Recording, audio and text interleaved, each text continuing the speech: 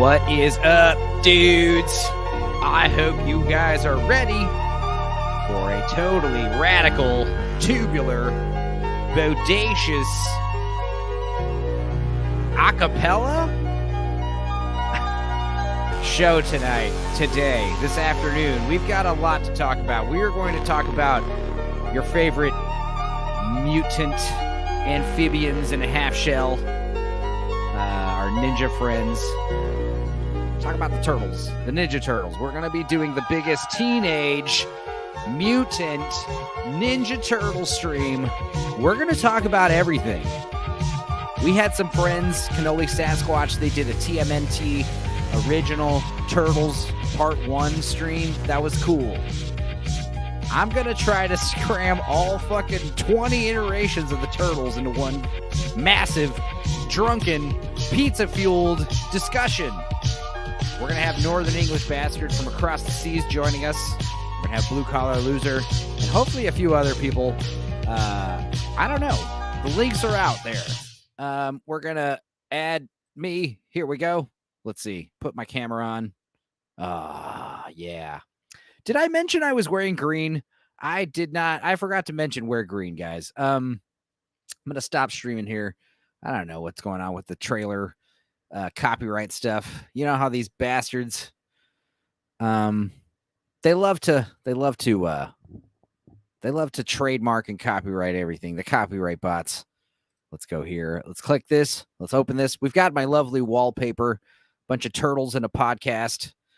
And of course we have another early PM stream, 4:00 PM here in Texas. We're doing this because, once again, 2 streams in a row. We got from England, jolly old England, Mr. Northern English Bastard. How are you, friend? Evening. How are you? Fantastic. Been working my butt off, absorbing all this Turtles information. Hell of a week. Been hell of a week with it. There have been worse jobs. You know, like when I was asked to watch the Little Mermaid movie, you know, to talk about it, that was grueling. But watching 20 Ninja Turtles things, like that was also grueling, but it was fun. Like I felt like I wouldn't be able to watch it all. I did watch it all. I can't believe I watched most of it. I mean, you know, familiarize myself with everything at least. There's so much these days. There's just so many interpretations now. It's hard to catch them all up in such a short time. I don't want to spoil which ones, but I mean, there was at least about 5 or 6 Turtles iterations I had never heard of. And was so delighted to find out about. I mean, I assume you had the same situation. Yeah. Even now before the stream, I'm like, oh, fuck, there's more there. The Ninja Turtles are so cool. I know. I had an ex-girlfriend who was obsessed with the Ninja Turtles, and she was great. But she really was interested in me because I was wearing this specific shirt at a show one day, and I had a huge lumberjack beard at the time, which was like the fashion. Yeah, fun stuff. Ninja Turtles. I think one of my earliest memories. All right, we're talking about Josh Kohita posted on the drinker page. He's always posting the best questions. It's always keeping the conversation active. But he was like, what was one of your earliest movie theater experiences that you remember? Well, I think one of the earliest is the Batman movie, which was 1989. I was walking into the movie theater holding this little Batman doll, not an action figure, but a Batman doll. Hey, you wore some sunglasses too, caller. How you doing? I just got this. Still has the tag on it right here from freaking Walmart. Yeah, you wore. I didn't even tell you to wear a shirt, brother. Hell yeah! I got his green Parker. Green Parker. It's green. Yeah, we'll have to do. Look at this handsome men. Handsome men. I always have to rock my my Stupenzo shirt cup, but still. Guys, I didn't even ask you guys to wear, last time I told you guys to wear pink, y'all did, but this time I said nothing. Well, it's one of the things where, I'll go to Walmart and I'll shop for odds and ends, and every once in a while you go by the section for guys like socks and boxers. I remember there's always one section has weird stuff like Dragon Ball Z or whatever, Lilo and Stitch and Ninja Turtles. I'm like, I wonder if Walmart still has a section. Of course, with the movie, there's a whole display of Ninja Turtle shit. And I'm like, yeah, for $6, come on, Now I have to say the reason why I don't really like to wear the sunglasses because a lot of streamers already do it, especially drinker. But B, no, I like to wear them in my hair or like True. over my. We want to see I want to see my eyes because also I don't want like you guys to see a reflection of all the pornography I'm looking at either in my glasses. That's also a huge risk. So I like to like wear them like this. I guess I'm putting my screen brightness down. So I know. Well, the problem is because I got the lamp right above me plus the screen. I'm like after like 5 hours of stream with you, almost like it's right there. You look great. Yeah, as long as you're not. Feel free to dim your lights or whatever. Turn them off. I mean, what does it look like with the light off? I mean, how dark is it in there? I haven't tried that. I normally have the light off, but today I turned the green light on. You know. Yeah, let's see. You might look super cool. Yeah, you look cool. Because you have to understand your screen gives you like this huge, like, this light effect in general. I'm usually just lighting myself with this huge monitor I have right here. Yeah. But for once I have this green light. All right, let's start talking about dress code. Chris, before you got in here, I was discussing like one of my earliest memories. Josh, talking about your earliest movie theater memories. That was too dark. Fuck it. No, you look good. No, keep it. Because it's going to be good on your eyes. Yeah. And it's like, dude, like I said, I usually keep us here in the thumbnails down here. So we all saw our fun little shirts. We don't need to go gigantic anymore. We're not that handsome, guys. Plus I got pizza, so. What kind of pizza did you get? And where'd you get it from? You're in New York. Explain the pizza situation there. A corner store. I just grabbed the friggin' was it chicken and broccoli one and then some at a corner store. Yeah. Chicken and broccoli. I was at a time because I was gonna stop at Little Caesars. Talking about? You're speaking. I thought you were about to tell me, I got this traditional fat New York slice. Okay, let's see this. That's broccoli. See, it would help with the lights on. You prick. Like, no. God, that's my fault because I darkened it. I see. I have control. I got two pieces. It's right here. Yeah. Oh, okay. Those are okay. So those are two gigantic slices. New York slices. Yeah. So that works. But chicken and broccoli. Are you saying one slice has broccoli and one slice has chicken? One is barbecue chicken. One is actually broccoli and white cheddar and chicken on it. So trying to eat healthy. I get it. Yeah, it was broccoli on my pizza, so that's healthy. Yeah. Well, I did for my birthday. My sister brought me to this spot where you get a birthday wing per 8 per your number. So I turned 42. So I got 42 free birthday wings. Yeah. Now it was your birthday Friday, right? Oh, Saturday. Happy birthday, man. Yeah. This is more your birthday stream than the last one. Yeah. So you got a bunch of wings. That and of course my girl wanted to get some pretzels with beer cheddar, which was fucking delicious. And then my cousin got this big massive fucking, it was like these loaded tater tots which had every topping you can imagine on a plate of tater tots. Like no human could finish this shit. And hell yeah. Had you ever had beer cheddar before? It's pretty awesome. First time at a bar. It's fucking delicious. Beer's great to cook with because it just gives it that funky flavor. Sometimes you want that stuff, Also, got some green, some apple, New Amsterdam green. So, I was telling bastard I was drinking some ranch water. Yeah. What are you drinking again? An Italian lager? Yeah. Angelo Peretti. Hell yeah. It's a real big bottle as well. Bigger than most of the other big bottles. Just like the Italian turtles, the Renaissance turtles. That's, I think, one reason why the turtles are special to my heart is because they're Italian. All the best things are Italian. But as far as the Italian food. I like Italian food, really dope. Italian women. Italian Monica Bellucci. She's Italian, isn't she?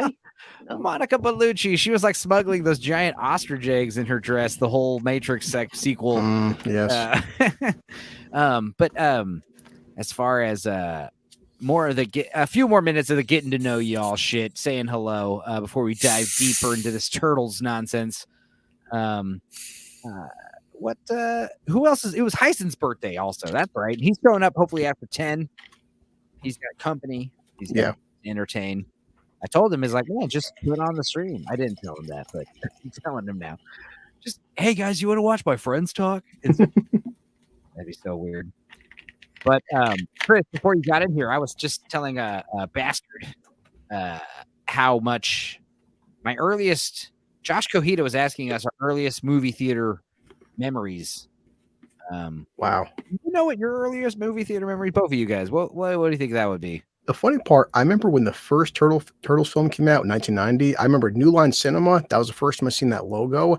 And to this day, dude, it's been 30 fucking years. I can't see New Line Cinema without thinking Ninja Turtles. I gotta tell you, your memories are a little Mandela because the New Line Cinema logo did not appear before the first movie. It appeared before the second one. Yeah. So Mandela No major effect. studio wanted to fund it, though, did they?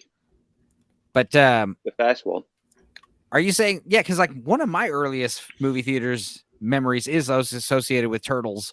Because I would say my first memory ever that I can remember in the movie theater, it would have been 1989 seeing Batman. And I didn't remember seeing the movie. I remember going into the movie. There's like a red lobby with all the red lights, low. It's like red walls with like low lighting. So the room looks dark red and you're walking into this like dark auditorium. And I remember just holding this Batman doll, like not an action figure, but a doll. And that was like probably my earliest movie theater memory. But one of my second earliest would have been 1990, the following year, seeing this first Ninja Turtles movie. I distinctly remember the movie starting, and it was at an GMC, General Movie Cinema, whatever the fuck it was called, in a mall. And they had their little GMC logo, and it was like a ripoff of the HBO logo. Yeah. And they were doing their little feature presentation logo. The feature presentation's about to start. And I remember my dad, I never really saw movies with my dad in the theater, It was just me and my dad. I remember him leaning over and just whispering in my ear, like, Ninja Turtles, like right before us starting. That memory is so ingrained into my life. I so distinctly remember that. What about you, Bastard? What was like one of your earlier movie theater memories? Early theatre memories was probably the Tom and Jerry movie. Because I was born in 1988, so I missed out on the Turtles at pictures. Yeah. I've not seen Tom and Jerry the movie in a long time, and I don't know if I'm that bothered. But if you want to hear, I can tell you when I first saw the first Turtles movies, and that was on telly. And seeing that Shredder entrance with a fucking cape from that far shot, fucking awesome. Yeah, we'll get into that. But yeah, this first Shredder, he looked so good. He looked badass. Still the best Shredder in my opinion. Still the most intimidating. I agree. And as far as like seeing, these early movies, like, yeah, I mean, to give context, like, I guess I would have been 4 years old seeing Batman and 5 seeing the Ninja Turtles. So, what do you guys think of this Turtles doing a podcast? Image.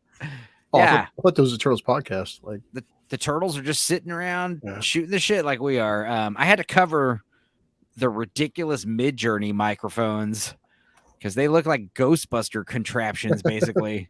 They look like what are those ghost capture devices? What are they called that you step on? That's not what a microphone looks like, Mid-Journey.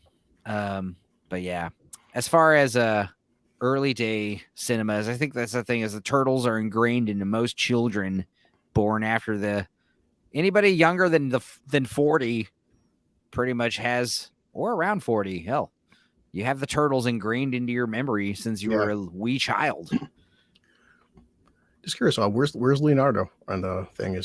I don't know. I literally, dude, you have to understand, like, I think it's a Mid-Journey thing. When you say, hey, make the Ninja Turtles, it's like, all right, but we're not going to give you all 4 turtles, at once. I had a lot where it was like 6, 7 turtles, and they're all wearing red, and it's like, no, I don't want to have to specify. I mean, we could go over some of the Mid-Journey stuff I made making this stuff. This was fun. Let's see here. I mean, I started off with the profiles. I love the shark one, by the way. Oh, yeah, thank you. You're now, for some reason, it kept giving them hair. Really? Like the shells kept looking like ponytails. Yeah. I don't know. But there's some other fun ones. Like here we more turtles doing a podcast nonsense. That's cool. Yeah, but again, like, why does Leonardo have hair? They all have hair. Yeah. It wasn't purple. The hands, again, we've got the hands issues. Yeah. And it's like, you got to pick the best one for your thumbnail. Yeah. Here's a good one. This is where you're just saying a Teenage Mutant Ninja Turtle, like, by himself. But again, it's like they keep making them like cybernetic. That's something that Mid-Journey keeps insisting, is that the turtles have cords hanging out of them for some reason. Yeah, it's weird. Maybe because of the Jim Henson puppets had cords hanging. I don't know. But then we started getting really weird. So I started talking about sewer pizza. Like Jesus. what pizza would look like in a sewer. And Jesus. Mid-Journey had some horrific. Here's a guy, a sewer worker, dealing with a standard pizza clog in a sewer. I don't know what's happening here. Mid-Journey gets confused very easily. So when you give it very interesting prompts, it does very interesting results. So like, again, a giant pizza with everything on it, all capitalized. This looks pretty dank. I don't know why you keep tomato stems on the pizza, but that's fine. But then again, it gets crazy. The pizza with everything. Like this is literally a pizza with everything on it. We've got I mean, this looks pretty, yeah, okay, I'll allow it. But again, with the sewer pizza, you've got the turtles eating pizza in a sewer. This is, they basically just eat waterlogged pizza soaked in our feces, according to Mid-Journey. With the fucking noses on them. Yeah, it gives them noses. Now, for some reason, this is kind of standard, but for some reason, the pizza looks like just crumbs. They've eaten a whole pizza, I guess, and they're very upset about it. Also, the bandanas. Yeah, what the fuck is that? They have trouble with the bandanas, I assume, because the movies. This is, I don't know. They're eating like fried Asian food. I don't know. AI pictures cannot get things right properly. This is actually a cool picture of them just like sitting in a sewer, except it is disgusting. Also, tell me if for some reason like I start breaking up, because I know I'm going to be sharing a lot of screens. But I also like the fact that it's like it looks like they're blind, like no eyes, but I assume their eyes look through tiny little slits like in real life. I don't know. Some other interesting stuff. Now, this was great. A human, like this could be like what Splinter could look like, like a humanoid giant. Right. He looks fucking adorable. He shouldn't look terrifying. Eyes. Yeah. I know. Every iteration of Splinter, he looks pretty fucking freaky. Whereas like these, I don't know, cute little guy. Scared. I feel sorry for him. This is like, my son, do not be. It's okay. Your father's here, We got some cool iterations of Shredder. I mean, it's not hard to make a purple ninja with armor. So a lot of stuff. Of spikes. Yeah, purple ninjas too. I like how for some reason ninjas with cloaks, that wouldn't be very tactical. Yeah. The fingers, hands. You can always tell if it's Mid-Journey by looking at the hands and studying them closely. This looks good though. These freaky Foot Clan just sitting. This is a great Shredder. I don't know what this is, Mid-Journey, but yeah, basically he should look like a purple Mortal Kombat character. Like Have you seen the Batman Cyberpunk AIs? They actually look pretty fucking cool. Oh, yeah. There's so many, dude. That's the thing.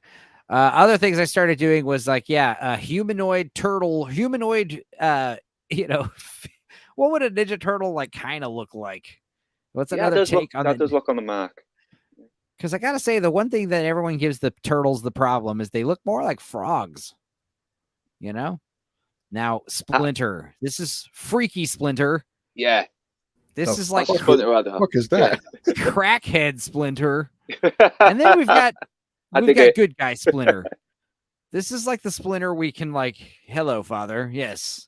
I mean, this Splinter looks cool. And the fact of making him white, why was that never an option? A white rat. How cool. Like he would have been, if he was a lab rat, especially, he wasn't. Tokar. Toka. That's his name, right? The snapping back turtle. Yeah, Tucker. What was it? Tucker and Razor or something. It's from the second one, wasn't it? Razar was the wolf. Yeah. Tokar. Yeah, here's Razar. An idea of like a humanoid wolf creature. I mean, basically a werewolf. Another Toka. Yeah, and I shat all these out earlier today. So you have to understand, I was like absorbing other Turtles movies and fucking making all this Mid-Journey. And then it's like, human mutant. That seems to be the thing. It's like an animal gets mutagen and turns into an animal. Here's like a penguin. I mean, whatever. So again, a lot of Mid-Journey fun. We'll get over that stuff later. But yeah, this is kind of the main graphic we're going to keep referring to right here. Here it is. Wait, down on this monitor. Oh, click. All right, here we go. So I guess let's put this up here like this. No, let's do this for now. It's good. And I could full screen it. Yeah. All right. So let's start here in 1984. We've got the original comic book. I really never got into the comic book when I was a kid, obviously. Did you guys? I'm not a hardcore comic fan, but I have got a few, and I have read a few of the earlier Turtles, and it is a lot fucking darker and a lot more violent. But right, yeah. But I do like the look of it. I'm not gonna lie. The only problem is I was having a hard time distinguishing them because it's black and white. You can't tell who they are, and the whole color scheme didn't really appear till the show, did it? Yeah, that's like one of those things that was pretty smart. Because they all used to be red.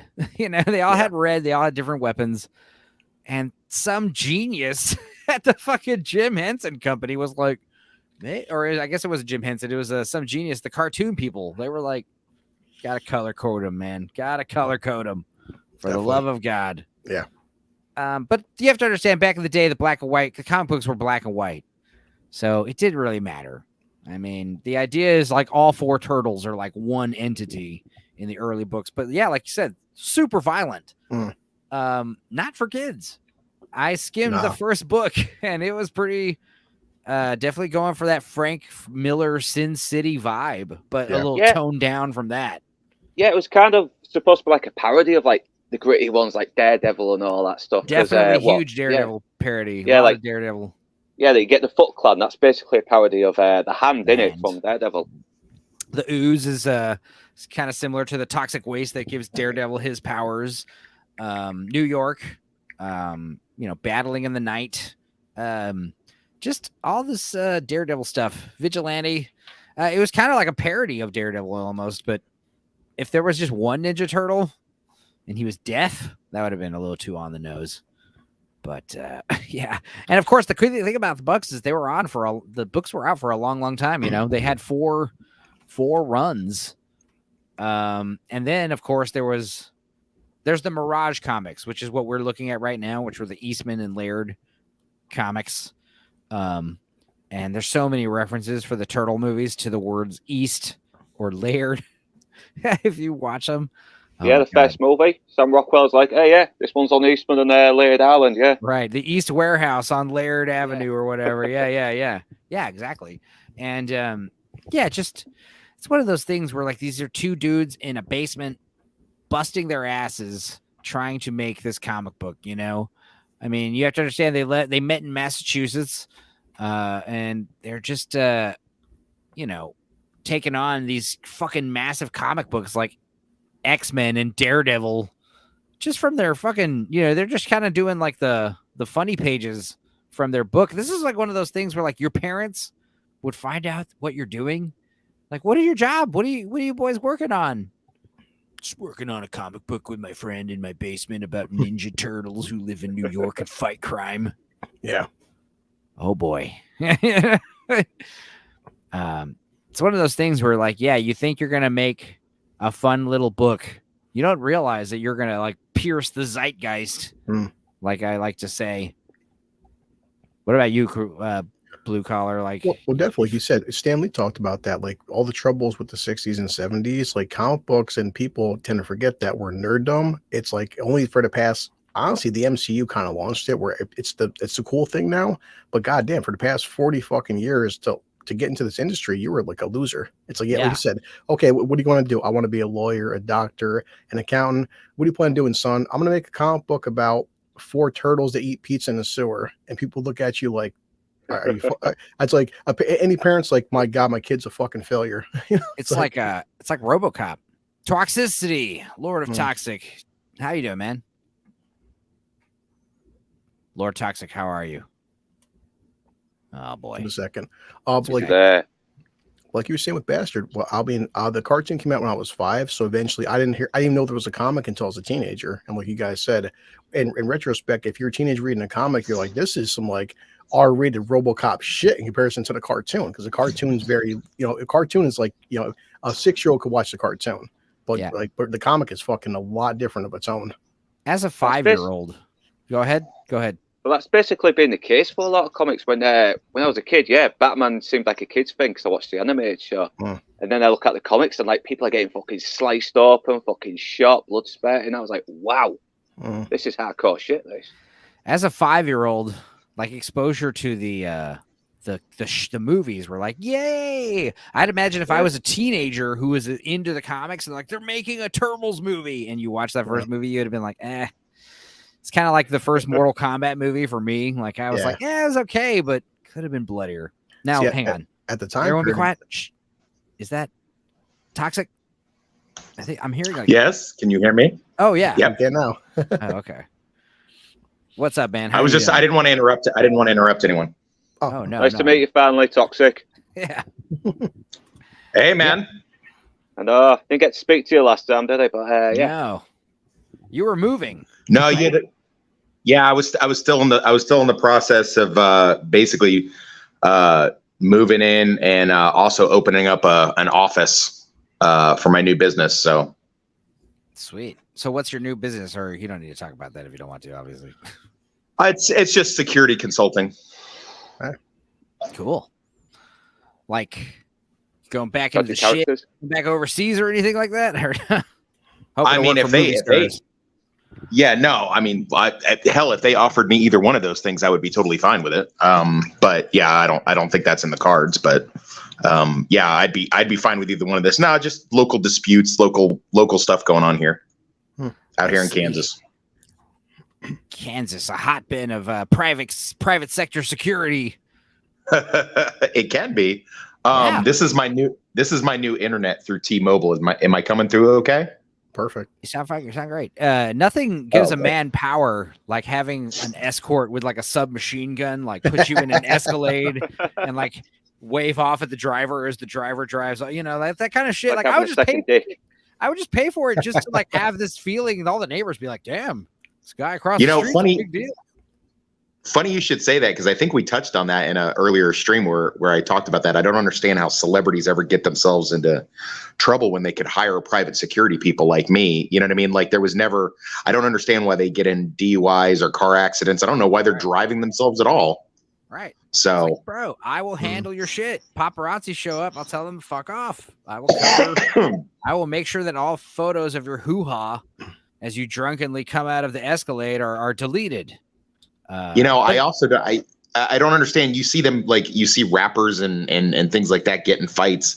When we were guarding people in Kuwait or Dubai or something like that, they didn't get out to try to handle their own tussle. That's what they were paying us for.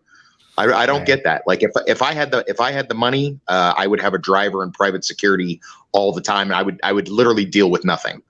I would be like Ariana. I would be like Ariana Grande and just have people pick me up and carry me around. Well, you know it is, dude, because especially with the rap game, it's like these guys have the personification of like, I'm bulletproof, I'm a big tough gangster, I'm a badass, I can't be fucking touched, and I'm selling 10 billion albums because I'm so fucking hardcore. And then if you get shot. So but if you have a security guy fighting your battles for you, all your fans are like, hey, you're kind of a pussy, Yeah, especially if it's a white security guy. Oh wow, thanks. I mean, if you're a rapper, I'm saying as a rapper, like rappers tend to like shoot their own shit. But as like if I was an aspiring celebrity, I would definitely like pay like some kind of private security sector people to like guard me just to make myself appear as a bigger celebrity than I actually am. You know what I mean? Yeah. I'd be like, oh well, this guy's got security. He must have stalkers. He must be a big deal. You know? I mean, like. Yeah, I hear you. That's what I would do too.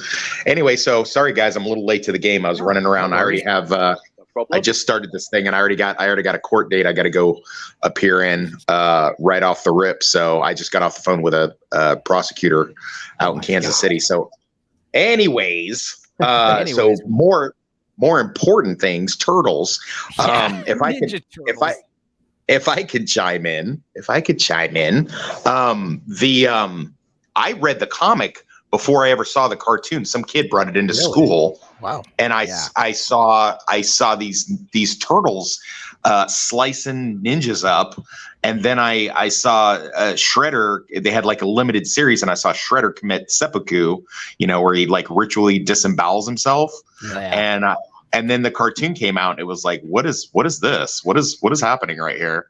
Right. So I was just kind of talking about that because, like, if as a 5-year-old, like my first exposure was technically the movie. I don't even think I watched the show. If I did, I don't remember it. But, like, the first movie ruled, but like as a teenager, if I was a teenager who was into the comic book, I would have been pretty upset with the. I wasn't quite a teenager. I think it was like 10 or 11 or 12 maybe. But yeah, I had read that, and I was like, I was big into comic books back then. It was more X-Men and Punisher like that. And somebody showed me one of those. It was kind of on the fringe. And then that cartoon came out, and I was like, what is this mess? And then the movie came out a couple years later, and I was like, okay, so this ain't bad. This is pretty violent. Yeah. Well, two things I want to touch on, because now that Lord of Toxic has read a comic, we've been through this era. Remember the 80s where they tried making RoboCop like Batman Begins. They tried marketing it to McDonald's. They had a kids cartoon of Rambo, which was a fucking rated R film. And how many rated R franchises did they have to like cartoonize? What was it? Not even G.I. Joe. There was something else with Sergeant Slaughter. But they did something there was a whole bunch of rated R properties that weren't made for kids, and they made the cartoon version for kids. So I think that's RoboCop. Well, I think what is going on is in the 80s, Eastman and Laird were like licensed the Turtles to Playmate toys because, you have to understand the success of He-Man and G.I. Joe and Transformers and all this stuff. The toy companies were like looking for anything that could sell. So it's also like, like you got the comic books, which are dark and gritty, but then you got toy companies that are like, hey, we want to license this and make a cartoon show out of all of it. So naturally, you're going to have to soften the edges of it. Yeah. It's one of those things where it's just going to have to happen, especially if you're talking about syndicated TV, which is kind of what this came to be, This is how you lead to this shit, which is like... We're the opposite of the comics. Yeah, and the thing is, like, I guess we'll close the comics. Like, I mean, the comics, they're dark and gritty, and they had a great... They had four runs basically, and the first two were there's the first Eastman and Laird run, and then the second run was known as the guest run, which is where all these guest artists and guest writers came in and did all these like more nonsensical stories. And then there's the third and fourth run, which like the third was kind of a standalone because it's kind of like they might not even be the same turtles, but they kind of bring them back, the third run Turtles. And then the fourth run was Eastman and Laird coming back and finishing it off and making a big cohesive story, which was City at War. Yeah. But then again, like City at War, like what year did that even come out at? It was like in the 90s, I guess. That's one thing I wanted to ask Wes because he read the comics. Because Splinter's been changed through the years. Was Splinter in the comics ever a human or was he always a rat? Because that's been changed back and forth. Yeah, he was a human. Okay. In the he was a Splinter. He was a human in the cartoon show. In the comics, it was more like the movie, which is where he was the rat. Right. No, you're right. You're right. I think I remember in the comics, it was less science and potions and it was more alien. It was more either he was either alien or there was also some like ninja magic going on or something like that, some like supernatural occult stuff. I know Shredder was into the occult. So again, this is like 30 something years ago. So you're gonna have to forgive me, and I didn't do a deep matrix upload of information like Enzo did. So I'm woefully unprepared. You're just gonna have to go off of my memories. Me and Bastard like over prepared. So if anyone else comes in and they're under prepared, don't worry. We'll be able to answer most questions you have based on so whatever. You're saying Enzo, so in the cartoon he was a human, but his actual origins was he was always a rat in the origins. Right. Right. See, in the and I don't know which one makes less sense. Which one makes less sense? The cartoon, the original cartoon. Because, like, you're saying, okay, so a rat turns into a big rat, just like how the little turtles turn into big turtles. But how the fuck does a rat learn karate from a human? You know? Like, and then that doesn't make sense. But also, what doesn't make sense? I mean, I guess right there. The magic thing could be maybe. So, I mean, you know what I mean? Because once you get into magic, it's just like, well, then anything's possible, right? I don't know how that works over across the pond. Maybe. The English bastard can tell us how they do it at Hogwarts, but whatever, magical explanation, whereas with science, they have to have some sort of grounded in reality. And that seems a little far-fetched. This green ooze was going to mutate them to this kind of intelligence or whatever. That just seems weird. So something that we're going to keep touching on over and over again throughout the stream is like, anytime there's a story centered around Shredder, it's going to be grounded and gridded and like kind of realistic and darker. And anytime like Krang is one of the villains, like the shit, anything is like fucking anything is game. Like it's all going out the window. It's insane. The Krang, any kind of the Krang stories or the mutant stories, those shit gets nuts. But anytime Shredder seems to be the bad guy, it seems to be more like kung fu action related, Daredevil style, almost like a noir, which I personally obviously like more. I think everybody would like that more. Now you'd be surprised how many people like the this iteration. I mean, like we got to be real. This iteration right here that we're looking at is the most well known. Yeah. This is where all the merchandise, all the fucking, all the logos, all the shirts, all the designs, all the kind of stuff. It's all coming from this fucking cartoon. Yeah, and so much of the iterations after this borrow heavily from this. The idea that Leo is the samurai leader, Donatello is the nerd, the tech guy, Raphael, he's the kind of well, that's the thing, is like the first movie actually gets more credit with the Raphael stuff. But the idea of like Michelangelo becoming this, why is Michelangelo like an LA surfer dude, even though all four of them should take New Yorker, isn't he? All four of them should have New York accents. That's true. Yeah.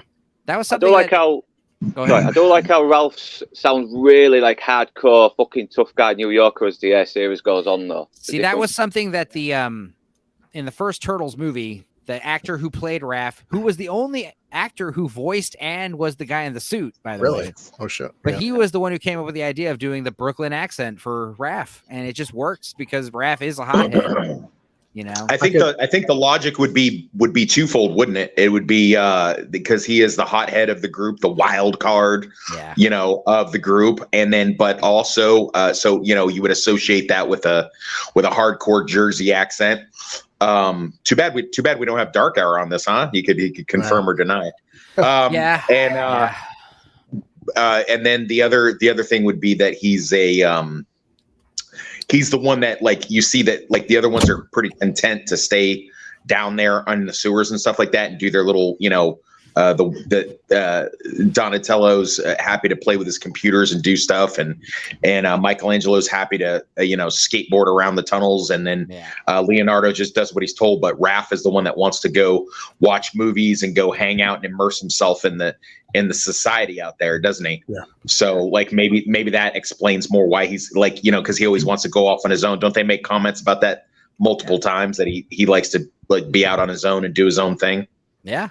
Or even you could say maybe Michelangelo, perhaps because Michelangelo's a comedian, but he noticed Michelangelo always does the most pop culture references. So he's also the baby. He's also like the baby of the group, But he's always been the shortest one. And I always assumed that he watched the most TV, and maybe like in the 80s, like Toxic said, Raph was out there in the streets listening to people. Mikey grew up on television, so he probably got like a California, like he got that whole surfer dude mentality from watching shitty 80s television. Yeah, I'll buy that. I could buy that. Yeah, and it's one of those things where, like, back in the 80s and 90s, it made more sense because, hey, man, you just need a fucking antenna and an old TV someone threw away, and you'll be getting all the same pop culture everyone else is getting. Same thing with, like, newspapers and magazines that get thrown away. But nowadays with the internet, it's like it's easier and more difficult to explain at the same time, Yeah. Like, obviously the internet is the end all answer, but like the idea, like, oh, they learned kung fu from the internet. It's like, oh God, we'll get into that later. But like, did Did the first film come out in the 80s technically, or was that 1990? So this cartoon, we're going chronological. So this cartoon is so after the comic book was the cartoon, the toys. The toys was a big fucking thing, and so naturally it's like, yeah, all right, well let's make a movie. You know, the video games also came out. The first video game movie came out before the movie, which was that arcade. The 4 players beating them up. Which oh my god, that was awesome! Yeah. Guess what? Oh man, I wish that I had it. Maybe I can get one of my coworkers to send it, but I'd be worried because I'm on my phone on the live stream, so I'd be worried about losing you guys. But we have that game at my bar. Yeah, but I remember having those video games on the. Oh, NES. That didn't impress you? That didn't impress you at all? No. Nothing. That did nothing for you. I mean, yes, it did, but I mean, like the arcades, it would be the fact that you have it, the original '80s one, it still works, or is it like an emulator from the old days? No, it's the original '80s arcade thing in my bar. We have a pinball machine and we have 2 arcade games, and that's one of them. That's impressive. Well, it's pretty good that it still works, honestly. Yeah, I mean, because I know they make a lot of these emulator arcades nowadays that you can buy. And they're basically like, no, this is the real deal. Cool. Put quarters in it. The real thing. That's good. I gotta mention Enzo because you guys all probably had that. But when they did the X-Men and only select arcades had the double screens where there were 2 arcades built, and the one we had like the 7-player X-Men, that was fucking awesome. Right. Guess what? We have that game too. Hell yeah. Well, that's the thing is like those arcade games. Like there was a Simpsons one too, where like you were like going around. Yeah, we don't have that one. That shit was crazy, man. Yeah, but they copied off Ninja Turtles. The Ninja Turtles arcade games, I remember those things were like coin machines, dude. Yeah. Just like the Double Dragon style. Who did you like to play? Who was your favorite person to use? So I think as time grew on, like I think my favorite to play in the game probably would have been Leo. I don't remember if the Turtles had different advantages, like play wise. I don't think they did. I think it was literally cosmetic. I think Raphael can throw his size. Oh, I know that he can like do like a short throw, like throw the size, the 3-prong weapon he has. He can throw those like a little short distance. I know that as like a melee attack or whatever you want to call it. So he can do that. So I always use Raph. Raph has always been my favorite, obviously. Well, Raph is the most toxic. The bow, yeah, of course. The bow, Donatello's bow has the most reach. But as far as favorite turtles, like, yeah, it's one of those things where when you're younger, I guess it was Michelangelo. Now as I've gotten older, I just like Leonardo. He's the leader. He's the level-headed one, you know. I don't know. He's like the least favorite, I think. I mean, technically second or third favorite. Donatello's always dead last in terms of like percentage-wise who likes him best. I think there's some people that enjoy the nerdy.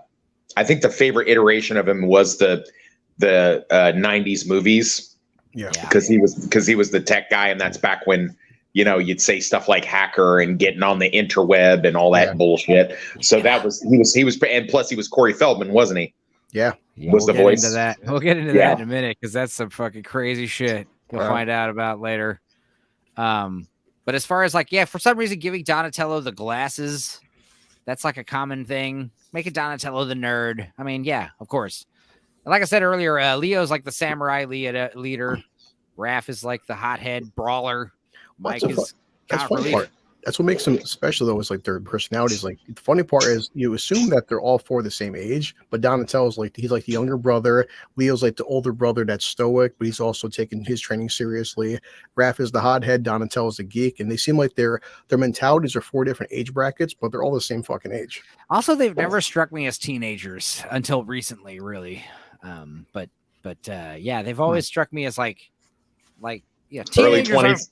Yeah, teenagers are fucking gigantic, ripped, muscular people. When you hear the word teenager, you think acne and braces and skinny. Well, it sort of follows the whole the whole. I'm sure they have a trope for this, but like that whole thing of the rule of 4 thing that they'd always have, and they always have like 4 main characters in a way in cartoons and stuff like that. They'd have the main 4, and they'd have they basically have the template for it with this as far as the core four. They all have a different color, and their color sort of aligns itself with its personality, doesn't it? You know, the blue is for the cool Leonardo, the cool-headed, capable one. The purple being the edgy, edgelord, computer nerd, whatever. And then you have the, what is that? I don't know if it's yellow or orange.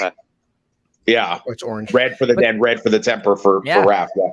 But that's why it's also because like I said, it's one of those things where like whoever was the one, that's one of those things that seems so obvious at the time probably, but nobody thought of it. Like make the turtles all different colors and like let's pick their colors based on their personality. I mean, Jesus. It's like the fish sticks joke. It was like right in front of our fucking noses the whole time. It's like the Quentin Tarantino joke, the Fox Force 5. They have the different ones do the different stuff, and it's such a template for how they do stuff when she's describing it, because she says the black girl is the demolitions expert, because like in every team in the 80s and 90s wasn't the black girl was always the demolitions or the like in Thundercats, but Panther was very obviously the black guy. Right. And also the other thing is like the reason why it works with the team demographic, like X-Men or Turtles or Fox Force 5 is like realistically, like everyone has a little bit of all four turtles inside of them. Everyone's a clown, everyone's a temper, everyone can be stoic, everyone can be smart. The idea is like you distill these like four different personality traits that one normal person would have and distill them into four separate entities. Same thing with the X-Men. Logan would be your Raphael type character and Cyclops is your Leo. And it's like, you can, it's one of those things where like you simplify them. And because of that, they become more complex over time. Just naturally growing as characters do when you write them well, because it's one of those things that starts out so stupid. But by the time we get to the last Ronin at the end of the stream, it's like it's shit's so intense and heavy. Holy fuck, it's badass. In terms of like saying they're teenagers, if you break down the cartoon, even the first film, in many ways, though, the four of them are immature, and they all four of them at some point do and say things that teenagers would do that you feel like these guys in their 30s and 40s, they wouldn't do. So I still could buy the fact that they're teenagers, because the four of them, they still are very young at heart in every iteration of them. Well, I imagine most turtles that we're seeing are 18, 19, because like there's a huge difference between a 19-year-old and a 13-year-old. So like they can always be teenage. I was 13 when the first movie came out. I remember that. Whoa. I went with a bunch of my friends. Shut up. I was 5. It's not that bad. I went with a bunch of my friends, and I remember us just like quoting those lines from the movie, because you know what I'm gonna say, that first movie's got some great dialogue in it. It's really so good. Yeah. The first movie, good look as well. I was debating whether to go in reverse chronological order, because the first Turtles movie is so good. I could talk about it for so long, but I was not thinking about the comic books or the cartoons, and it's like those would come after that, and it's like, but the first Turtles movie, dude, I mean, it's so good. It was the highest grossing independent movie of all time until 1999 when the Blair Witch Project came out. Yeah, I didn't know that. Yeah, it was one of those movies it is an independent movie. And you have to understand, like, they had just done this huge successful cartoon and the commercial success for the toys and all these tie-ins and stuff. So naturally we're going to make a movie, and the movie was given a modest budget, and a lot of production companies passed on it. And eventually I think it was Golden Gate Cinema, something or other. They were the ones that like took it on, and they partnered with, I can't remember the name of the production company, which eventually became New Line Cinema. And dude, Corey Feldman, listen to this shit. Corey Feldman, he was the voice of Donatello. He was offered only $1,500 to do the movie. Holy shit. Because Corey Feldman accepted it, believing, as the producers told him, it was a small, low budget independent film. And he's like, well, it'll have a big success on VHS probably if they're lucky. The movie ended up making fucking shit zillion dollars, Yeah. See the box office. But I love the look of the movie, because it's like so dark, but yet they obviously had to tone down a lot of the violence. They had to tone down. They were Eastman. Well, and I Laird. have more to say on that when we get to the sequels, because I remember being right in the middle of the controversy with the violence and stuff like that. You mean part 2 and to part 1 to part 2? Well, well, I mean, I don't want to jump ahead. So, but I mean, as it relates to, you guys are too young, but there was a huge controversy, because like basically this was one of those. What's that now? The mums were complaining, weren't they? Because it was too violent, even though it's like wasn't even that fucking bloody. I'm talking about part 1. Yeah. The moms lost their shit, and there was no internet, but I mean, it was like in all the newspapers and the magazines and the TV shows. Cause this was one of those things like opening weekend. Like I said, I went with a bunch of my friends, we saved up our allowance or mowed a lawn, had $5, and we went to the cinema in the afternoon to go see it. And, we come back from it, and then the reviews come out, and freaking Siskel and Ebert are like, "Wow, it's way too violent," and and then and they were the go-to critics, and then the moms start freaking out, going, "What did I just let? This is not the cartoon I let my kids watch in the afternoon. This is like bloody and violent and crazy," and Well, it's funny because, like I said, like they were trying to. The Eastman and Laird were like, okay, we're hoping that this movie will be more like the comics and not like the cartoon, which is super silly. As far as I need to pull up an image for Turtles 1, but as far as making this movie, like they still toned down the violence considerably for Turtles 1, and yet it got a huge backlash because first of all, I mean, the big ending with throwing fucking Shredder in a dump trunk. In a dumpster truck, and Casey Jones straight up murdered. Still survived. He straight up murdered Shredder. That's the best line to say when you murder someone. Whoops. Just like on purpose, like sarcastically. Oh god. Whoops. Enzo, like Houston looking right now. People got to tend to forget 1990. The budget was $13 million on the first Turtles film. The fucker grossed $202 million, and that's in 1990. So I mean, Jesus Christ, $13 million to $200 million. That's that's phenomenal. Keep in mind, like you have to understand the first Turtles movie. Like, okay, $13 million budget. That sounds like nothing, but dude, think of like the puppets. Costumes they made, you have to understand back in the day, what they did is like the costumes, the mask is a bunch of servos and the cables are running into the shell. Okay. And like, Donnie, what's his name, who played, the kid from Surf Ninjas, and he was in Ninja Turtles 2. He was the Donatello stuntman in the suit. And Corey Feldman did the voice, but he said that he had to drink a gallon of water a day just to stay hydrated. Oh yeah. A gallon of water. Boiling that salt, aren't you? It's a heavy salt, and it's fucking boiling. Eastman and Laird said, dude, you could never make the 90s movie nowadays because with the fucking film unions and shit, because like the costume, like the servos would get all hot. You'd have to apply burn gel to your face so the fucking animatronics don't fucking heat. You know what I mean? Like that shit's insane. It was 2 years later when I was 15. My uncle had opened up a Rent-A-Center franchise, and he had me come out because I was in theater, because of course I was, and he was like, "Hey, I'm doing this big promotional sale. I want you to dress up as Barney." So he had this big old Barney puppet costume that I had to climb into. And that thing didn't even. I mean, that thing was like, I was dying by the end of the day. Now imagine if the Barney costume had like puppet facial features and those things got all hot and shit. And like it was like having a fireplace in front of your face. And then I had to do kung fu on top of it.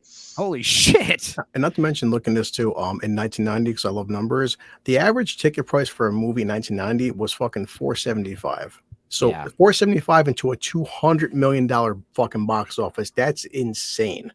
Well, like I said, like one of my second earliest film movie memories is my father whispering Ninja Turtles in my ear as this movie was starting, and I love this movie because of how dark it was, like visually as well as tonally, but still, like you said, like this movie got a lot of backlash, but it was still so soft, especially when you compare it to the actual comic books and what have you. Like, well, I mention it just because when we start getting into the sequels and the other stuff, we're really going to have to talk about that, because that changed the entire trilogy and the entire landscape. But yeah, I mean, if you look at it, It's what was it rated? Was it rated PG or PG-13? I'll look up right now. That's a good question. PG But as far, here. yeah, probably PG. I don't think it would have been PG-13. Parental guidance. I mean, Jaws is rated PG. You know what I mean? Yeah, but Jaws came out 20 years before that, bro. Yeah, but again, that could have, fueled the backlash. It's rated PG, and I took my little 5-year-old here. But the thing is, it's like, even if the movie had no violence, it wasn't necessarily the movie's violence. The problem is the Ninja Turtles are like swinging nunchucks and swords around. So like kids see that and they want to go home and take sticks and like fucking hit each other with it. It's like, yeah, that's the problem. It's not like the movie has, the movie doesn't have, the movie doesn't have violence. The movie is one of those movies that like glorifies violence in the type of way that little kids want to go home and like, hit each other with sticks. So like, even if the whole Shredder falling in the dump truck thing was removed, even if you'd still softened it even more, I still think there would have gotten. Well, you also had the head. You had the head henchman. You'd have to look up the name. Toshi. You had Tosha.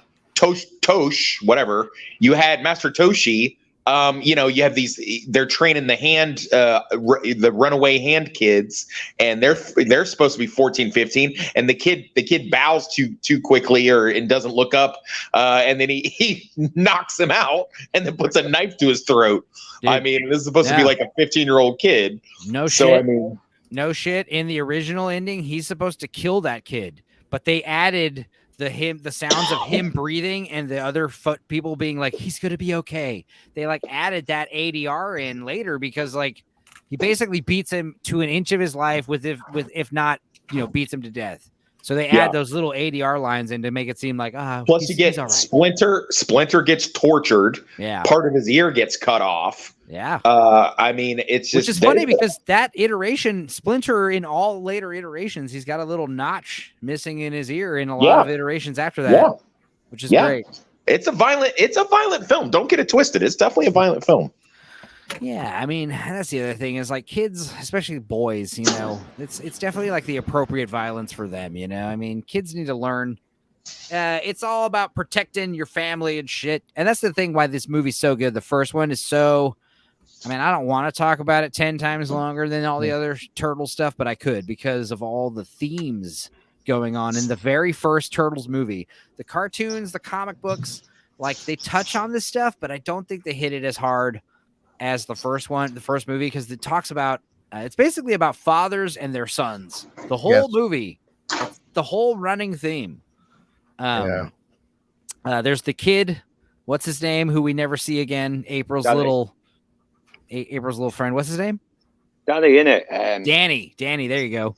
Him and his father, they got this like torn relationship, and he joins the Foot Clan, and Shredder is like the surrogate father to all these like wayward children, presumably lacking their own father figures.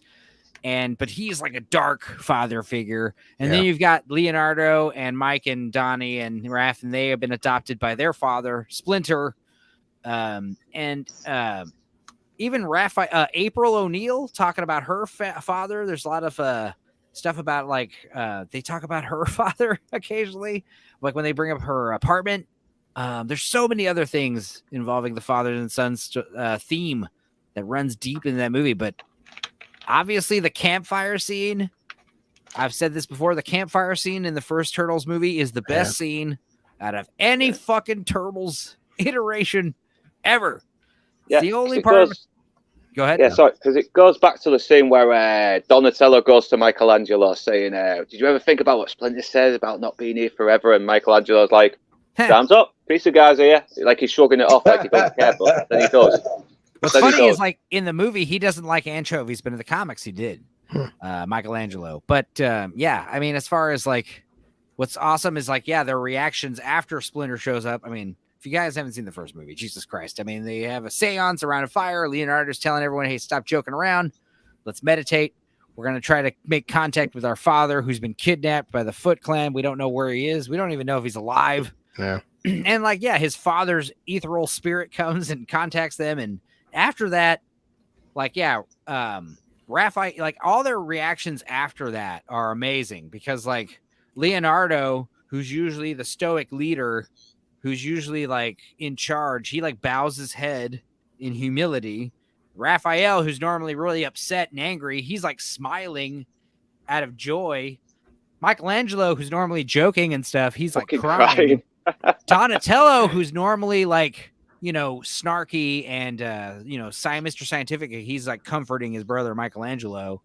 All that stuff is so good, and I don't even think they intend it to be that deep. You know what I mean? No, it's surprisingly fucking emotional. Yeah. I stand by that movie's got great writing in it. It's got a lot of subtext. It's got a lot of, I mean, I can't wait till we get to the point where I can start talking about all the really inappropriate shit they snuck in there. Yeah, I definitely noticed a lot of that stuff in all three movies, live action movies. Not so much in the animated stuff. So, what about the scene where Raphael comes home after his tussle with Casey and Splinter's got his hand on his head saying, I'm really trying to challenge your angle, but you still got loads left. You need to fucking sort it out. Yeah, that's a pretty fucking deep scene. Splinter's one of the deepest characters in it. And also, I love when, like, for instance, like he encounters Casey Jones. Raphael, he goes out, does his own thing. Like you said, he wears a trench coat. He goes out to the movies. He's trying to like fight, you know, do his own thing and fight crime and not listen to Splinter really, where he's a rebel. And he encounters Casey Jones. And he's a fucking legend. Where Casey Jones calls him a freak. He's like, freak! You know who you call a freak, you know? So good. So good. Elias Koteas plays cool badasses like nobody else in the 80s and 90s. Well, and you totally buy him as a fucking street kid as well, who's out to try and do some good. He really looks like a fucking street kid as well. He doesn't look like a fucking model come off the conveyor belt. No, he looks like he really has come from the roughest area of New York. Well, dude, they wanted Christian Slater. They wanted Keanu Reeves. They wanted so many people to play Casey Jones, you know? River Phoenix. They were all floated. And then Elias Koteas, who he was basically Casey Jones, and he was in Thin Red Line and Fallen. And like, what else? I mean, what else was he in? Some Kind of Wonderful. Yeah, there you go. But look who's talking. He's a famously bald. Oh yeah, he drinks the orange juice and he leaves only a drop. It back. Only puts it back. I remember that shit so well. But like Elias Koteas is so famously bald, so it's like, is he wearing? I know he's wearing a wig in part 3. Yeah, but he's wearing a wig in part 3. Is he wearing a wig in part 1? Like, was I would this imagine. Back when he had hair? He was bald in the 80s, man. Damn. He was bald in the 80s. His hair looked nice and greasy, you know. You know whose first movie that was? Which one? The Ninja Turtles. Who was introduced to that movie? I don't know. You don't know. You did all that deep dive, and you don't know whose first movie. I might know. Think bad guy from Iron Man, first Iron Man movie. No. Yeah. Oh. Jeff Bridges? No. What? No. Oh, wait. You said that. Well, I know Michael Jai White makes an appearance in the first Turtles movie. Okay. I know, fair enough. And I also know we had just talked about what's his name. That's who you're talking about. Who's talking about? Fucking 3 Billboards. God damn it. Come on. Yes. Sam Rockwell. Sam Rockwell. Sam Rockwell. Fucking hell. You had missed it, but we had talked about the line. He says it's on the East Warehouse on Laird Street, which is like a reference to Eastman and Laird. Yeah. That's one of his lines. He's the one that he does he's like the introduction guy.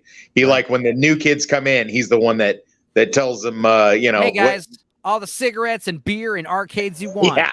All skateboard and rents. All we ask is that you A, disavow your parents and never talk to them again, and B, kill people for us later. Yeah, join this ancient ninja cult.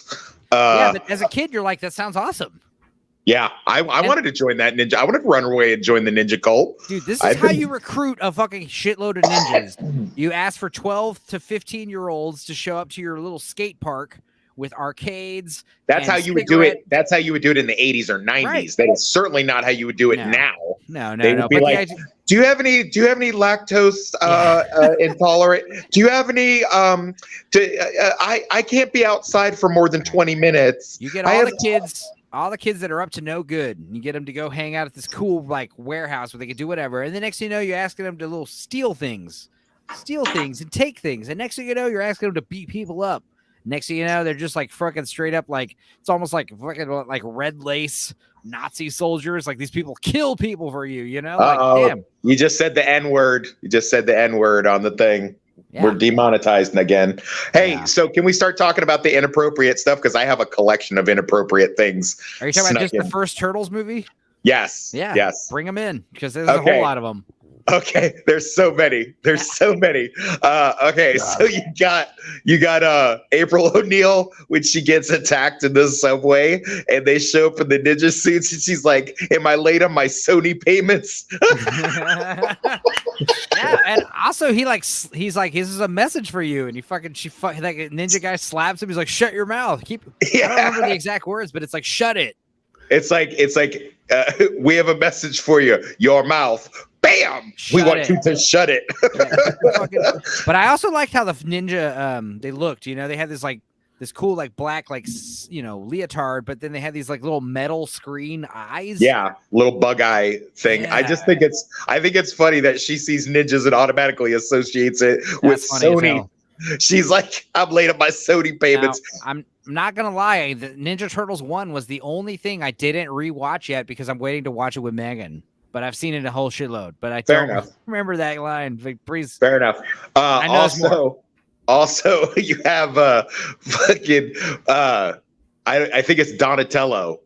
Winds even though they originally have Raph and Casey slated as best buddies, Donatello winds up being because he's a tech and mechanic, and so is Casey. They wind up kind of buddying up together a little bit, and then besides the like long, lengthy thing where they're doing the whole this is way before 40-year-old virgin where that's like I know how I know you're gay, so they still like throwing those like weird insults at each other, like coming up with weird names, and then later he can't sleep. Casey can't sleep in the tunnel, and he goes, "Oh, it's because you're claustrophobic." He's like, "I never looked at another dude."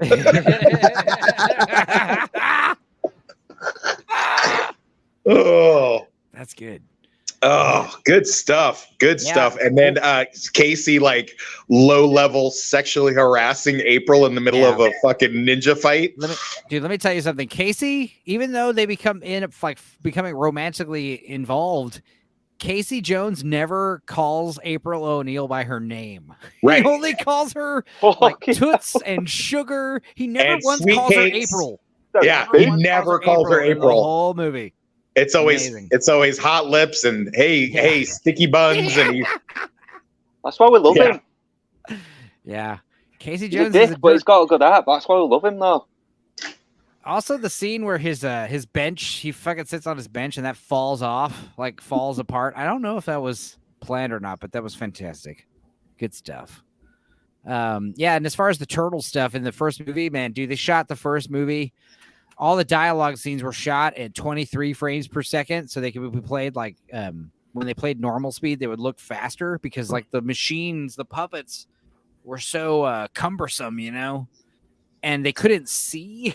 They had a little centimeter slot that they could see out of, and it was like 3 feet. It was like 3 inches from their face. Wow! So like you're fucking pulled off the fight scenes, though. Yeah, you're doing all this stuff blind. I know. They still look good. The fight scenes are actually well done. And it must have been really fucking troublesome, especially because they're heavy, aren't they? These are heavy fucking souls. Dude, and another disgusting idea was like, I mean, obviously they had them cut a lot of stuff, a lot of deleted scenes, mostly like stuff on the farm, like Casey Jones' romance and a lot of their training was deleted. But like originally they fucking wanted to film it like Who Framed Roger Rabbit with the turtles being animated. And it's like, no. Oh, God. Thank God Jim Henson's Creature Shop stepped in and was like, we can do this. Because, I mean, seriously, you think of the logistics. Like, how do your main 4 characters are a special effect, and we have a budget of $17 million. You know, how do we do that? When they get in a fight in the beginning, Casey and Raph, and he pulls that, he's like, all right, new game, because he has that big bag of different kind of sticks he beats people with. Yeah. And he's like, all right, new game. Cricket. And he's like, cricket? You got to understand what a crumpet is in order to play cricket. That's a good joke. Fucking that's when it hits you, though. Fucking hell, those things are really thick. Yeah, Have so you seen that was the thing Football is like Factory? Casey Jones had never used a cricket bat before in the comics, but in that movie he uses that cricket bat, and it's way more menacing than a hockey stick. No offense to you Canadian brethren. plus No the offense fact to that- Tyler. The fact that Casey actually won that fight too against Raph. Yeah, and then it Casey just did shows. win the fight. Yeah, Casey was a seasoned crime-fighting veteran, and Raph was still a hot-headed teenage adolescent. But you figure, but the physicality, number one, the turtles technically they're stronger than average human. Plus, they've been trained in martial arts. Casey, for being just a average guy that hasn't trained martial arts, the fact that he beat Raph means like, dude, Casey's a fucking badass. Yeah. Casey Jones is great. I think what Blue Collar is trying to point out to us is his fellow New Yorker is more badass than the enhanced ninja mutant. Here's some other crazy shit. The turtles were supposed to, in the comics and the cartoons, they're supposed to be 3 to 4 feet tall. But obviously, in the movie, we can't do that. So we made them human size, which obviously is a way better decision. Yeah. The idea of the turtles the idea of the turtles being like chest to stomach height, I don't like that at all. I don't care know. how strong they are. Yeah. But I don't like the Michael Bay thing where they're fucking giant 10-foot tall hulking beasts. We'll get to that later. Get that later. I loved it, but no, we'll talk about that later. But so as far we're as jumping ahead. We're jumping ahead. No, it's fine. There's nothing wrong with that, you guys. But I mean, as far as like Jim Henson really saving the day and avoiding this movie having like a Page Master Roger Rabbit vibe. Yeah. Could you imagine if it was literally just the animated turtles from the cartoon, like interacting with these characters, these humans? It still would have done well, wouldn't it? But at the same time, it wouldn't have given us, what it gave us. I mean, I still hold true. Like I would turn on that now. I would turn on Ninja Turtles, the first movie, now and enjoy it. Yeah, it's a good one, and especially like at the end fight, even though like it's not technically like compared to some of the action set pieces we've seen in more recent years. Yeah, like the Splinter versus the Turtles versus Shredder fight is pretty tame by today's standards, but it still has such dramatic impact. Yeah. And fucking Raph and Leo are the only motherfuckers that land a single blow on Shredder at the end, Yeah. And but then Splinter is the one that fucking undoes him. It's so good. And Shredder goes out like a fucking idiot in the end, though. He starts off really intimidating. He's kicking their asses. He just charges at him like a fucking idiot, though. Yeah, he does the whole Theon Greyjoy charge at Splinter, like he's charging the head White Walker or something. Now, I mean, you could break that down as that Shredder, because in that moment he's so pissed off by rage that he's letting his rage overtake his common sense. Because that was a stupid move, but then again, it's like he's so hell bent on fucking revenge for this little fucking rat that scarred his face up and shit. So it's like a vanity thing. Like, you ruined my pretty face. How dare you? I kind of thought he would have learned a little bit over the years, because that was still like years ago, wasn't he? And he was still younger. Yeah. Well, that's just my opinion. Well, it's funny because the first Ninja Turtles movie was also editor Sally Menke's first feature film debut, and she eventually went on to become Quentin Tarantino's main editor. Oh, yeah. So everyone starts. I feel like there's a little. I can sniff a little QT in this movie. I feel like I can sniff out a little bit of Tarantino vibe in this movie. Am I wrong? One of the things that I noticed that it right off, just when you say that, like one of the things that sticks out is like the lighting. Quentin Tarantino does that lighting that has that kind of washed out, like Steven Spielberg kind of look, and the Turtles movie, the first one, definitely has that kind of look, especially in like the warehouse scenes with the Foot Clan, like big, bright, like kind of like this light, except white, behind me. Just like big, bright, like white stadium kind of lights, like overhead. Like that Quentin Tarantino will do that, where they'll be like in a house, but there'll be this like insane, intense, like overhead light shining over the characters and the table. And it'll be one of those things where like a house would never have like a giant fucking mega white bulb, in there above the house like that, but it's a movie, so it looks cool. Hey, also another inappropriate comment, not too bad, but like it definitely flew over the kids' heads when Michael, when they're entertaining April the first night that they meet her, and Mikey's doing impressions, and he's like, "Yo, dirty rat, you killed my brother," and she's like, "That must be Splinter's favorite," and they're just like, What? Bitch? What? I can't believe you just said that. Also, another good one was the turtle wax joke that Mikey does. There was a deleted scene where Mikey doesn't say a single word in the farmhouse sequence. And there was a deleted scene where he was very upset and he like destroys a punching bag. And then later he's supposed to say that turtle wax joke. And that's why everyone kind of laughs, because they're kind of worried that he's going to be upset. And then he makes this turtle wax joke and they're all like, oh, okay, he's back to normal. And again, like that's another reason why that movie's so cool, is like it hardly takes place in New York. Most of it is shot in North Carolina. Yeah. And it's like out on these farmhouses where they like, you know, recoup from this like massive devastating loss. And you know, because the movie, like, plot's not very thick on the first movie. You know what I mean? No. It's a pretty standard actioner. You know, they show the two factions.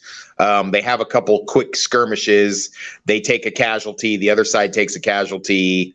They have a hostage. They have to go rescue the hostage, and the big bad comes out, and they have the big fight with the big bad, and then you know, all except for fucking Casey. Whoops. Yeah, that's my favorite. That's one of my favorite parts of the movie, and one of my favorite, like I said, death scene catchphrase one-liners. That's so good. Well, still, it's like the ending fights I did watch on YouTube over the weekend. It still comes down to the entire mythology of the turtles, that as powerful as the four of them are, that Shredder's fucking combined. The four of them can't take out Shredder. Like that's how much of a badass he is. Like because that's been a problem with fucking recent films, man. They're making these villains worthless, and Shredder's a fucking beast. First of all, his name, he's the Shredder. You know, like the outfit as well. Fucking hell, dude. And in the first movie, it's like it's one of those things where like less is more, baby. He's just wearing a purple cape with some badass shoulder pads and a cool helmet and a fucking black little suit. It looks badass. He looks so badass. It's terrifying. Tell you what, I've just remembered something. Going back to April O'Neil, I found out Robin Williams actually gave her pointers on how to get into character, because he was like a big fan of the comics. Yeah, and they worked together on Cadillac Man. Yeah, that's the film where, that's it.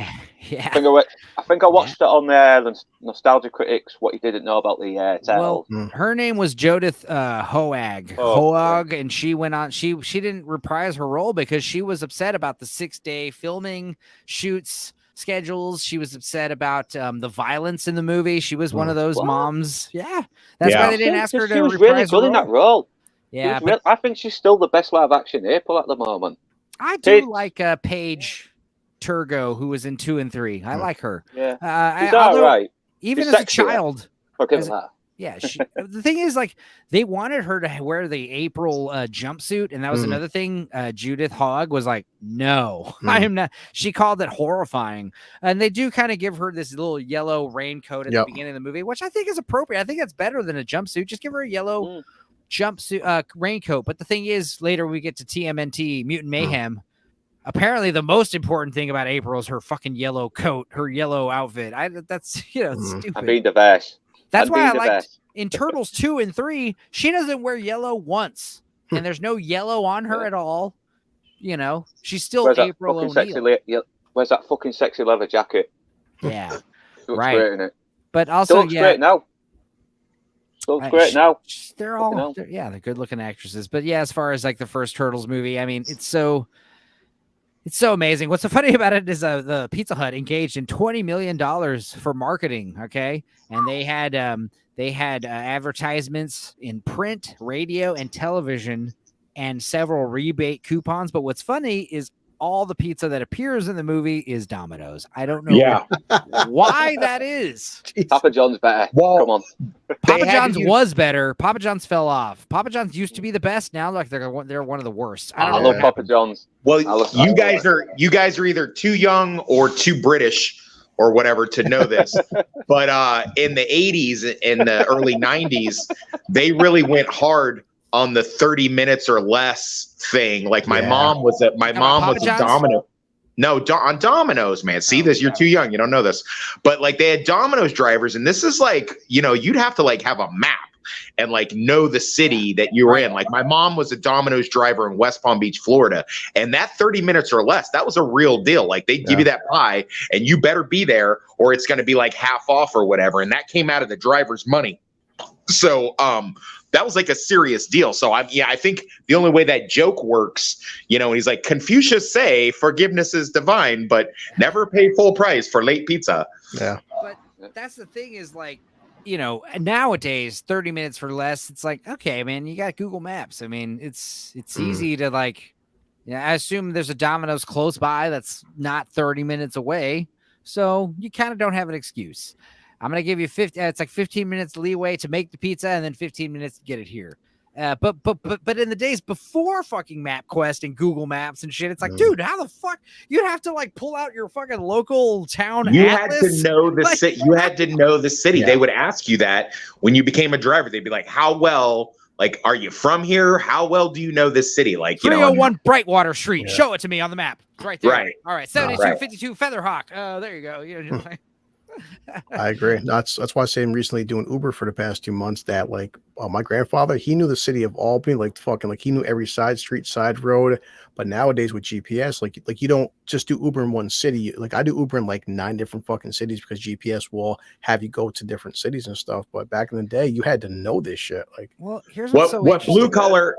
Hey, what blue collar is not telling us is that if you go to the Edwards house, there's like a big old mantle of Casey Jones just right in there with a cricket stick underneath it. This is the cricket stick that defeated the Ninja Turtle because no one fucks with New York. God. No one fucks with New York. Hey. Jesus. Casey Jones, plus, you know, he kind of had the Punisher fucking skull for a helmet too. He did. Yeah. He did. You know, it's another interesting thing about the Turtles, or at least this first movie, is I wanted to show. I showed the first the trailer before the show started with the show. I kind of did like the Tom Cruise thing, Chris. You would like that. You should rewatch it later. But Bastard saw it.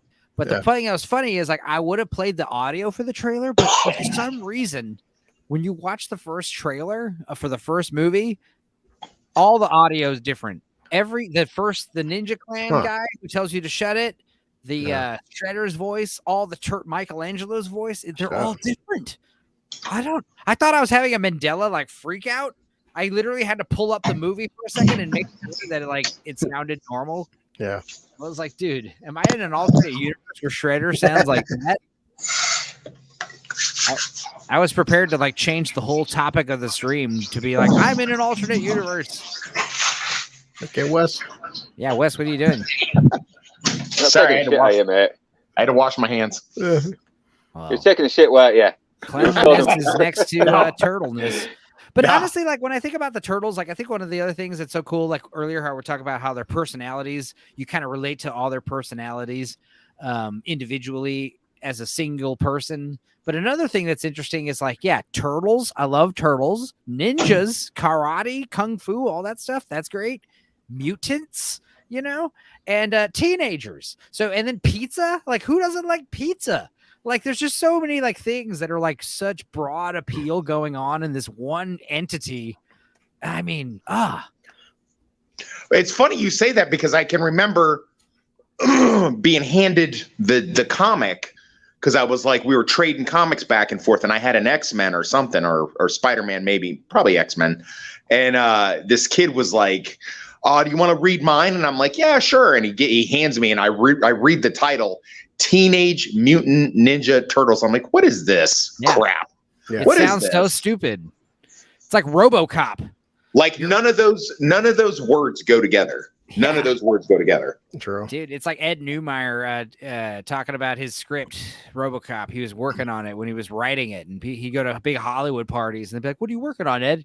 "Oh, RoboCop." And they just look at him like, "Oh."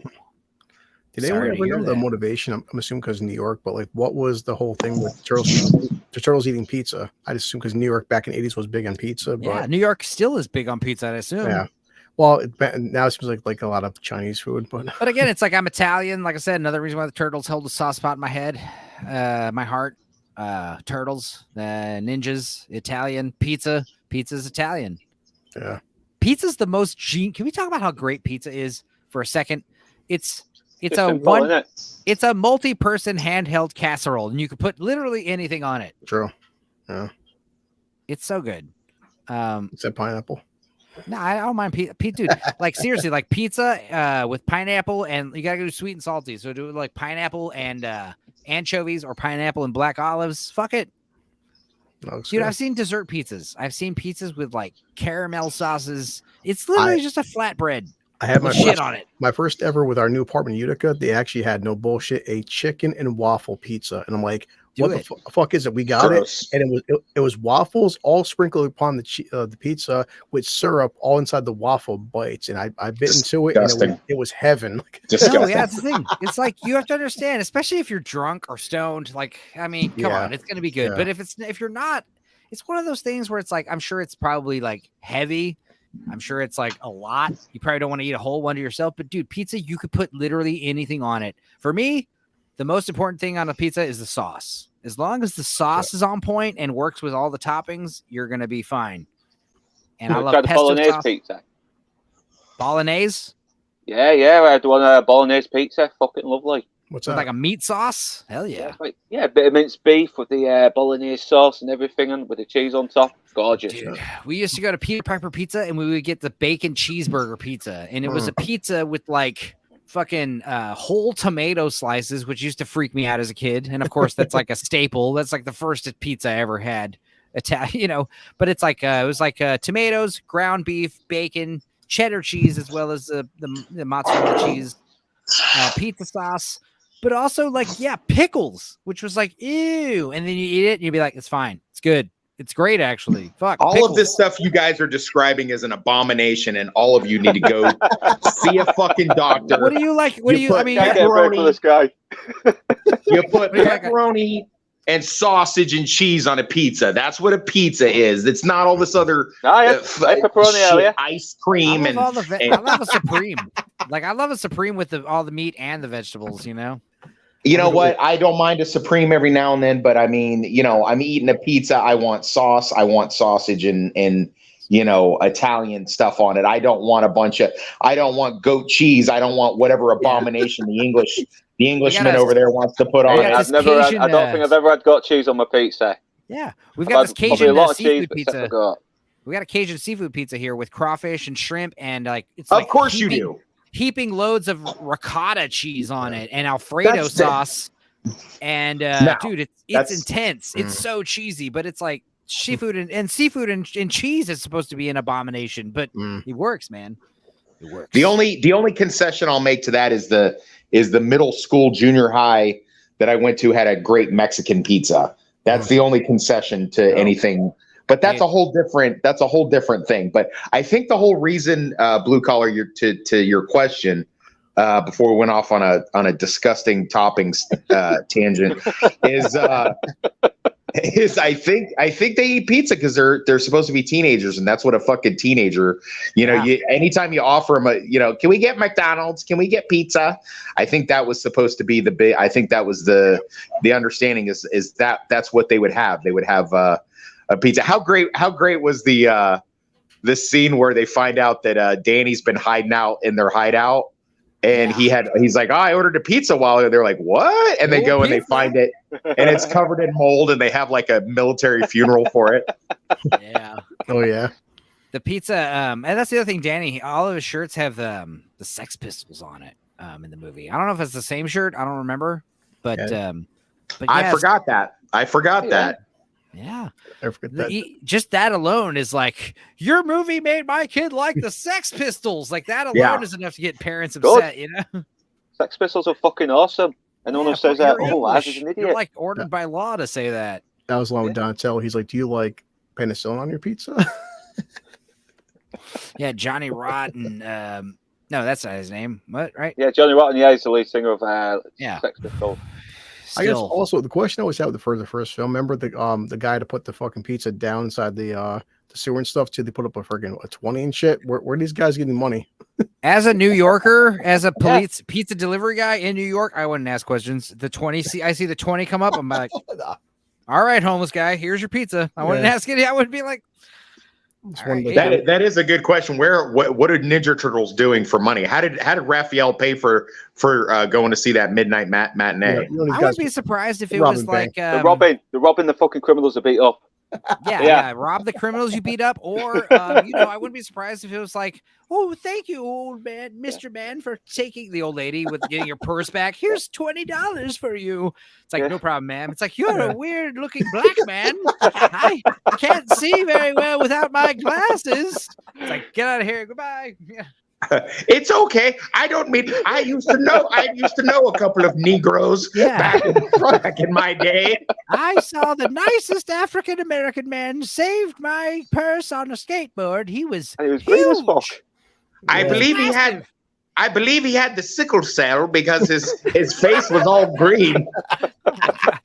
Jesus Christ. And he looked like a frog for some reason, Hey, but I'll just buy it. Once you open the door for me, you here's the can't thing. close it again. The thing is, like, the turtles just having teeth in general. Like, why would they have teeth? And they don't have a beak. They obviously have this, like, Kermit-like snout. I don't know. And you can tell Jim Henson just having his indelible mark. I mean, certain turtles have teeth, right?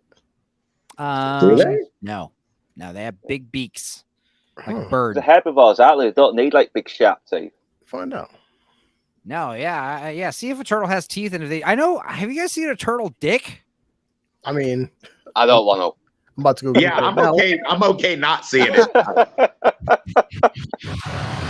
Thank you, Google. Some turtle dicks here then.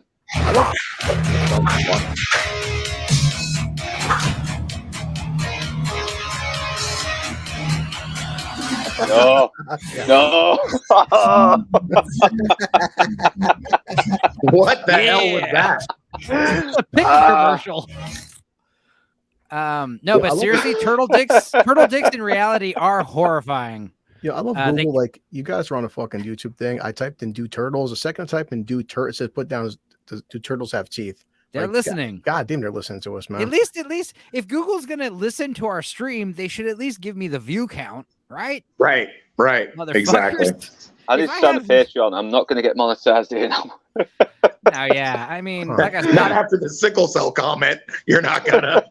No, like I've said before, like I'm afraid the day that I get offered to be on some big stream and I get over like 1,000 subscribers all of a sudden, I would be afraid to ask for monetization. I'd probably just be one of those guys where I just like maybe open a second channel or something. I wouldn't care until people start asking about it. Really, I've said it before. Like, I'm going to ask for monetization, and YouTube's going to be like, no, and your channel is like banned because you after a review. Toxic, that's why it's toxic. Yeah. Well, no. I said just talk to you. This guy called Lord of Toxicity. And so I was like, I don't even know that guy. He just keeps invading my streams. I have no idea how he does it. Well, the toxic thinks this guy's toxic. Toxic, you've only been on the show like the past like few months, really. But like, you should have seen the few streams like when I first started this shit back in the day. I mean, I've always been, I say what I want. I don't care. And I'm not a horribly offensive person. But here's the thing. And I was saying this earlier is like, with the Wii watches, like they're like, yeah, there's some dirty jokes in there, but like there's so many clean jokes too. But the thing is, like, you could have 10 clean jokes, but one dirty joke will make your fucking movie or your show or whatever dirty, and you can't unwash the dirtiness, So like, but Blue Collar, he says all of this.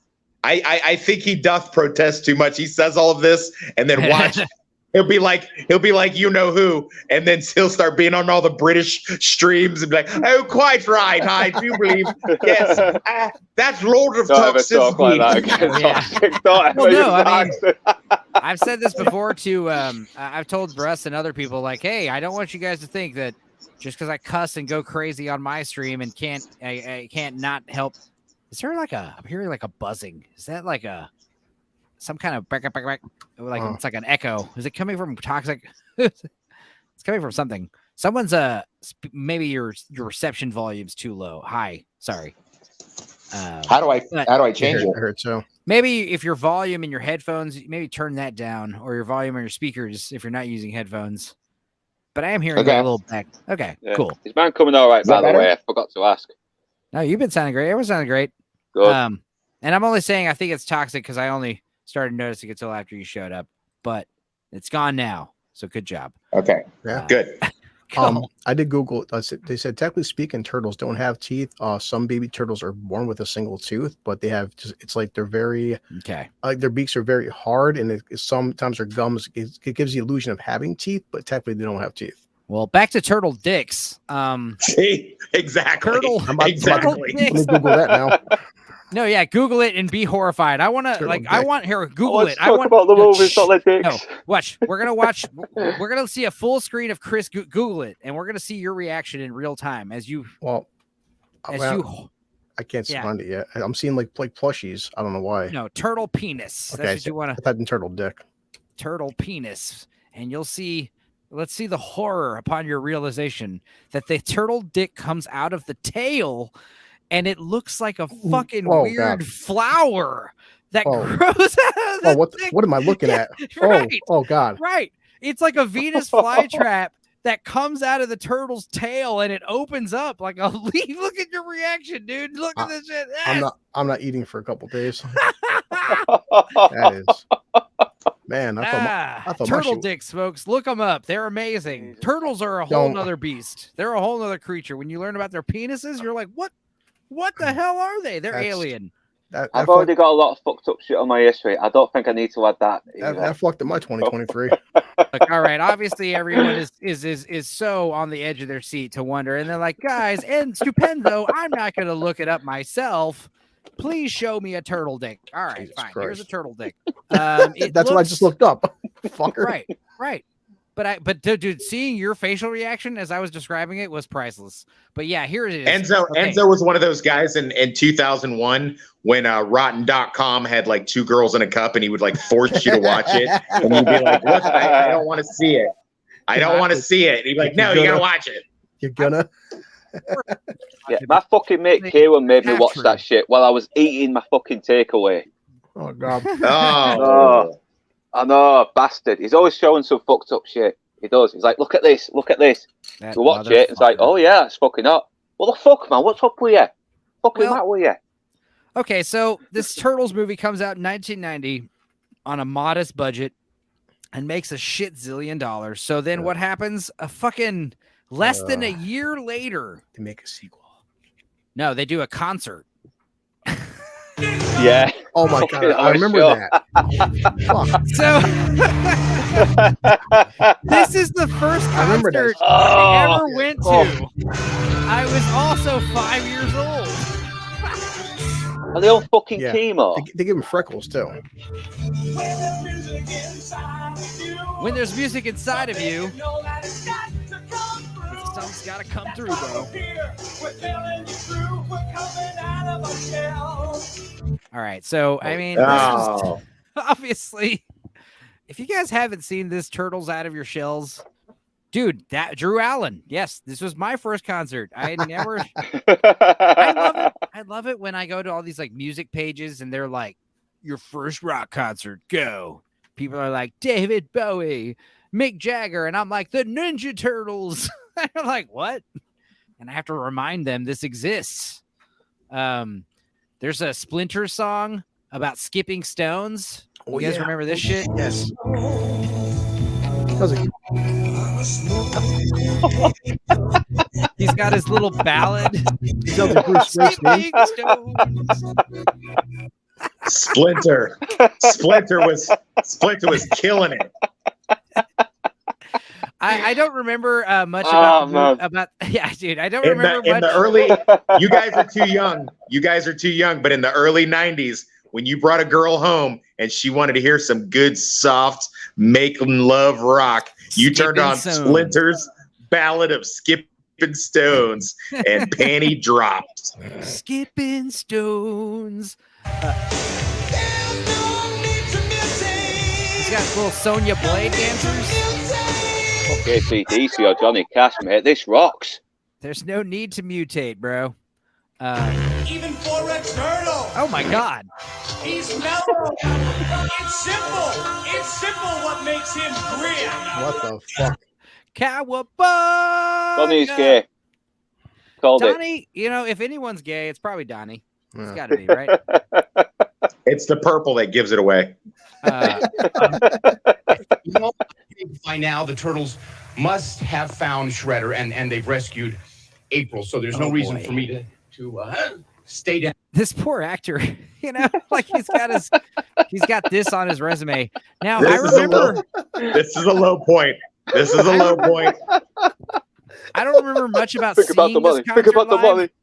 One of my distinct memories, like actually watching this concert live as a 5-year-old, was like Shredder showing up and me and my friends just yelling, That's your sister? "Go suck on an egg! Go suck on That is an fucking. egg!" That is awful. That is awful. That really is. What's the matter? Couldn't get a date?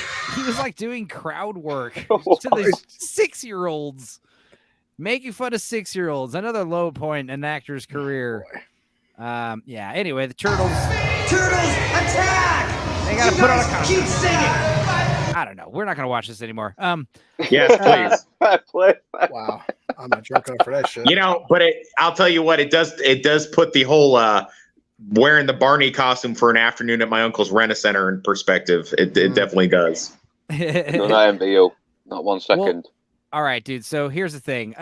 So now we're in the big time because, like I was saying earlier before that fake out, less than a year after the first Turtles movie makes a shit zillion dollars, they produce, greenlight, and release a fucking sequel, Turtles 2: Secret of the Ooze, which Oh my god. it's one of the best Turtles movies and one of the worst Turtles movies at the same time. Right. It's definitely like, here's the thing, like if there was a huge positive reaction to the dark gritty tone, kind of like how the Batman Begins like had this huge positive reaction to the dark gritty hyper realist tone, the Turtles first movie had a backlash because of all the violence. So Big the time sequel- backlash. The sequel was like, all right, Eastman and Laird, I know how you were worried that the movie was going to be kind of too much like the cartoon. Well, the sequels, I'm afraid, are going to go in that direction because of the just what the audience feedback is. They want the more cartoony stuff. Yeah. They didn't let him use their weapons in the second movie. No, at all. In fact, that is a They good use point. household objects. Because, like I said in the first one, like it wasn't necessarily the violence; it was just like the turtles doing like simulated violence with just swinging swords around. I think you have Donatello; he hits Razor with a bow, and Michelangelo does his little nunchuck demonstration. Yeah. But other than that, like they don't fucking use their weapons. Leo never uses his swords. I remember being a kid, I think it was like 10 or 11, and the first thing, because people underestimate like the power of kids and being observant, off the bat, the fucking costumes look so shitty compared to the first one. Like, I didn't like them at all. The second one? Yeah, the second one, it's like there's a drastic difference between the costumes, and like I said, now they have like moles and freckles. I felt that way more so about the third one. I thought the second one was like an improvement, kind of like how RoboCop 2, even though it was the worst movie, I thought RoboCop's like blue RoboCop outfit looked better in the second one. Yeah. It looked cooler because they had a bigger budget. And the other thing it's definitely slicker. Yeah, that's what I'm saying. I felt like it's like the second one. It's like all the turtles lost 30 pounds. Well, yeah, they definitely lost some weight, but the reason is because you have to understand, and like I said, in the first one, they had servos in the face. Oh yeah, I and mean, as an adult, I'm just saying, like coming from a kid's standpoint, as a kid, you're like, you want to see them look better, and it's like you're watching this movie, like, wow, why the turtles? Why they look worse for? It's like here's the thing why I think they look better in the second one. Their facial features are pretty fucking distinct for all four of them. Like you could put them all in black and white and have them talking, and you would know which one's which based on solely their faces. I mean, obviously Michelangelo's the shortest one, but like even though their faces are all so similar, there's enough like distinct variations to where you could identify them. But like the spots, I don't mind. I felt like it looked worse in part 3. Part 3 was the first time that I thought they noticeably looked worse, and then just because Jim Henson was no longer involved. And you have to understand, like. That's what it was. Jim Henson's last movie was the first Turtles movie. He died about a month after it came out. And that's why the second one is dedicated to his memory, which came out like literally like 10 months later, which is fucking impressive. Like, On top of you figure well on top of like I said, losing Jim Henson, then you have like I mean, even as a kid, Corey Feldman, that voice felt like Donatello. Now you have a new Donatello voice. You have a new April O'Neil. I didn't like at the time. I didn't like the Shredder costume as much. No Donatello, no Corey Feldman because he was in rehab again. All right, like they offered him $1,500 because he was already like a crackhead at the time for the first movie. And he took it because he's like, yeah, man. I mean, it's a low budget movie. So he comes crawling back for the second one, but he's in rehab. And they were like, no, dude, we can't do you. So they have a different guy. And I don't mind Donatello's second voice. And I don't mind the new April. In fact, like I said, I like her. And it's funny because the two actresses that played April, they eventually met 17 years later and became good friends. So very interesting because what's her name? Hoag. I don't want to say Hog, but it's Hoag, the original April. She eventually met Paige Turco, Paige, the second and third April, and they hit it off. Like she said, she never had any animosity towards her. She wasn't asked to reprise her role because she was asking for a substantial pay increase, but also she had kind of spent a lot of the time bad mouthing the first movie, the production, and they didn't like that. It's definitely a slicker done movie. I can remember my buddy Troy telling me, "Oh man, this one blows the other one away." And I watched it with him. I'm like, did we watch the same movie? Production value wise, it does. There is a cool scene, with the kid who plays one of the turtles, but then now he's like a main character. Ernie Reyes Jr. Yeah, Ernie Reyes. He played Donatello because the original Donatello got injured. He was like a Hong Kong stuntman. And he coming in as the pizza delivery guy / buddy of the turtles. Yeah. Kino. There you go. Kino. And then he actually goes undercover to join the Hand, and he has some pretty cool fight scenes. You keep calling him the Hand. Yeah. I do keep calling. I keep calling him the Hand. I keep thinking of Marvel, and I keep in Daredevil. But yeah, I thought that was pretty cool. He had a couple good lines.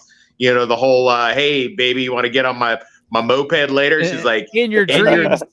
And he's like, "In my dreams, you'd be thinner." I'm like, I'll dream of next time. I'll dream of something a little thinner. That's what he says. Yeah, well, their reaction as well, like, "Oh, you jerk! Can't believe you said that." Yeah, and then he goes and delivers that pizza, and there's like some kind of bank, some kind of robbery. He notices a skirmish in like a mall or something, and he goes in, notices the robber type people, kicks a couple of their asses, and he's like, "Did I mention I know martial arts?"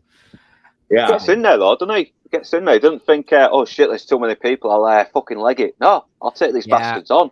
Well, we talked about this. Go ahead. He just jumps in it. He wanted all the smoke in that. He was like, "Yeah, fuck it." Little heroic, little cocksure teenager type kid.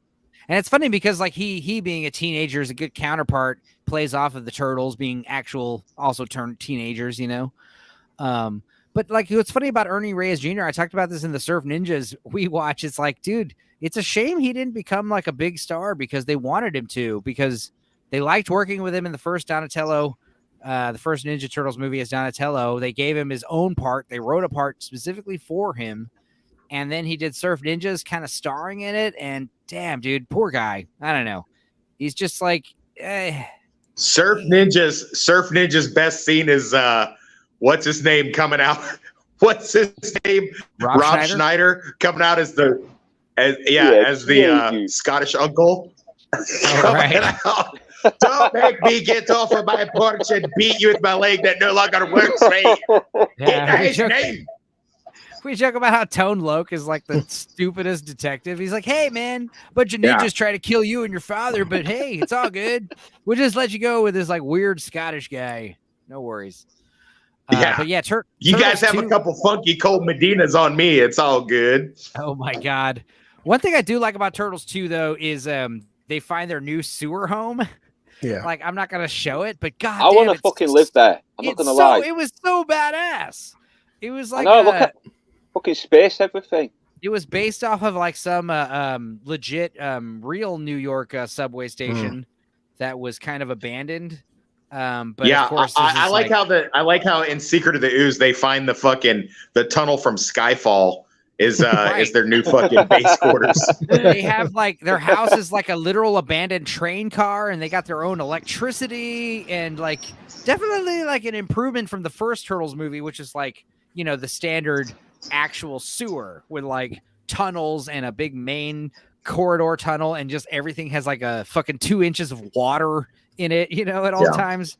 This one is like dry and has webs, which is a huge improvement to shit fluid, you know, septic nonsense. Ew. Well, because you know, one of the complaints besides the violence was that kids were jumping down into the sewers and playing Ninja Turtles. The fuck up. Kids were so stupid. This was it was the 90s, man. It was the 90s, man. We weren't smart. We didn't, you know, what did you expect from a generation where the parents tell you to get out of the house after lunch and don't come back until dinner? Well, you know what I mean? Like, but the thing is, like, I think kids go in the sewer anyway because they're stupid. Like, we used to go in the irrigation ditches in El Paso growing up, and like there's these tunnels in the irrigation ditches, and you walk in them, and it's like pitch black, and they're huge mazes. And like, yeah, you could totally get lost in them. And if you don't have a fucking flashlight and know your way back, you can get lost in them. It happens all the time. Well, we didn't need the Ninja Turtles to blame to do it. We just did it because it was just look cool. No, I agree that kids. We had a fucking river. We have a river that kids would go down. Fucking abandoned cars that have been thrown in there. Fucking heroin needles, everything. We still fucking hang around that area. Yeah. We wouldn't find heroin needles. We'd find scorpions and shit, and black widow spiders. But well, go ahead. No, Chris is gonna say something. Oh no, just real quick. Like, go ahead, Chris. I was saying what talked to me that people say, like, you know, yeah, kids in the 80s and 90s are fucking morons. I'm like, yeah, no doubt. In the past 5 years, if I read about one more 8-year-old dies from a fucking TikTok challenge, so it's like kids back then were stupider than nowadays. I would argue kids nowadays are way stupider. Here's the funny thing, though. Here's the funny thing. You had Ninja Turtles come out, right? And so all these kids are wanting to go play in the sewers, but then the same year, fucking the miniseries comes out, and no one even wanted to walk near a sewer grate after that. That just like mortified everybody. Yeah, dude, I won't lie. To this day, it doesn't scare me, but I'm fucking 42, and I still walk by that sewer crate, and that fucking clown is still every time I walk by a fucking sewer crate, that goddamn clown pops up. Like, yeah. Well, my favorite thing about Turtles 2 is definitely the David Warner. I love David Warner. Yeah, the actor. He's always in these shitty B movies like Waxwork and Quest of the Delta Knight, but he's always a villain. Yes, and you have to understand he was originally going to be a villain, like a Men in Black type alien. They were going to do TCRI. So you have to understand the ooze comes from TCRI, which is toxic. What is it? Techno-Cosmic Research Institute, and it's in the cartoons and the comic books, and originally in Turtles 2 it was going to be revealed that the company is actually a front run by aliens, and the ooze is a extraterrestrial origin. But eventually it was going to be revealed that Dr. David Warner, whatever his name was, Dr. Perry, I believe, he was going to be like a Men in Black type like alien suit that an Utrol? What are they called? The aliens? Fuck. They start with a U. I want to say Ultron, but that's not right. I think it's an Utron. That's Avengers, that. Yeah. Right. But anyway, the idea is like it's going to be revealed that he's like a piloted spaceman, kind of like Krang. But they didn't want to do it because A, it was too expensive, and B, it would make people think he was Krang. So they just made him like a nice guy, which is like the only time David Warner got to play a dude that was nice. And he stated multiple times that it's his favorite role. I can't believe none of you guys have mentioned yet. You know where I get my avatar from, right? Where the design for my avatar comes from. It's the toxic ooze in my avatar is from it's from partially from the design of the Secret of the Ooze. Well, fuck yeah. Yeah. I mean, it all circles back. It all circles back. Hey, you said that's your favorite, the best thing. I'm going to address the elephant or turtle in the room. Please. And talk the very best thing about the Secret of the Ooze. Vanilla motherfucking ice. Oh my god. Vanilla ice. I was waiting for someone. It's the green machine gonna rock the town without being seen. Have you ever seen a turtle get down? Slamming and jamming to the new swing sound. Yeah, everybody let's move. Vanilla's here with the new jack groove. Gonna rock and roll this place with the power of the Ninja Turtle bass. Iceman. Jesus. You know I'm not playing. Devastate the show while the turtles are saying. Pre-Eminem. Go ninja, go ninja, go ninja, go ninja, go. Man, look at those costumes. I love the city. Ninja. That fucking video was everywhere. Holy shit. You guys want to know something that's going to make you die inside? You know who wrote that song? Oh god. Oh god. No. You would say Vanilla Ice, but you know Vanilla Ice doesn't write his own music. You know who wrote it? Frank fucking Miller. No. I am not joking. Frank Fucking Dark Knight Returns, Frank Miller.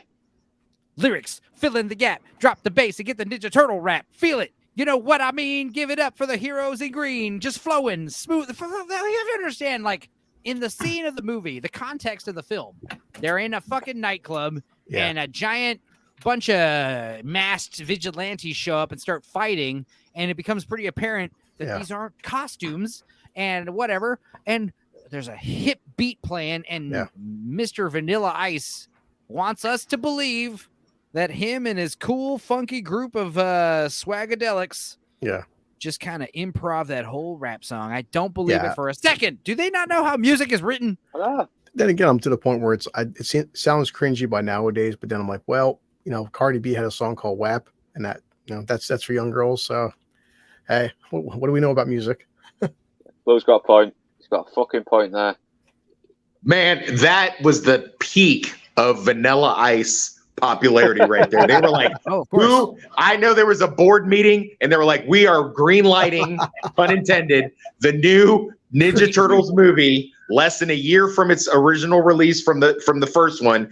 We got to have who's the hottest music thing out there. Let's get them on. Hey, we got this, but it's also got to be child friendly, and it's got to be. We got to have it. It's got to be white. We got to get a white guy out there. That's kind of how you knew that Vanilla Ice was like fucking vanilla, quote unquote, because like, you know, he's supposed to be present. You have to understand, just like how the Turtles were brand new and they fucking green light a sequel. Well, Vanilla Ice was brand new and they fucking green lighted his own movie, and he was in the fucking Turtles movie before that.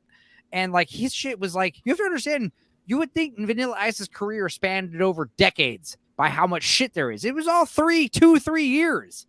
That was all the Vanilla Ice we got. You know? But you know, early 90s, late 80s, there was always rap being put in the mainstream. People don't realize, like, you had a Chevy Chase, Demi Moore, John Candy movie called Nothing But Trouble. Right. And fucking Tupac the nose and guy. His group. No, the nose guy was Tupac was part of that crew. It was the guy with what was it? Underground. Marks. Yeah, there you go. Digital Underground. Thank you, my friend. That does an impromptu concert in the middle of the movie. They had that. That was everywhere, man. They always had some kind of rap thing going on in some early 90s movie. It wasn't an early 90s movie unless you had some kind of rap. You know, they just show up somewhere. Villains, you better run and hide because one day you might not slide. So choose your weapon. Don't slip. Someone stop him. That's a terrible song. And now you know that Frank Miller wrote it. How the fuck did Vanilla Ice conjure up those lyrics about the Turtles? It's like he already knew the history there. Well, Frank Miller, exactly. He's just, exactly. According to the movie, he's improving all of this. It's like, shut the fuck up. Yeah. And then also all the backup dancers are not only dancing in unison, but they're also like saying the key words, you know, ninja, you know, run. Ninja rap, ninja rap. That shit takes a lot to fucking prepare as well. Yeah. You can't just fucking do it on the spot and expect everyone to know what you're doing. That's why I hate that movie, A Drumline. As someone who was in marching band Drumline, it's like, no, you can't just like watch someone do it one time and just figure it out. It's I don't care how much of a Rain Man brain you have. 8 Mile Eminem has entered the chat. Yeah. He begs to differ. That's freestyle. Yeah. That's freestyle. It's him on his own. All right, fair enough. Freestyling's different. Yeah. when Endo was giving a breakdown, I just happened to YouTube like just small scenes from part 2, but especially the last fight with Super Shredder and the way that they don't even fucking beat Shredder. It's like they don't even touch him. Yeah. In the entire movie, Shredder's only contact is when he's super Shredder and he pushes Leonardo. Yeah. They don't touch Shredder the entire movie, which I think was like a nice change of pace. And also they wanted it to be Bebop and Rocksteady. Be the mutants, but Kevin Laird and Eastman were like, no, I mean, we're going to create our own characters just kind of to distance from the cartoon because, like I said, they don't want to do the cartoon. Yeah. The cartoon is like not really affiliated with them, and they can't really take credit. The cartoon was on for 10 seasons. You understand? Like, it's a massive history there. And the show was like well endowed. Endowed. It was well under its way by that time. But I like how on the cartoon, Casey Jones is just a functioning psychopath, and like they send him into the Foot Clan's business. Yeah, with the job interview where he's wearing a suit, he still has his knuckle gloves and his mask on.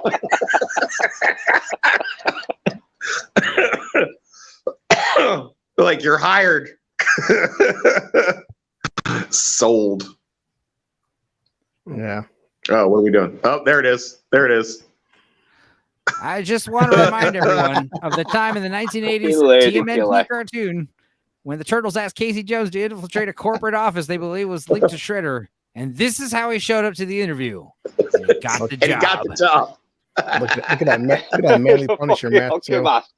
Mask is bad. I buy it in that universe. Also, yeah, the Jason Voorhees thing, yeah. You're hired. You are so hired. You are so hired. That'd be pretty awesome. I like to headcanon that Teenage Mutant Ninja Turtles 2 Secret of the Ooze is in the same universe as Vanilla Ice's Cool as Ice. I like to think they're in the same universe together. Well, we know how I feel about that movie. Ever. I love it. But yeah, Kevin Nash as the big WrestleMania Super Shredder, that was dope. Even if we only saw him for a brief time, I kind of like that they don't really, Blue Collar, you know where we know Kevin Nash from, right? Oh yeah, fucking Punisher. John Wick. That too. Yeah. I was thinking about Kevin Nash because like that little trivia where fucking Thomas Jane actually stabbed that fucker with a knife and that was real. Like shit. Yeah, like kept filming. That crazy big blonde guy from the first Punisher movie you're talking about, or second Punisher movie. Excuse me. Well, yeah, that's true. I can think of Tom Jane one's the first one, but it's Dolph Lundgren. No. There's 3 very distinct Punisher movies, 4. And then there's the John Bernthal. Yeah. Everything fucking awesome that best series. After all that, the Daredevil and the Punisher show stuff. Kevin Nash doesn't show up a lot. I think Kevin Nash could have had he's got the size to be a fucking kind of big. He could have been utilized more in more funny projects. Yeah, Kevin especially Nash, in this one. I keep seeing Kevin Clash. He's the guy who's the black dude who does the voice of Splinter. And he plays Elmo. He plays fucking Elmo. He plays Elmo, exactly. The voice of Splinter and Elmo are the same guys. Yeah. That's pretty awesome. That is fascinating. That's great voice acting. It's great voice acting. I mean, you children must know that I am your father and I love bad. You.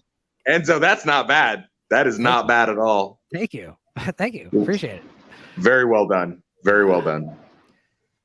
So we capped off of 2. We ready to go into 3? Or yeah, sure. Oh boy, Turtles 3. This is the only really interesting stuff I want to talk about with Turtles 3. They said, "Hey, Corey Feldman, we feel real sorry about not asking you to be a part of Turtles 2." Yeah. Because you were in rehab. We want you to be in Turtles 3. And he's like, great. Can I get more than $1,500? And they were like, no. So he did Turtles 3 also for $1,500. Wow. Documentary on you. Up, right? Now, one thing I say before we get into that, and so I was looking out after the box office. The sad part is the box office between 1, 2, then 3. Man, it takes a big fucking nosedive, man. Even as a child, I walked out of Turtles 3. I walked out of Turtles 2 being like, that was good. Even with the Vanilla Ice shit. I walked out of Turtles 3. That was like one of my earliest memories walking out of a movie being like, I am not happy. Normally, I walk out of a movie elated. That's the thing about the 90s. You'd walk out of a movie and be like, that was awesome, no matter what it was. And now this is one of the few times where I walked out and I was like, I feel cheated. I wanted to be a fly on the wall in the boardroom for the idea of they're like, all right, what's from the what comics? Do we got for Turtles 3? They're like, I have it. Time travel. The thing is, you have to understand all the first two, 3 movies are pretty heavily based off the comics. Part 2 does borrow more heavily from the cartoon show, but like part 1 is a pretty damn faithful adaptation of several comic book stories. And part 3 definitely borrows a lot from some of the guest comic runs and some of the stuff from the show, the cartoon, obviously. But, I finally found the right image to use. Here we go. Oh my God, it's fucking microscopic. Here, wait. Fuck. Never mind. But anyway, Well, Turtles 3 in Time. Yeah. Turtles 3 in Go Time ahead. was just like one of those things where it's one of those things that it could have worked, but I rewatched it for the first time in so long recently for this weekend preparing, and I gotta say I liked it more as an adult, obviously. But yeah, it's like all that old feudal stuff. It's not as cool. There's no skateboarding. There's no modern setting. Yeah. There's no video games. It's not going to keep the kids' attention. I also feel like Well, they were having a big renaissance of samurai culture was going on around that time. So they wanted to kind of have them in that kind of feudal Japan type environment. Rising Sun had come out and done well. They had Shogun was being re-released for I think the 20th or 25th anniversary or something like that on TV. They were having a lot of samurai culture type stuff was happening right around there. And really, I mean, if you think about it, I mean, they did the gritty noirish Ninja Turtles movie. Then they do the campy, cartoony, sci-fi type Ninja Turtles movie. So of course they're going to switch over to time travel period piece Ninja Turtles. Well, it was loosely based on the story arc called Masks, which is issue 46 and 47 from Mirage Comics. But what were you going to say, Chris? No, see, off the bat, as soon as you type in Turtles 3, again, I just have to mention that it seems like the fucking production. Like, remember how everyone here has seen the whole X-Men franchise and Fox? Like, remember how Mystique, they show Jennifer Lawrence, how every film it's getting worse and worse to like the last time where I feel like with Turtles, but it's like if you look at Donatello from first Turtles to the third one, it's like the costume design, like you guys just aren't, it's like $5 fucking Walmart costumes, like they're just not trying anymore. Well, what's funny is I don't think I finished that point with the second movie, but like I said in the first movie, like they had all the servers in the face and all the cables and stuff were in the shell. In the second movie, that was the first time they were able to put all the mechanics in the face, in the head, in the mask. So the body didn't have to be as bulky. The shell didn't have to be as heavy. But in this third one, this is the first time that, this is no longer Jim Henson. In fact, it's All Effects Company. The company's called AEC, All Effects Company. Yeah. And they're the ones who took over. So this is where like Jim Henson's no longer involved. And I think that's a big part of why. And I especially remember Splinter having this gerbil-like appearance that I didn't appreciate. Look up right now. And it's kind of similar to the concert. I like it when he has the long rat-like nose, but as far as like, Elias it's a garbage film. I mean, it's garbage. But it's funny because they bring back Paige Turco to play April, and she's got short hair. And again, like I said earlier, like in the second and third movie, live action, she never once wears yellow. Never. And we're fine with it. It's not a big deal. It's okay. It's great, actually. Who cares? April's a woman. She can wear whatever she wants, and she's got like all these various design styles. She's a woman. She's a modern 20th century woman. She can wear whatever she wants. But what is weird is like they bring back Casey Jones, who's supposed to be a very violent character, and they bring back Elias Koteas, who is famously bald actor, and he's wearing the most distracting like hairpiece as modern day Casey Jones, and he does no violence. He does no fighting. He's literally like a chaperone for these ancient feudal samurai dudes, which I have to admit, I talked about with Tyler. It's like my favorite part of part 3 is all the feudal Japanese dudes like learning about hockey and just living in a sewer and talking to a giant rat. All that stuff was funny, but it's the only funny. Doesn't he bring him to Pizza Hut or something? No, he takes them to a skating rink. Okay. And that's where they start acting crazy. But here's a funny line. This is back to like more adult stuff. There's a part where because there's 5 of these feudal guys, because April gets I do like the way the time travel works in this movie. It's a magic scepter, and you hold the scepter, and if you say the magic spell, someone who is holding the scepter in another time will trade places and clothes with you. Now, this is that's a pretty cool device, and because it's cool because it's so random and so like chaotic of a time travel device. But yeah, April's just happens to be holding the scepter when this like Japanese samurai Ken dude, his name's Ken, by the way, for real. He does the spell and he switches places with April. So then the turtles, they do the spell and they switch with 4 samurai. So you've got 5 of these Japanese dudes, and Ken, he's kind of upset in the turtles sewer. And I swear to God, these are the exact lines. Casey Jones, he's like, "Hey Ken, you might want to, try decaf, if you know what I'm saying." And Ken's like, he throws something at him. And then at last, Cody is, I swear to God, this is the exact line. He says the same line again, except he says this time, he's like, "Hey Ken, you might want to try a little, herbal remedy, if you know what I mean, And it's just like, what? Is he talking about weed? Just a weed joke? Blatant weed jokes in your children's movies. I love it. You should end on just Google. Yeah, Google Turtle Street Casey Jones band. Yeah, you can tell the hair prosthetics it's very fucking obvious. I mean, you have to understand, he's a very famous bald actor, and I want to say it's unfortunate. You get famous playing like Brendan Fraser. Yeah. You get famous playing actors with full characters with full heads of hair, and then you just tragically go bald because you're so testosterone ridden.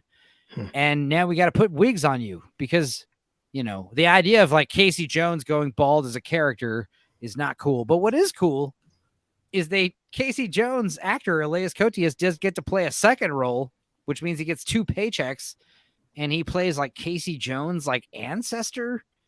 And we get to see him without he's a a pirate, hairpiece. isn't he? Yeah, he gets to see him without a hairpiece, with a beard, and April O'Neil like is in feudal Japan, like recognizes him. Oh my God, Casey! And he's like speaking, and he actually gets to act, because Elias Koteas is a great actor. I'm sorry, great actor. He's a great actor. He should be in way more movies. He should have won some awards. The guy, he knows what he's doing, and the fact that he will always be remembered as Casey Jones is kind of. You're right, man. Sweet. Ever since that first film, whenever I'd see him the rest of my life, I'm always thinking Casey Jones. Dude, he's in The Thin Red Line. He's amazing. He has a pretty small part. I mean, a lot of the characters have small parts in he was great in The Prophecy as well. But you guys are young, so you guys think Casey Jones. I will always see him as the bully who becomes Eric Stoltz's friend in Some Kind of Wonderful. I'll always see him as that.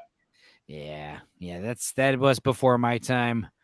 Because you had mentioned that earlier, and we were like, right, forgot all about that one. Some kind of wonderful.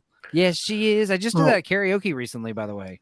I'm not sure how much you want to talk about the third one, Enzo, but I just have to mention, man, after fucking the third film, boy, we get a fucking major hiatus in anything with theaters and Ninja Turtles. Yeah, but I mean, here's the thing, bro. We don't really, because we got 1993. This is Turtles 3. How appropriate. 1997. Now we are in Ninja Turtles. What's it called? Next Dimension, is that it? Yeah, it's been a long time. I remember that female one. This is where we have Venus, and also where we famously have the Ninja Turtles. The show wasn't doing good, and they did a Power Rangers crossover. God. Oh. All right. I mean, now this is an episode of Power Rangers in space, and kind of reminding the kids, like, hey, kids, there's a new live-action turtle show on. So the Mutant Ninja Turtles are for real? You know what? I remember this now. Hey, we could. I also notice how, like, Raphael in this iteration is the only one who doesn't have the full skull cap, and all the other turtles do. I couldn't believe they were really Power Rangers either. Pretty trippy. As for me, Oh my God. your existence for a minute, Miss Yellow Ranger. But how did I you... hope you're a woman.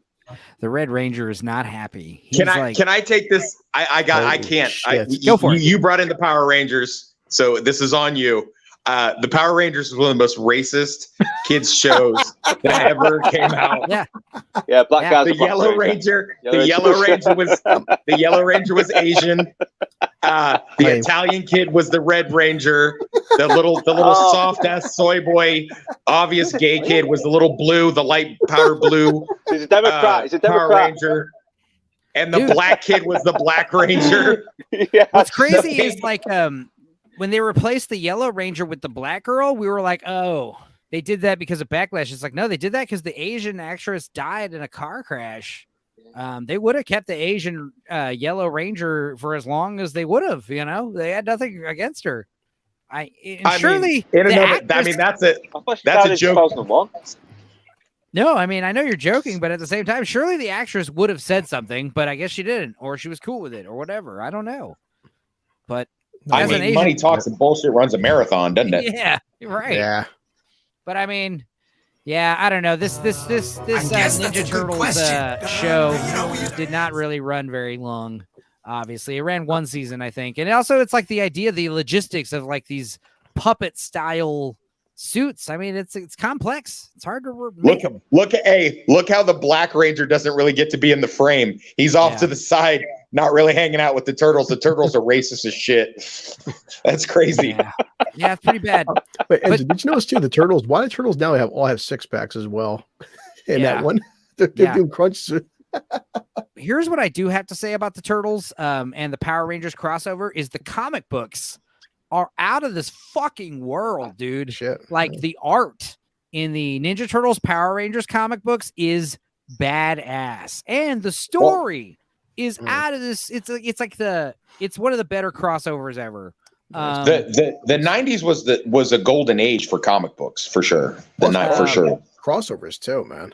Shit. Dude, as far as let me see here. I'm pulling up the comic story and recap of this just so I can kind of showcase this art.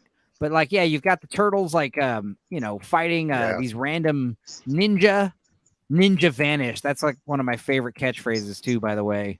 But the turtle designs, it's pretty cool. But what's interesting is like you've got the Power Rangers, showing up. And like I said, I don't know what's going on with the artist who does these books, but he's fucking next level, dude. Yeah. The art in these books is so out of this world. But what's so cool is like eventually like Shredder shows up and he gets the power of the Green Ranger. Oh shit. And he becomes like a fucking hardcore badass. Wow, look at that. And then what happens is the power cool. It is super cool. And the Power Rangers, they have to like lose their powers for some reason. I can't remember why. Rita Repulsa is involved. So they become ninja. So they become Ninja Rangers. And they go like hardcore stealth mode, whereas the Ninja Turtles, they become Power Turtles. And they get like, here you go. Here's some Power Turtle shit. Oh, come on. Where are you? There you go. Power Turtles. Why not? Wow. This shit's badass. And then you've got Shredder commanding the Dragon Zord, at the end. I mean, it gets pretty fucking off the rails. If you guys haven't seen it, check out the motion comic or this Comic Storians. That's cool. Comic Storians recap. It's pretty fucking badass. The crossovers for the Ninja Turtles, we'll get into Batman and Ninja Turtles, but both crossovers are so amazing. I cannot recommend them any further. I don't even want to spoil them too much. But Enzo, to touch on your Ninja Vanish thing, I want to circle back to the movies real quick and the fact that every time they had to hide, they instead of vanishing like cool ninjas, they're hiding like the scary movie Ghostface guy does with the feet hanging half out of cabinets and they're just behind a shower curtain and you know what I mean? Like they disappear quick, but they're basically just sitting under a table. Yeah. I mean, it's one of those things where that's usually how ninja, like, the superhero stuff. It's always like they disappear every time in the movie. They're over you. Look over there. That's where they are. Okay. Every time in the movie. That's my favorite part of Beau is Afraid.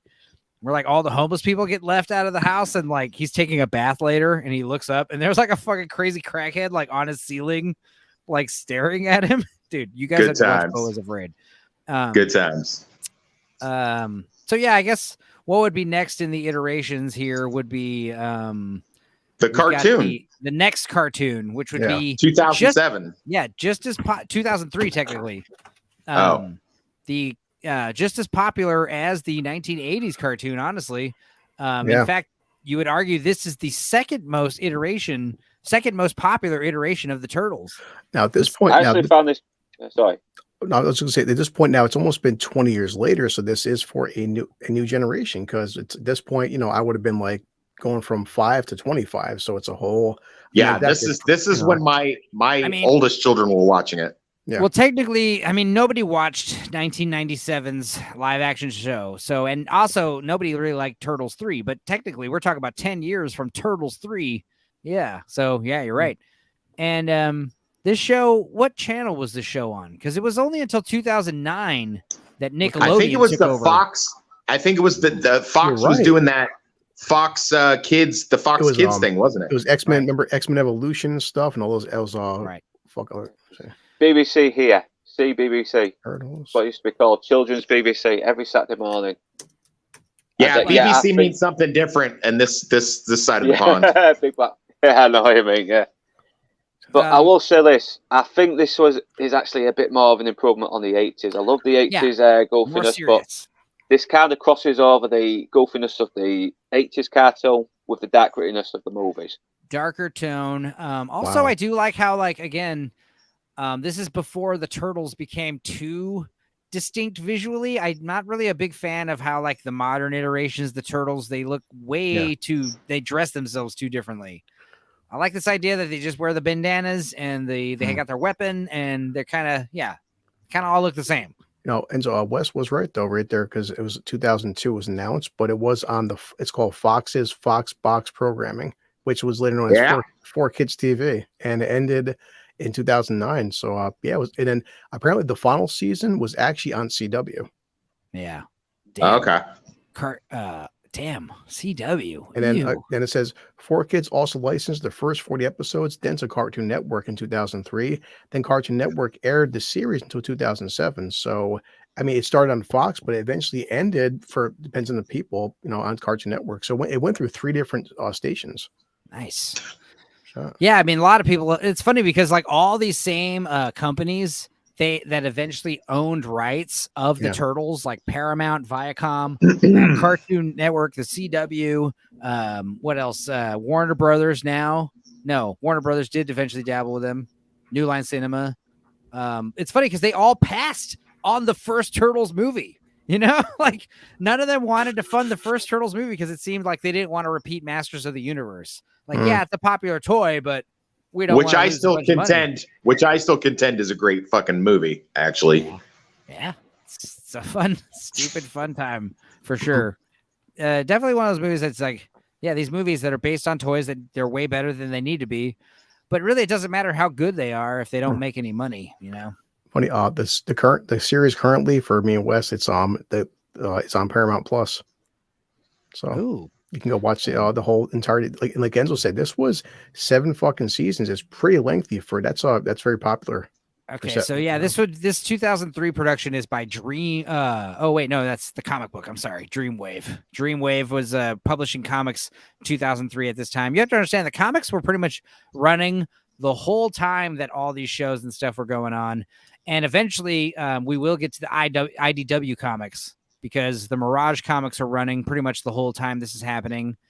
2003, you know, we've got the show on. What's it? Yeah, the second animation series, CW for Kids. It was on the Fox block and then later on CW for Kids. Yeah, but after this, that's where we start getting into the where is it? It's right here. Jesus. The TMNT movie, which I rewatched recently. And I gotta say, like, I like the idea of the Turtles, the designs. I like Leo doing his own thing in the jungle. I like Raph being a vigilante. Yeah. I don't like any of the supernatural monsters and villains and all this stuff. I don't like any of the main plot.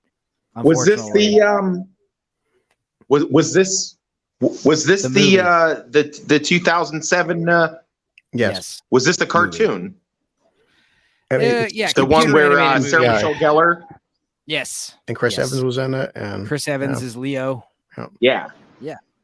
At the time, I thought, at least because, like you said, Enzo, the very first one, the actors were limited by what they could do with, the fucking suits. I felt like at the time, 2007, the animation, but the way they were fighting was the best Yeah, at the love the time. action. The action scenes are fucking badass in this movie. Yeah, and I love all the monster fighting technically. Yeah. But I just don't like this, what these monsters technically are, the motivations, and it's all big. It was like, this is something I'm real. Like I said at the beginning, like all the more grounded turtle stories where it's just like the turtles are the most outrageous thing. Those are the stories I like.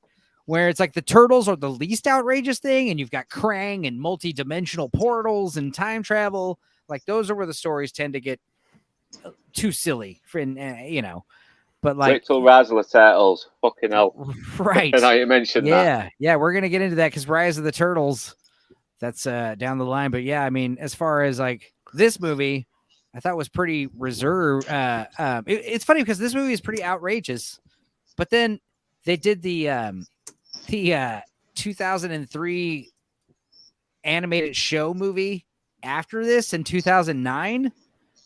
Was it? Yeah, Turtles Forever. Yep. Did you guys watch Turtles Forever?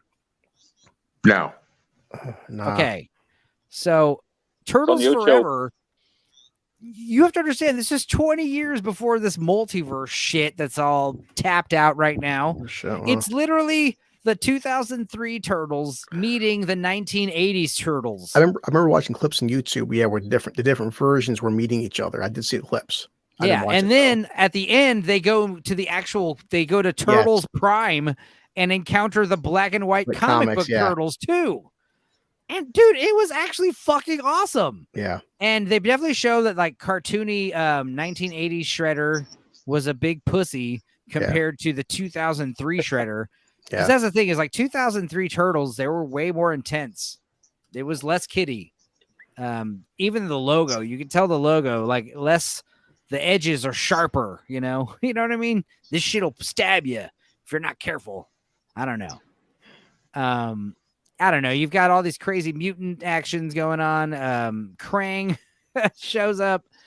It was off the chain. It was another one of these. It was up there with the Turtles Power Rangers comic book crossover. Fucking outrageous. Yeah. I recommend checking it out, you guys. And then as far as like, after Turtles Forever, this is where we get into the IDW comic books, which seriously, they are the best comic runs. It's the best comic book run ever, for the Turtles at least. And I swear to God, like so much of it incorporates so much from every little iteration, like to where the Turtles really are their own. They really are. They really stand out individually, and the character design. It's like this to me. The IDW run is peak Turtles. It's so amazing, and the comics are still running as of a few months ago. It's the most current and longest running iteration of the comics. And even though it's not Eastman and Laird, it's definitely. I like how they got April as like she's incorporated the yellow, but she kind of looks like a hipster kind of. She's kind of like got that hipster like look with the black stockings. She kind of looks like what I imagine Meg like dresses like, when she's chilling. Oh yeah. They'll still look attractive compared to the new one though. No, right. Of course. That's the other thing that sucks is like, the Turtles, like when you distill them to their basic form, they have to be at least Teenage Mutant Ninja Turtles, Yeah. Whereas like April O'Neil at her very truest, distillest form, she just needs to be a reporter who's friends with the Turtles. Her wearing yellow is not important. Whereas like Batman, if you take away his ears or his cape, he's not Batman, But according to this newest Turtles movie, which we will get to in a second, like her wearing yellow is like one of the most important things that makes her April, because they literally change everything else and just keep the yellow fucking jacket, and that's supposed to make her April, and it's not. But also like after this is still April, still like girl power. She's like a girl. She's a feminine reporter. She's a dainty kind of, I don't want to say a damsel, but after this is where she starts to be like kind of a badass to where she can like hold her own physically. And well, they did that and the 2007 cartoon with Buffy, didn't they? With Sarah Michelle Gellar, didn't she do like ninja shit in there or something? Perhaps. See, that's the one I'm least familiar with. Because my kids all my kids watched that movie. I remember them getting that from Blockbuster and watching that. I remember that was one of the ones they wanted to buy, and I remember watching it with them and going, "This ain't bad." Yeah, well, you're talking about TMNT. Yes, yeah. April does she's the one who tracks down Leo himself, and her and Casey have like this relationship, and yeah, she's definitely like spending a lot of time training, but it's not really because she's friends with the turtles. It's more because like, yeah, she's like in a romantic relationship with Casey at the time, and they're pretty heavily involved. But yeah, like there's definitely scenes of her like in the TMNT computer animated movie, she is like just like swinging a fucking stick around when the aliens invade. Like she's just like practicing in her apartment in front of Casey, who's like chilling on the couch watching TV, and April's just like doing bow staff practicing, which is cool. But as far as like these IDW comics, yeah, this is where shit kind of really they really step it up in terms of like consistency and crazy story arcs going on. And then eventually they do the there was also the Archie comic run where Archie Comics took over. It was like 88 to 95. Those were the worst comics, aimed at a younger audience, kind of trying to be more like the cartoon show. I don't know. Not good. There's still, you guys have to understand, there's like 20 iterations of the Ninja Turtles. Yeah. I'm waiting for us to get to the modern day Megan Fox ones, because I gotta know more about what Tyler told us in the Jack Reacher stream about Alan Richardson being one of the turtles. Well, he's Raphael. Yeah, I was gonna share that link, but now, I mean, Enzo, look at the timeline. But I'm saying like live action movie wise, we get like on what was it? No, I know.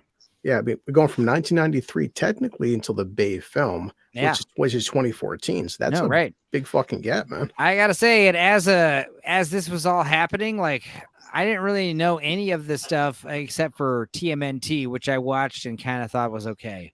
Never watched any of these other cartoon iterations, and I never got into the other comic books until way after the fact, like recently. But before we get to the Bay movies, then this is 2009. You have to understand, 2009 is when Viacom owns the Turtles now. And Nickelodeon is now in charge of the Turtles. Now, technically, they were behind Turtles Forever. That was technically the first Nickelodeon Ninja Turtles promotional thing, I think. And then the IDW cartoon comics come out. But then we have the Turtles 2012 show, which is the one that I am probably least familiar with, which, was kind of like just like the animated show of the TMNT movie. Yeah. I don't know. Did Bastard, you watch this stuff at all? No, I missed that one. I watched the 2003 version, which I liked, but I got this version on DVD a few weeks ago, and I still haven't had a chance to watch it. Just not really. I don't really care. It just seems like there was a wave of these like early 2000s animated programs and shows that were just kind of cheaply done, and I don't know, had this like cheap Pixar look. Well, see, like my son said, for him, because the thing is, he was born 2007. So for him, he's 5 years old. This was this is 2012. So a whole new generation now of Ninja Turtles fans. You're probably the most familiar with this show in passing. Yeah, then. Your kids are closer in the age. Yeah. My youngest son was born in 2005, but he never took to Ninja Turtles. Yeah.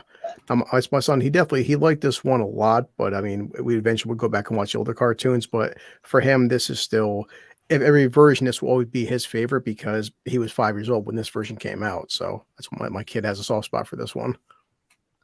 Well, is there anything else we could say about this show before we move on to the Bay Turtles? It lasted 5 seasons, so Nickelodeon had a pretty healthy fan base. Yeah, but it was syndicated though, wasn't it? Yeah. Yeah, I mean, most of these the voice cast was fantastic. Rob Paulson was freaking Donatello, Mark Hamill's in it, Jason Biggs, Clancy Brown's in it. I mean, it was a lot of good stuff to this. Yeah, I mean, you see, Nickelodeon acquired the global rights for Teenage Mutant Ninja Turtles from Mirage Group and the 4Kids Entertainment Inc., you know, and they just announced this animated TV television show, and it's like an anime. It's like anime-like. I don't know. It's like emphasis on the mutagen, too much mutagen shit. I don't know. It's like wreaking havoc and on the everyday lives of the turtles and their enemies. Yeah. I'm going to just be able to get into the Bay stuff with you guys because I got to get to the liquor store before it closes out here. Because I'm not going another night without booze. Okay. So, well, That boy. what time is it over there where you're at? well, it's 6:30, so I got enough time to get into the Bay stuff All right, with you. good. But it's Kansas. It's Kansas, so they close the stuff early out here. Oh, what time do they close liquor at? 7. Oh my God. Yeah. Well, here's the thing. Because I feel like we could talk about the Bay movies for a bit. Yeah. Like, because like that's like the next big run. So if you want to bounce now, And we then could jump talk back about- on in the chat. we could talk about we could talk about Rise and Batman and Turtles and The Last Ronin without you. And also you didn't see we could talk about all the last 5 movies without you because you haven't seen them. All right, we fair. can- That's fair play. If it doesn't, if it's all right with you guys. Yeah, we could talk. We could skip the Bay Turtles and just move on to 2018, and you can get your liquor, come back, and we'll go right back to the Bay movies when you get back. All right, fair play, guys. All right, cool. Okay. Because I mean, not for nothing, but accolades. The 2012 one. I mean, it had it fucking won 3 Emmys. It's no, like I mean, for definitely- sure, it's something that I feel like I should get into. It's the only thing I didn't really binge on my Matrix download. And information download. in terms of viewers, I mean, it premiered with fucking 4 million viewers, which again, even 2012, that's It's pretty on fucking. Nickelodeon. That's pretty fucking impressive numbers considering. So I may have If to. I was a kid in Yeah. 2012 and this shit was on, I would have watched it. You know. Yeah. But as far as yeah, I guess we'll skip. So after this is where the Michael Bay movies come out, 2014 and 16. We'll wait till Wes gets back because I could talk about these a lot too because Yeah. they are my least favorite. Of the live action movies anyway. I don't know if any of the cartoon shows. I mean, I never really liked the 87 cartoon, to be honest. And like I said, I know it's like on all the merchandise, and that's like the main, the soul of the show is the 87 Turtles cartoon. But for me, it's always been about 1990. And I know some of the real OG fans, it's all about 1980s comics. Yeah. So whatever. But as far as the Bay movies, I hated them. So I can't wait to talk about them with Wes gets back. I do admit the 2018, I don't like the animation style at all. The Rise. So here's the thing about the Rise. And I want to talk about Rise 2018 and the Rise of the Turtles, the movie. I want to talk about these congruently. Yeah. Okay. Because the movie is fairly new. It came out from Netflix in 2022. But the animation is insane. And the cartoon show, I agree. It sucks. It's not good. Yeah. And I'm not really a fan of the character design, really. I'm also not a fan of it. I mean, it takes place when they're real young. It's like Batman Year One, but for the Turtles. And Raphael's the leader. I don't like that. Like Leonardo, his dick as well. He's a dick. He's a bad he's leader. a bit more cockier, isn't he? And a bit full of himself. But I didn't mind the movie. It adds a shitty dynamic knowing that Raph used to be the leader and he got demoted. I don't like that. I like this idea that Leo was always the leader, has always been the leader, will always be the leader. It doesn't give this like, brotherly conflict vibe that it's not necessary. But the other thing I don't like about this Rise of the Turtles is their weapons. Their weapons are like magic and have like superpowers. Did you guys pick up on this? I watched the movie it gets taken away from him. But, your son Blow sort of recommended the movie, and I never saw the show, so I can't really say anything about it. But that's I why kind of like the movie a little bit. That's what my son said. My son said he's like, Dad, he wasn't a fan of the series because it only lasted 2 seasons, but he said he liked the movie. And the movie was cool. I mean, I didn't really like. Again, it was like one of those Krang stories where like it's like Mortal Kombat Apocalypse, Mortal Kombat 9, where it's like the world has ended because Krang took over and fucking we're gonna send Casey Jones. No, you know what it is? It's X-Men Days of Future Past. They send Casey Jones back in time to warn the turtles about an impending threat from Krang, but it's before the turtles are even like, really the turtles. And it's before April even meets Casey. So like, and again, it's Black April, and we don't care about that. Nobody cares because Yeah, she was still... she was the more complained about. She wasn't as awful as the one in the new. Right, we don't complain about this Black April because she's not obnoxious and ugly. Yeah. The new April is both of those things, but because she's black, they say, "Oh, well, you're racist. That's why you don't like her." It's like, no. That old chestnut. Yeah, that little chestnut. But as far as let me see if I can pull up. I got a picture here. Yeah, let's just pull up this. There we go. That's better. But yeah, I don't like how Leo. He is very. I remember watching the Nickelodeon Netflix movie Rise of the Turtles and being taken aback by how like that's not Leo. Why is Leo talking back to Raph? What's going on here? Why is like Leo like a chill dude? Everything's gonna be all right kind of attitude. Let's just misbehave. And the idea is like, oh, it's a less unsure Raph or Leo. I don't like this. Leo, I mean, call me old fashioned, but I like my Superman. I like my Leonardo. I like my Cyclops. I like my leaders. I like my main characters who are good people who know what they're doing. And they're I will give credit. I will give credit to the movie. It does give him some character development, but that's just me judging it as a movie and not from the show because I didn't watch the show. So. Yeah, but yeah, I agree. I don't know what you mean. It's like when I see Splinter being jokey. I like him to be a bit more serious and dignified and a bit wise. And, Yeah, well, I mean, again, it's like I do like the fact that it's returning to 2D animation because I think that's probably one of the big problems I had with TMNT was it wasn't just that it's 3D, it's like cheap 3D. It's not Pixar. It's like a video game. Yeah, it's like, Pixar minus 10, like it's not that Pixar level quality that we're used to seeing with the CGI rendered stuff. It's like, these types of animation programs that your friends in art school are tinkering with, whereas this like return to 2D animation. And I got to say, even though it's pretty choppy and sloppy in the show, in the movie, it might trigger an epileptic seizure. It's like anime level. Yeah. Anime level style kinetic energy coming out of all the fucking action in the rise of the, even though it's like, even if you don't like this iteration of the Turtles, if you're into animation, I would highly recommend watching the Netflix animated Rise of the Turtles movie just for the animation, the colors. Like there's a big part where Krang takes over the city and he's mutating everybody into brain figures and everything's got this pink glow. So anytime they cut to the Turtles or Casey Jones, like all the highlights are colored bright pink.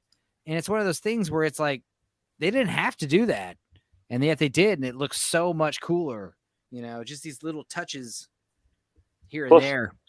Plus, the danger does actually feel fucking real. It feels like shit really is going down, and they need to do something, otherwise this is it.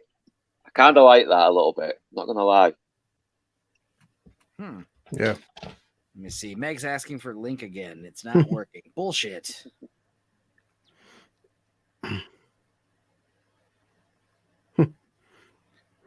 I'll say like I gotta mention because I keep checking YouTube clips to catch up on stuff, but I just typed in the Bay one, the Turtles versus Shredder, and we'll get to that later. But I fucking fight. I love this fight. Which fight? The Turtles versus Shredder in the Bay movie, like the ending fight sequence on top of the roof. Like it's. No, well, we're gonna wait. We're gonna wait. We're gonna wait for Wes. Yeah. And no, I know. I feel like this is gonna be where me and Chris have our first like. Because Chris was definitely like, I love the first Michael Bay one, and I was like, okay. Because Megan Fox in the damn outfit. I like the second one a bit better though. I think the second one, the tales actually feel like characters in their own. Yeah, you're not alone there. But well, you guys said it definitely. It seems like the Turtles: The Rise movie because it's actually made for Netflix too. It wasn't made for anything, so that one's got the best reviews. Meg, as a young lady, what are your thoughts on the Turtles and April O'Neil?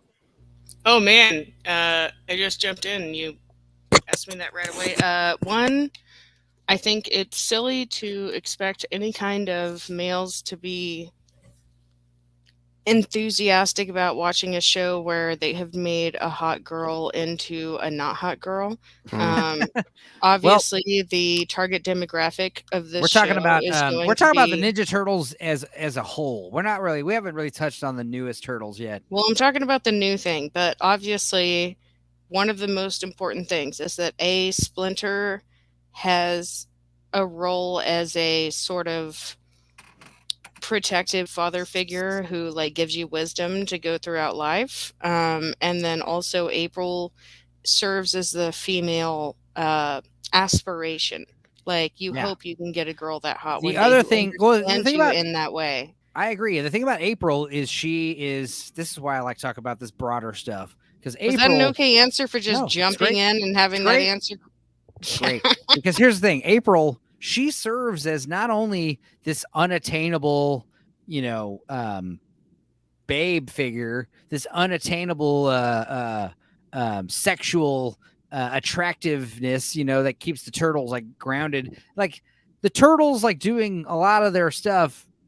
It could be easily reasoned by the fact that April's hot. Well, the turtles are teenage. Right. By definition, teenage Mutant Ninja Turtles. So why April's would a they babe. not be driven by hot girls? April's a babe. She's a reporter. So, I mean, news reporters, they don't, news channels don't really hire unattractive reporters just yet. It's true. But the other thing about April is like, not only is she like this she's unattainable because she's super hot and she's human, but she's also kind of like a sister to them.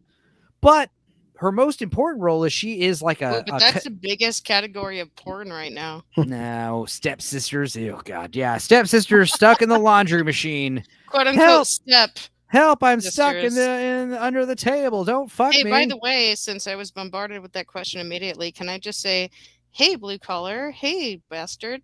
Hey. Would you like me to call you Northern Iron or Northern Irish or bastard? Just call me bastard. Northern English or bastard. Just call me bastard. Bastards. I feel a little bit like I'm insulting you, or like no, it's the name. It's the name. Call me by my name. Dork, bad. losers and bastards. Titles. And lords of toxicity. Losers and bastards. Well, Wes was here, but he left because he wanted to. So his liquor store closes Losers, at 7. bastards, and murderers. Oh, and dorks. That'll be the R-rated version. But yeah, Wes, his liquor stores in Kansas close at 7, so he left to go to the liquor store before we talked about the Bay Turtle Did movies. I make my name like Meg Bundle of Sticks or something? No, yours is fine, Megalodon. By the way, you saw the Meg in 2. Chris, what do you think? Yeah, is it good? I have to. We watched your review. I have to finish my review. Because I didn't finish it. I said during my review, much like Jeremy Johns, because I like all YouTubers, it feels like 2 movies put into one, and all the best scenes are in the trailer. And considering it's called The Meg 2 and More Megs, I'm like, after fucking like an hour and 15 minutes, I'm like, where are the Megs? Where are the Megs? It's seriously, it's like not even if you watch a trailer, all the best scenes are in the trailer. So I skimmed through the pirate version recently, and I saw like maybe a shark once. Yeah, it's like I said. There's a the last 25 minutes is fantastic, but but I'm like, part of my review is saying, guys, rent this at home on Redbox or digital, and just fast forward until the last 20 minutes. Like, well, I hate when all the best parts of a movie are in the trailer. It really is, especially in a comedy. You're like, it's even worse in a comedy because like you can't laugh at a joke twice. Exactly. even if it's really funny, you can be scared at a jump scare twice. It's that's like rare, especially because if I do like the Meg 2 or a different kind of movies, like I will pay the $5 to see RPX, and I'm like, I'm taking my kid, my girl to see the Meg 2 and RPX, and we're like, after an hour, like, we paid for a fucking 75-foot screen. Can I see a shark eat somebody already? It's been a fucking hour and 20 minutes. Like, no one's died yet. And they're like, considering there's more Megs and there's more Krakens and there's this and that. And like, okay, 45 minutes of walking. Like, dude, like, someone die already. Yeah, that's something else that we talked about in the, I don't know if we talked about in our Meg we watched that we haven't released yet, but it's like, the idea like the sharks just like chomp you and you're dead, where it's like, no, I want to see the Quinn death scene where the shark grabs you and the guy's like screaming and flailing as he gets dragged under. See, when I was talking my review, I was thinking about you and Meg. Are you wearing a Ninja Turtle shirt? Yes, we all are. Well, except it's a bastard. But... Wait, both of you are? Yeah. Yeah, I got this at Walmart. So. Oh my God. Bastard, do you feel as like Plus, I got this. passed out as I do right gotta now? sit- I Like, didn't where say you're anything to not- anybody. Did have a Green Parker on earlier. I was Oh my planning on God, being no the way. I was planning I'm on just- being the only one in Turtles gear, but Chris I showed actually up. have a T-shirt I want to go put on right now that says "Elderly Tortoise." What is it? Elderly. Well, Damn I said it, it, Enzo, you've seen the short. It's the shirt. It's Teenage Mutant Ninja Turtles, but it's Elderly Tortoise something geriatric. Jesus. Well, I don't know if you guys saw the I'm gonna go description. put it on. I'm gonna Go go for put it. it on. Turn on my webcam. I don't know if you guys saw the description, but the description for this stream is full-blown tubular discussion about the most radical adolescent genetically altered Shinobi Terrapins. Elderly normal ninja tortoise. Oh, That's okay. what it's called. I just remembered. Elderly normal ninja tortoise. No, but I was saying adolescent genetically altered Shinobi Terrapins. Yeah. There I you think, go. and so when Meg hears us, because we just recently watched the first Meg, I think you'd agree that certain films like the first one, there is dialogue, action, dialogue, action, dialogue, action. Yeah, right. And that's how, John Wick 4, people can criticize how over the top it is, but it's 5 minutes of talking, 15 minutes of action, 5 minutes of talking, 15 minutes of action. That's what you want. I hate certain fucking films where it's like, hey guys, the last 20 minutes is a good payoff. I'm like, okay, well, I shouldn't have to fucking fast forward 95% of the film. Yeah. And that's the Meg 2 is. Meg 2, the Meg 2 is a very good 20-minute movie. It is like, Damn. Well, Have you ever seen 47 meters down? it's been a while, but yeah. yeah. And then they have a sequel. They're both so awful. Yeah. We should watch a double feature. What's one like you day. and Enzo said, like if you guys watched The Shallows, that's a perfect fucking blend of tension, but pacing. And when The Shallows came out, I loved The Shallows. Dude, a shark. There's was that also- video. There's that video of a seal. It's like, this is the thing we want to see. I want to see this in my shark movie where like the guy is like swimming, like he's like swimming and they're like, they grab him and they pull him out and like, he's like chomped out. And like, you realize he just Half pulled his up like a body is torso, gone. you know, like the idea of like a seal, like you see that where Yeah. the seal's like swimming and he's like half of his body's missing and he's like, help. And you're like, oh, sorry, dude. That shark's gonna get you. It's better. Well, It's better to Enzo let and the I shark were get talking you. earlier about how I was telling him we should watch Power Rangers, and he was telling me something I didn't know, which was that Power Rangers and Ninja Yeah. Turtles had sort of a crossover. We you already should- we you we showed went Yeah, into we that. talked that. about earlier. Oh, I'm sorry. I just jumped in. I'm No, sorry. no, it's funny you showed That that. is the comic as well. It looks Meg, pretty we're cool. 2 hours and 50 minutes into the stream. Sorry, and, bastard. What'd you say? Yeah. Enzo showed us clips of the comic as well, and it looked pretty fucking cool. yeah, the comic is Huh? insane. We So showed you haven't seen it? no, I showed parts of like the Power Rangers episode, and that looked stupid as hell. But the comic book's a badass. But would you And- guys be down to watch the Power Rangers movie Wait, with like Ivan yeah. Ooze? Yeah, I love that one. Yeah, Would that you be would, down yeah. to watch that That- stupid movie? that movie is so- Especially bastard if we woke up early for you. Okay, so here's Yeah, the thing. that is. Watch that again. Fucking hell. So here's where we are, Mag. Here's a recap. We went over the comic book, the Did you original make show. this graphic to like No, describe I- Ninja Turtles over time? I found this on Reddit, obviously. Okay, um, okay. I did make this though. The podcasting turtles. That is pretty good. Or I had Midjourney make it, you know. They all have like a microphone. I like that. Oh, I also went through a huge vat of Midjourney art that I won't show again, but yeah, at the beginning of the stream, I went through a bunch of Midjourney stuff of sewer pizza. I made a whole book out of Midjourney art today. Yeah, Midjourney's fun, right? So anyway, back to what we recap for Meg, just because she's got here. First, we went over the comic book from the 80s, then the show from the 80s, then the first 3 live action movies, then the failed live action show, then the second cartoon show, then the computer animated movie, then there's the Turtles Forever movie, which was badass. Then there's the IDW comic book run, which is still going. And then we had gotten into the Nickelodeon show, which we're a Don't like that. a little bit after our time. We refrained from talking about the Michael Bay movies until Wes gets back, which I feel like I could talk about both of these movies for quite a bit. I don't And we want had- to. So it's And good we that you're waiting we for had him. just got done talking about Rise of the Turtles, which is 2018, and the 2022 movie. So up next What in is line, this black girl at the end? that's the Rise of the Turtles, April. And it's funny because this is a Wait, black April, what? and she's awesome. Yeah.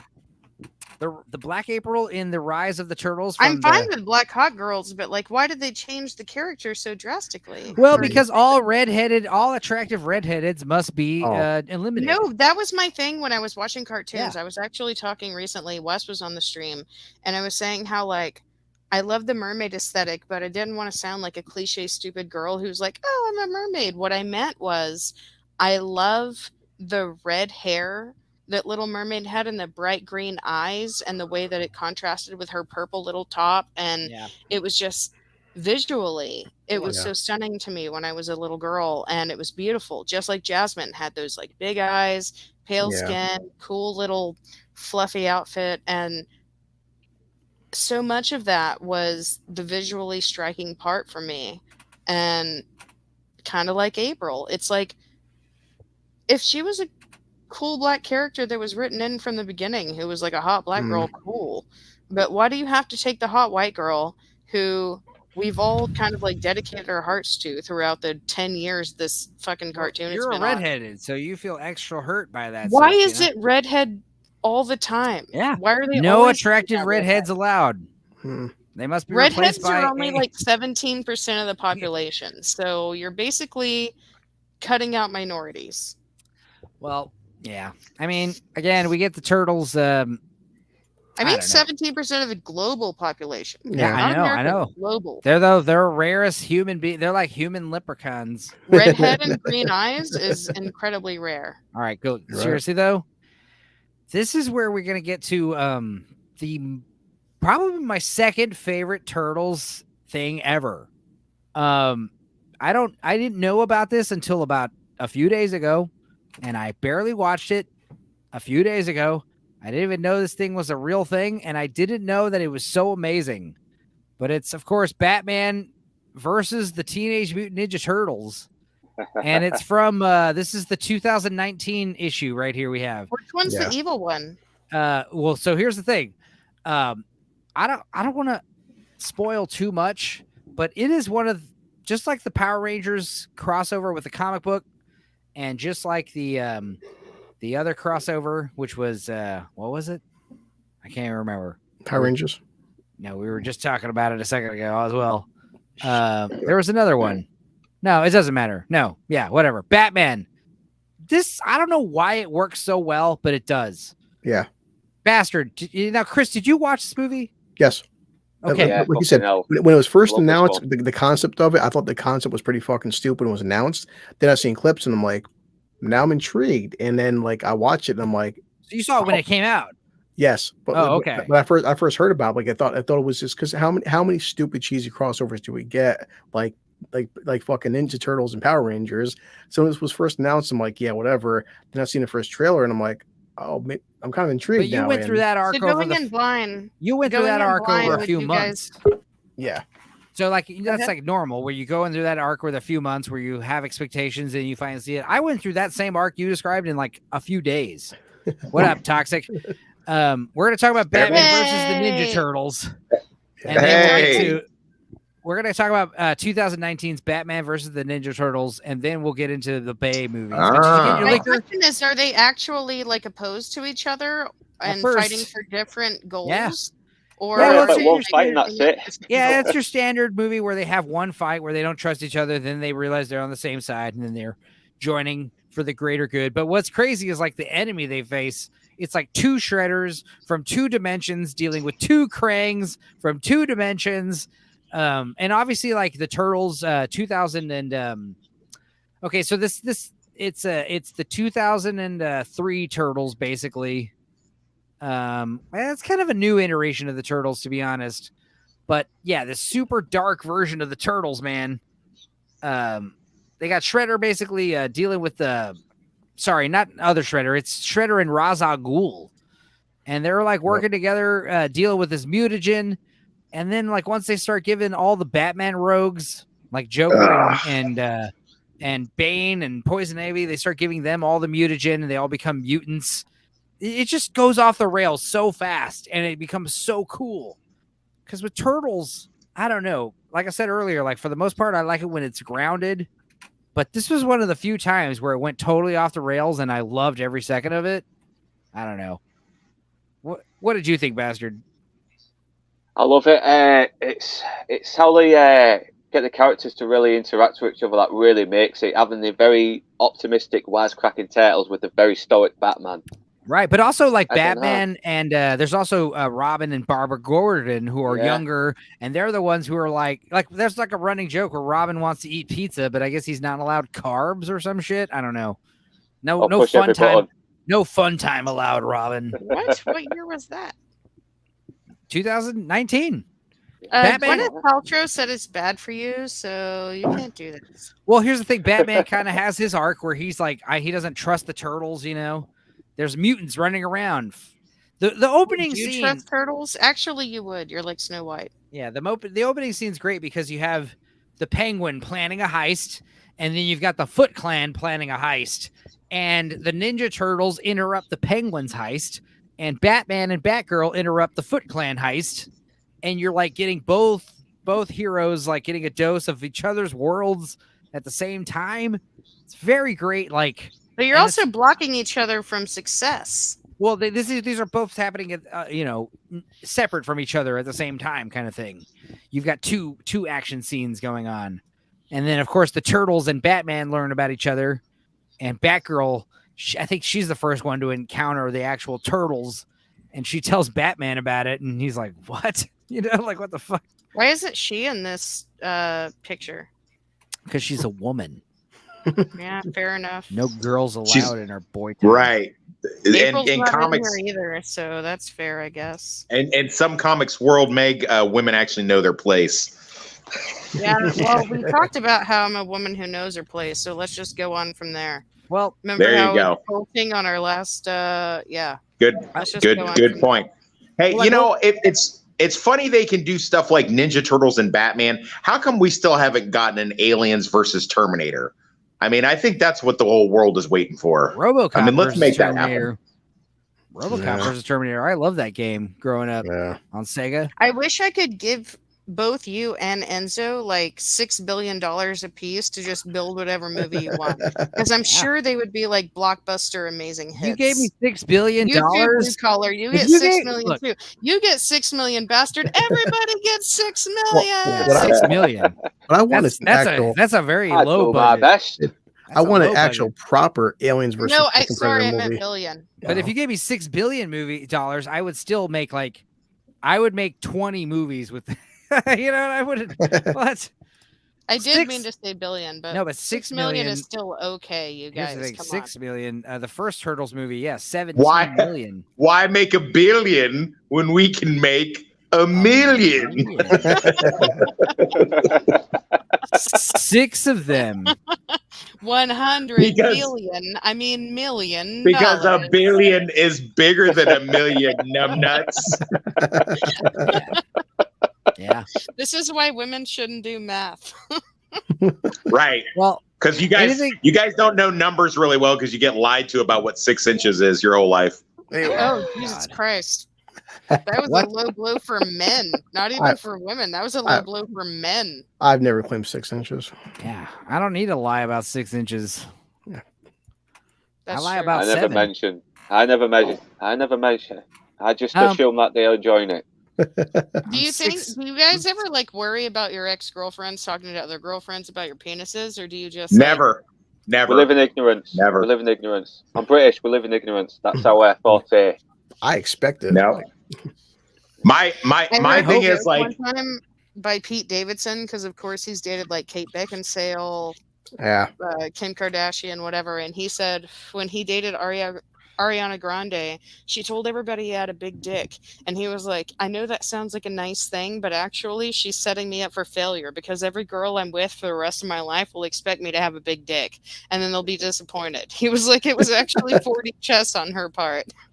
Yeah, I know when you mention Pete Davidson, I keep thinking of the actor who used to play Doctor Who in the 80s. I mean, what? Fucking Ariana Grande. No, you ever notice? That's so funny. You ever notice British people always make something more British? Like you you bring something up and you say they're like, oh, you mean biscuits, don't you? Yeah. You No, but mean it's funny. In our culture, that's why. Well, it's funny because like Tom Holland, the British actor who plays Spider-Man, people bring him up like Tom Holland dating Zendaya, and I'm like, the director of Fright Night is dating Zendaya. Yeah, It's a different Tom Holland, same guy, different guy, same name. It's like how my roommate's named Tim Robbins. sure. Yeah. All right. Well, anything we want to say about Batman versus Ninja Turtles? I don't want to spoil too much. Just definitely check it I'll out. be back, guys. I'm gonna go get my webcam. I'll be back. All right. I would say anybody like if like Wes or like freaking Luke didn't see it, I would say YouTube Batman versus Shredder. And the first time they fight, Shredder fucks Batman up. No, but Like, here's the thing and that's I'm so like, cool. whoa, It's like hold up. Shredder beats the shit out of the 4 turtles. Yeah. But Batman versus Shredder was like equally matched, where they both like got their asses kicked, and they're like, all right, until we meet again. Yeah. That was cool. But the fact that he just said, but he fucking Batman, he was like, giving Batman a run for his money just shows like, I love the fact that said, I like when villains become a threat, especially even to Batman. Like, this dude's a beast. Like, Shredder was super intimidating. I have it on good authority from the Blue Beetle trailer that Batman is a fascist. So, God, I can't wait to review that fucking movie. That makes him more intimidating, honestly. I'm just joking. I've heard that argument loads of times with The Dark Knight Returns. Fucking Batman's a fascist. You know what? Fuck that bullshit. No, he's a good guy taking on scumbags when no one else will. Yeah, I mean, I wouldn't say in The Dark Knight Returns he's a fascist, but he's definitely doing his like Charles Bronson and Death Wish. Yeah. In Dark Knight Returns, he's had enough. But yeah, as far as like Batman versus Ninja Turtles, dude, definitely check it out. But let's go back in time a few years to the fucking Michael Bay movies. The Bay Turtles, we're gonna call them. I mean, there's 2 movies.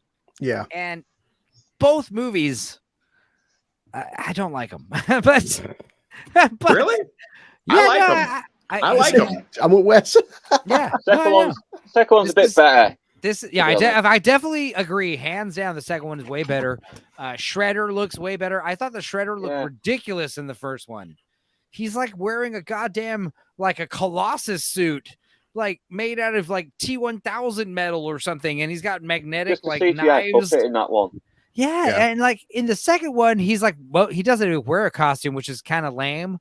But at the end, when he does finally put on the costume, it was way more reserved, except it would have looked better with a big purple cape. That's all I'm saying. Yeah. If you just gave him a big purple cape, he would have looked fantastic.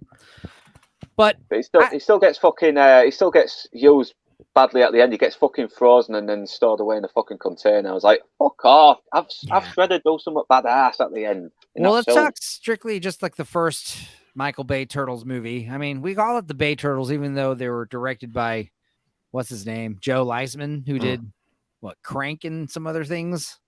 Battlefield Los Angeles won it as well. I can't remember. Yeah.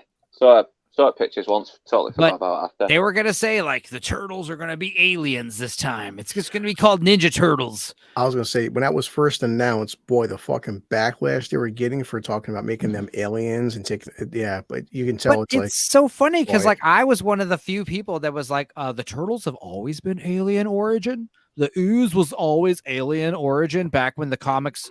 You have to understand, like TCRI used to stand for Techno Cosmic Research Institute, and it was, like I said, run by a front from aliens. They changed that in the movies because it was too expensive, but then they changed it to TGRI, Techno Global Research Institute, and they just made up humans making a ooze that turns you into mutants. But like all that stuff with Krang and the aliens definitely gives it that like Guyver storyline, you know. I like the fact that Megan Fox had fucked up like 10 years earlier and pissed off Michael Bay, and this is the bone that he throws her after enough time has gone by. She pissed off Steven Spielberg. Yeah.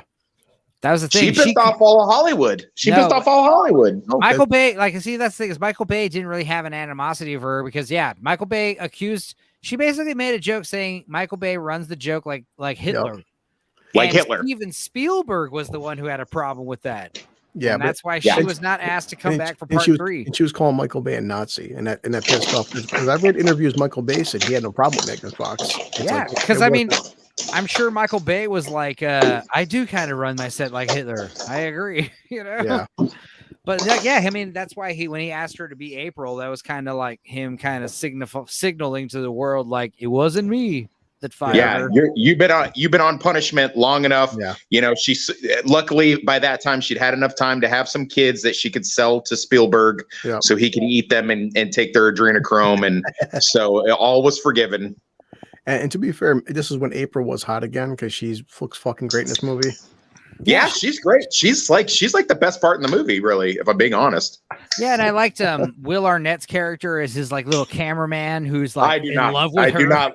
I do not like Will Arnett as Will Arnett. Almost my question of the day in the group today was, what actor, even though they're good in what they do and they're in good stuff, can you just you just can't stand them? He was almost my choice. Almost have you seen Let's Go to Prison? I don't like anything I don't like him in any. As soon as I see him, I want to beat him to death with a crowbar. Right. I don't like him. Have you seen the movie? You would love it if you have seen it. Have you seen Let's Go to Prison? If you haven't seen it. I've seen. Yes, I've seen Let's Go to. I've seen almost everything he's ever been in, and I like him less each time I see him. I have to start watching with West End. Oh, you're coming out of the wrong microphone, megaphone. What are you in the backyard yelling towards the? What are you yelling at us?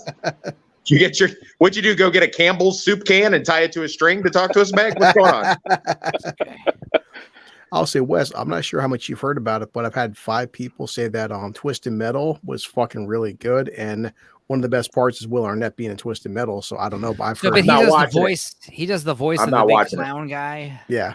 Well, my favorite Will Arnett role is him as a Lego Batman. He does great as Lego Batman.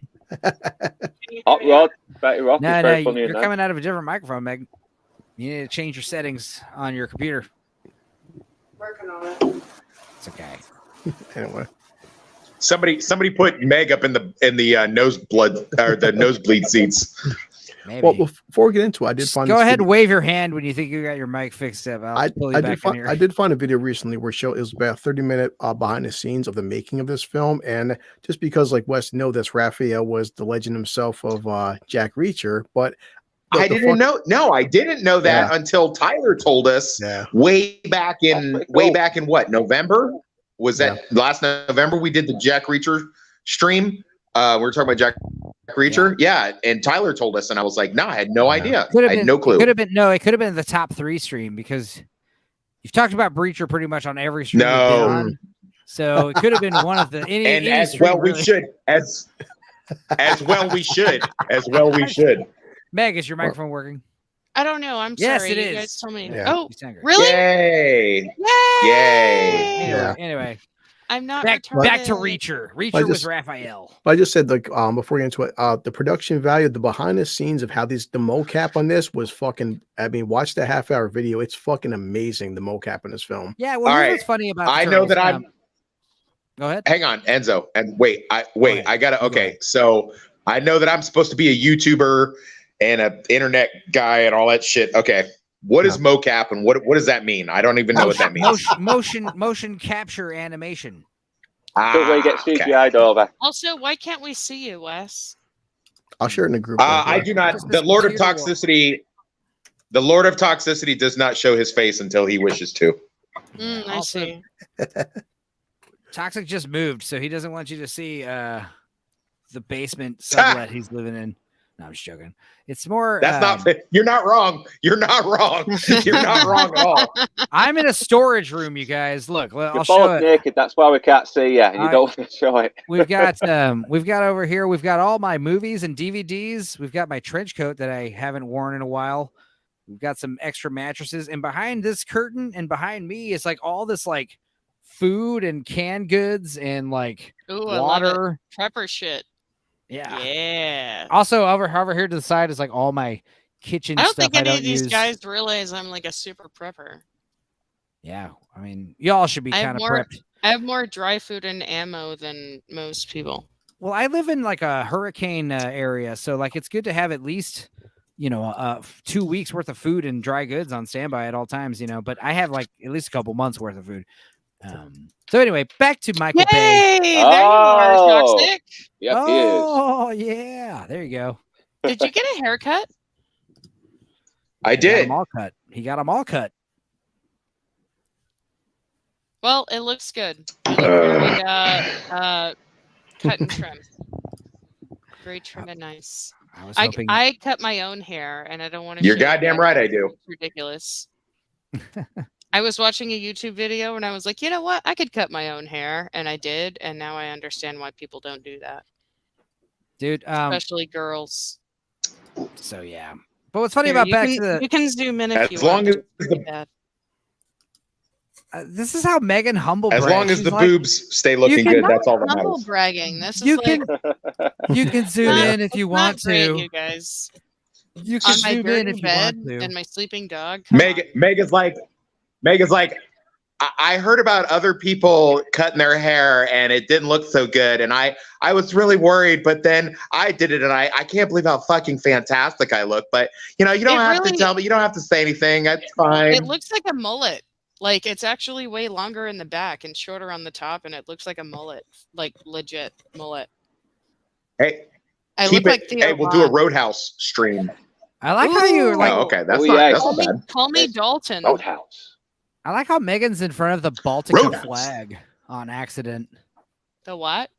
Like you look like you're in front of with the flag of black and- or the Baltica. blue and white. Maybe Yeah, I the should paint Republic my of- wool the Republic yellow, of and then it'll Baltica. be like Ukraine.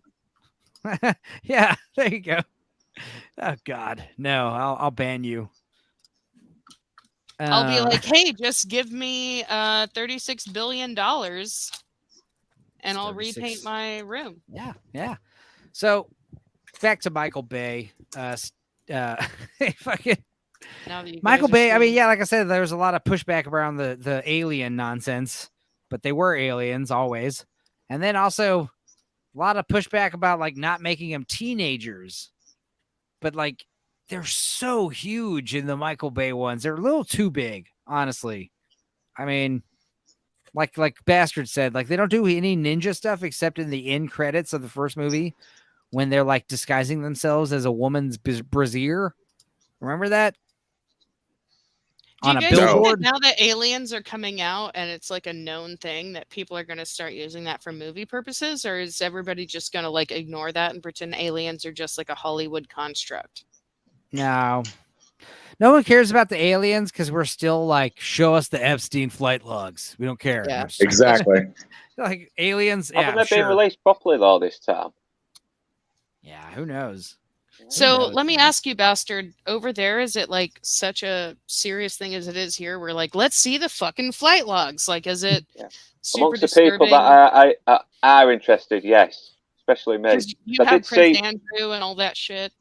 yeah, I did see a list of it like a couple of years before the flight logs were supposedly officially released, and the names are very similar. So yeah, I think Tom Hanks, James Hunt, James Gunn, and all that lot. Yeah, that's Do suspicious. you think very most suspicious. people are pissed off, or most people are not paying attention to it? I don't think enough people are paying attention to it when they should. Ooh, Yeah, I think over there across the pond, you guys have had pedophiles in charge of your country for thousands of years, so it's not like a big deal Yeah, for you no, guys. no, you're not wrong. The BBC, fucking big paedophile, fucking sympathisers, everything. I mean, the BBC building that they worship is a statue of a guy who fucking raped his own daughter. So yeah, you're not wrong there. Whoa. Holy shit. Yeah. I thought he was just being like. I just remember- racist for a second, and I laughed. But Jesus Christ! Well, Oh, did no, you guys know that Bebop and Rocksteady were originally supposed to be in the first Michael Bay movie, but they weren't? Oh my God. Yeah, moving on. Look at Yeah. Enzo. Look at Enzo. You know things. He hates Hey, it. you know things have gotten off the rails. Things have definitely gotten off the rails if Enzo's the one bringing us back to the topic.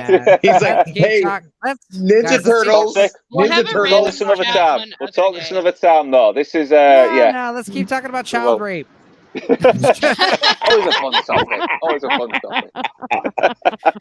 It's always We'll fun have to a talk nice- about child rape, We'll have a right? nice tea time discussion one day. That's not today. Hey, I just want to say, well, we've got you here, Luke. Nothing made me feel better during the pandemic than a rich royal billionaire queen sitting in her castle telling me how we're all going to get through this thing together while she's sitting next to her golden piano. That really warmed the fuck out of my heart. God. Yeah, it warmed my heart when Joe Biden got in and told us that everything's going to be okay. No. That's how I felt when I saw senators like eating one tiny side of fries from like, you know, In-N-Out or whatever, and they'd be like, "Oh, you get a free side of fries with your vaccine? Vaccines." Yeah. And it's like, what the fuck are you doing? Oh, free ice cream with vaccines? It's like, all right. Congratulations. Congratulations, everybody. We are now all on a watch list right now. Right, before Enzo moves on, I will say this. But I was on a watch list a long time ago. Yeah, I will say this though. We have got some people calling this bullshit out about the vaccine. We've got one actual British politician calling out of it, and everyone's looking at him like he's a fucking idiot. But the news is all our actual people are like, you know, in the streets are like, yeah, you know, they make it seem like everyone, you know, they always make it seem like these are unpopular opinions that only far right zany people have. They try to lump like these like anti-COVID vaxxers with like the flat earthers, you know? It's like, bro, shut up. Half the fucking world was fished out about this shit. You know what I mean? Like, shut up. All last night, even though I don't believe any of them, last night I just went to bed listening to like Antarctica conspiracy theories. Yeah. I was like, what is Antarctica really? In the search bar. And then I just let the conspiracy theories play on repeat while I slept. Yeah, what's it called? Operation, what's it, Halo Jump or Long Jump or whatever it's fucking called? The idea is... know this. Yeah. Antarctica. Yeah. So, Bebop and Rocksteady. Right. Well, like I said, like they were going to do all this stuff for the first Turtles movie, and they were like, well, let's not. And honestly, I think if they had just blown all the paint and just did one Turtles movie, like if Turtles 1, Bay Turtles, excuse me, if Bay Turtles 1 and Bay Turtles 2 was just one massive movie, I think that would have gone over better because like Turtles 1, I did not like because A, Shredder looked retarded, and B, like there was a specific part. I think there's a specific part where anyone watching this is like, this is stupid. And it's that part where they're like supposed to be near New York, but for some reason they're like skiing down some kind of ice mountain and buildings, cars are just exploding and tanks and semi-trucks are just like flying everywhere. It's at this point in the movie where everyone in the entire audience, whether they are an 8-year-old or an 80-year-old, they are just like, this is the stupidest shit I've ever seen. What is this? This is New York. Are the fucking Rockies of Canada? Are they? As he says on YouTube, it says right there, the thumbnail, the greatest Turtles action scene ever. It's that scene. Who's this? I'll look it up for you in a second because I was looking at the Shredder versus Turtles scene, but that's a thumbnail pop. So if you guys could choose only one aesthetic going forward and every single Ninja Turtles movie would be made in this aesthetic, would you choose this realistic 3D computer animation, whatever, or would you choose the comic book version? The OG movie, the original movie, version? Yeah. Well, I gotta say the Turtles do excel. What about you? I say they. Sorry, I didn't hear the question. Sorry about that. I said, like, looking at this right here, this 3D, like, computer animated version of the Turtles versus the old animated cartoon version of the Turtles. If there could only be one version for every movie going forward, would you choose this realistic looking real life version, or would you choose the Turtle animation cartoon, totally not realistic version? I think it works better when it's not totally full realistic. Come on, it's fucking fully grown turtles that look half human. It should look a little bit more fantastical. Yeah, I like Turtles. It's a nice touch of reality. I like the turtles in the suits. But I mean, so honestly, like if I had to pick forever, like it would be 2D animation because it's kind of limitless what you can do with 2D animation, you know? So, and I feel like the stuff that I watched this weekend, like a lot of the 2D animation stuff was pretty fucking cool. I mean, it was for a stupid Ninja Turtles nonsense. But you can sort of tell that when you put them next to actual living humans, it just makes them look even faker. Yeah. I Especially the computer animated ones. The Michael Bay ones. I mean, the Michael Bay style humor with the go, run, no. You just have someone like Will Arnett or Shia LaBeouf shout shit like whoa, oh no, whoa, and that's supposed to like be entertaining, and really it's just fucking annoying. No one likes to hear Wow, that I shit. can never watch the original Transformers again because you've just ruined it for me. Yeah, that's you know what I do love is I got the riff tracks of the first Transformers, all 3 Transformers movies, the first 3. I've also got the riff tracks of this first Michael Bay Turtles movie, which made it definitely fun to watch. But yeah, I can't tell you how much they make fun of that in those movies. The Shia LaBeouf, yo, whoa. But there's one specific line where Shia LaBeouf gives his little chihuahua like pain pills because it's in a doggy cast, right?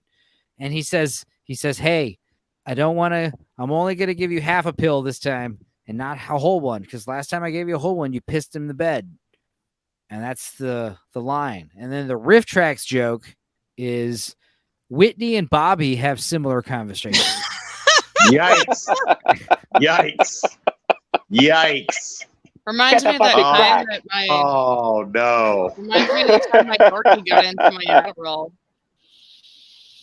Oh, Yeah, that reminds me of that. My Yorkie weighs 5 Yeah, a pounds. Yorkie got a pill of Adderall. Have you guys ever seen this? I saw it. Like really, really extreme Adderall. Like not It was- like a little tiny dose, like a lot of a dose. And he just bit the pill, and I guess some of it dissolved, and then he spit it out. And I called Enzo, and I was like, This "What is do the I video. do? I think This is my the video of the is dog. on The dog is like Wait. this on video.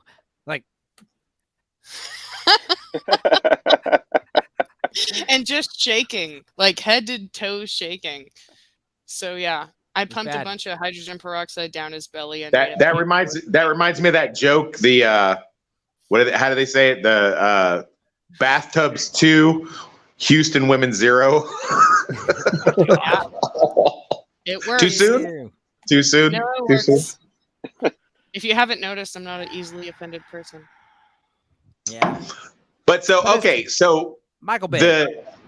they are making by the way, and side segue, one of these days we got to just do a whole scene by scene review. I know Blue Collar's with me on this. We got to do a whole minute by minute scene review of the original Transformers desert fight scene with when they call in the super fucking soaker to drop some heavy Sabom rounds. Saber rounds. Yeah.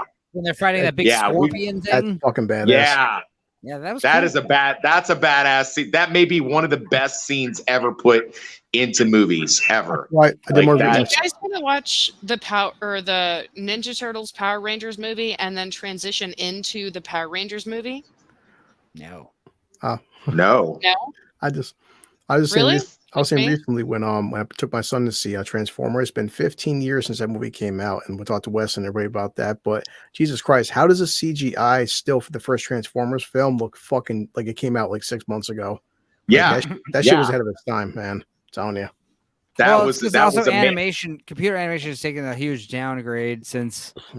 You still watch the original Jurassic Park; it still looks so good, you know. Yeah. Like, oh, That's to true. this day, I'll say the first time, especially like my kid never seen it in theaters. The first time Optimus transforms, I'm like, take my fucking money, man. That shit's boy.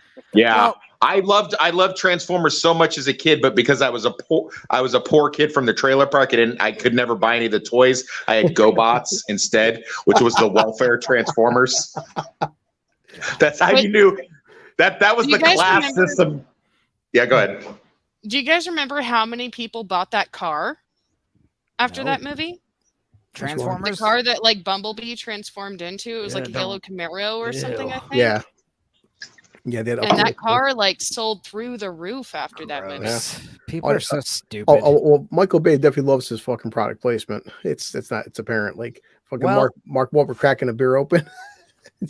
What's the worst part about? I think the worst part about the Michael Bay Turtles movie is Whoopi Goldberg. She's in that one. Yeah, she was April's boss, wasn't she? Yeah. She said that it's a highlight of her. It was a lifelong goal of hers to be in a Turtles movie because her daughter is a huge fan of the original cartoon. And when the Well, first she'd movie, have to be.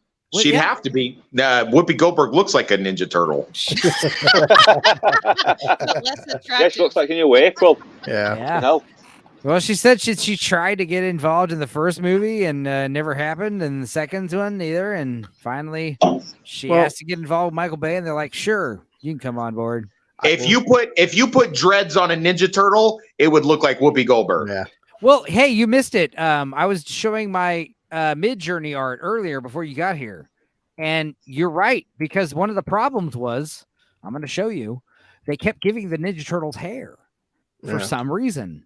And now that you mention it, I mean, I think, yeah, they do have kind of a Whoopi Goldberg kind of let me click this picture. God damn it. Click the picture. There we go. All right. Now I want you to look at this blue turtle and the red turtle that I'm going to show you right here. I think you might be onto something here. Jesus Christ. Toxic. They do kind of have a Whoopi Goldberg kind of vibe. There's nothing that the Lord of Toxicity likes better than to be told that he's right. But yes, I guess it's mistaking the bandana for hair. So all these turtles have long flowing locks. Also, she's just a cold-blooded lizard. Maybe that's the connection. Whoopi Goldberg, I agree. Yeah. I mean, I know it's kind of hard to tell with this picture right here, but in my first defense of this film is I do love the fact that all four of them, their appearances match their personalities. Because I mean, look at the size of fucking Raph versus Mikey. Like that's awesome. Yeah. Yeah. But Isn't it weird though? Isn't it weird though how like in the original iteration, the original trilogy, the second one is really kind of garbage compared to the first one. But in this one, the second one's actually better than the first one. I agree with that because it's more, you're going to go off the walls. You might as well bring Krang and all that stuff into it. And that does make it, give it kind of, but Bebop and Rocksteady were great. That they were awesome seeing live action in this second out of the Green Shadows Arrow, movie. Green Arrow as Casey Jones. Brilliant. I disagree. It's one of those disagree, things where I sorry. think Casey Jones has to have long hair. I was gonna say I watched. Why do you disagree, bastard? I don't know. Because when I see Casey Jones in the original, he actually feels like a fucking downright rough street kid from New York. Yeah. But Steve Amell, I like him as Green Arrow. Yeah. But he reminded me way too much of Chris O'Donnell in Batman and Robin. I don't know why. I don't like the haircut, but I also don't you're like not how wrong. I don't He's like not how wrong. Casey Jones is like trying to be like a cop. He's trying to help the good guys. I want to be Casey a detective, Jones man. is like a bad guy who's reluctantly like helping the good guys because Well, that's he what we're works saying. better that way. It's like if you watch the first film, then into the second film, they make like you guys said, some people criticize how big they are, but they're big, they're intimidating. Shredder, okay, he's kind of goofy sometimes, but he's big, intimidating. They made every character, like even April, fucking doing fight scenes. Like everyone is so big, massive, intimidating. And then Casey Jones, who is the darkest character in Turtles lore, you make him a fucking watered down Stephen Amell. And I like Stephen Amell as well. I think he's a real. Yes. I think he's a good actor. I do. Well, here's something that's interesting because we were talking about Reacher. He's Raphael, right? What's interesting about the first movies, Raphael, the guy who plays Raphael, he was the only one that was in the suit and did the voice. Well, in these new ones, all actors were in the suit, the mocap suit, and did the voice except Leo, who was voiced by Johnny Knoxville for some reason. Yeah. And maybe it's just the actor just didn't want to voice him. So when you say in the suit, what is that? So what is that? Like they're in the thing with the light bulbs on it, and it creates like a. Are you talking about these new ones? In the new ones, it's mocap. So you basically wear like a black leotard with probably like a fake shell on your back, and you have little dots all over you. Yeah. And the yellow dots or whatever, and those dots are like used in a computer to like turn you into a computer animated turtle. And then in the 90s movies, the actors were literally in a prosthetic like Jim Henson suit. But it's a mocap suit usually nowadays is what we use. It's like what would Benedict Cumberbatch, he was the dragon in the Lord of the Rings Hobbit sequels. Yeah. There's like video of him just wearing like a black leotard with little polka dots all over it, and he's got little makeup. It is actually funny to watch. So that's like Rogue One, where what's his name from Firefly is in the Alan Tudyk. Yeah, there you go. Okay, I get it. I got it. Capture technology. Gollum. Gollum was the first time we saw motion capture really get applied, and that was where James Cameron got the idea, like, oh my god, Avatar is possible now, because like the idea, like, you have an actor on set wearing a little leotard with polka dots on it, but the computer is like rendering a little video game character in real time, pretty much. Like that was what was cool.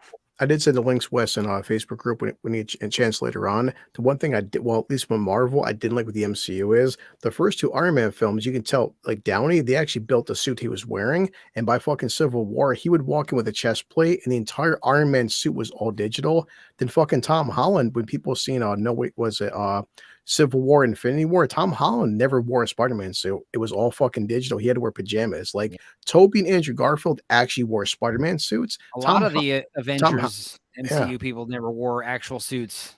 Even fucking, I know Hemsworth. Hemsworth never wore sleeves. Hemsworth would walk on set with the fucking Thor chest plate on, and they would fucking put purple dots all across his arms, and all of fucking Thor's arms are actually all digital. And I'm like, Jesus Christ, guys. Yeah. I'm not even joking. You can look it up. It's like, man. It's like you're amazed at how much computer animation is actually in these movies, you know? Hemsworth's arms aren't real? Well, in terms of like the first, I have to look up again, the first Avengers film, every time Thor's like this, right? It's like Hemsworth is walking onto set with no sleeves, and all the fucking arm and sleeves on Thor, that's all digital. You know, I'll share it with you. That's why I say what they do is they put purple dots all across their fucking arms and everything, and they digitize all the fucking the armor. And like I said, they don't go in with like those weird golf balls all over that suit. Nah, like is that like a thing people don't I would tell anybody, anymore? go back and check out Civil War, the airport scene with fucking Downey. When Downey's talking, there's a very weird, like kind of jittery disconnect. Watch Iron Man 1, then watch Civil War. See, there's a major difference in when Downey's talking, because Downey never wears a suit ever again after Iron Man 2. It's all digital, and you can tell. It's really apparent. That's why Iron Man 1 his head moves a little bit like that. He does. It's like, because I'm watching Civil War up screen. I'm like, yo, why does it look different for every single time? And then all in Infinity War and Endgame, Downey never wears. Endgame, all their fucking white matching outfits are just fake. It's crazy. Yeah, it's even more impressive though, because they look real. You know what I mean? You'd think you'd be able to spot a fake costume. I didn't know any of this. I can't believe you told me Hemsworth's arms aren't real. That's crazy to me. I really thought he was that jacked. Yeah, it's like, it was like if he told me your tits aren't real. You know what I mean? Like it's crazy. If I was gonna have fake tits, they would be way bigger. Yeah. I mean, all right. Cartoonish. Still looks better than Natalie Portman's though. I will say that. Say again? Yeah. Still, his fake arms still look real than Natalie Portman's arms did in the Natalie Portman. Yeah. Well, so I seen a picture, Wes, for Thor: Love and Thunder. They showed a picture of Hemsworth, and no doubt he got pretty fucking jacked for Love and Thunder. But then they showed a scene where like Hemsworth holding the fucking chains versus Thor holding the chains. And definitely when Thor is like, that scene Love and Thunder with the chains, they digitized, they bulk him up about like 10% more than actually. Hemsworth is still big, but they make Thor bigger. And all the fucking scenes in Thor: Love and Thunder are digitized. I'm watching it like, we all talk about unrealistic Christ, body proportions for women. But can we talk about this for a second? Like, it's unrealistic for men as well. The turtles? No, the body proportions that men are expected to live up to, and then no, that's the thing. Is like men see as a man mad at their boyfriend now that Barbie came out. Like, women see Margot Robbie as Barbie and they get upset because they can't be that hot, and a man sees Chris fucking Hemsworth and they're like, I can get that ripped. Yeah. I know I can't, but I think I can. You know what I mean? Like, I don't want to see Bruce Wayne looking like a fat slob in that suit. I want him to look fucking jacked, like he can take people on and fucking be very physical. Yeah. But, well, it's like Tiger King said. He was like, when you look at porn, do you want to see some like tiny little guy with a small dick? No, you want to see like a big ripped guy. And it's kind of the same with superhero movies. I mean, I can only speak. I can only speak for me and Blue Collar, but I mean, we like to see big dicks, right, Chris? Right. Yeah. Right. I want to identify with the porn Wrong. star in the porno movie. I don't I want. like how every time the topic of dicks comes up, Enzo's the first one to pop off because he's Italian and he's probably got some huge fucking cannoli down there. Big old hog. Yeah, Ever seen that Eddie Murphy I joke like it in when guys in Delirious where he pornos have talks huge about dicks. Italians having small 'Cause dicks? I got one of them beer can penises. I feel like I'm just going Jesus to keep my mouth shut. So anyway, Michael Bay. Let's talk about both of these movies kind of congruently some more. Like I said, just the off the wall wackiness of part 2, Out of the Shadows, was better. And also, like I said, in part 1, they don't do any ninja shit except for and the end credits.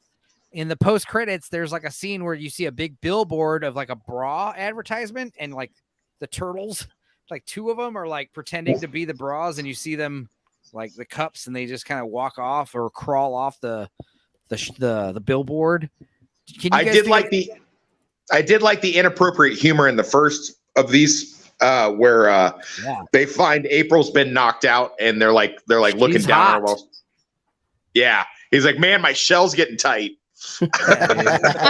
even when they first meet her, like they're all jittery and stumbling over their lines and just like, oh hey, we will come and find you. I mean, that sounded freaky, but like, yeah, we're gonna come and find you if you say anything about this.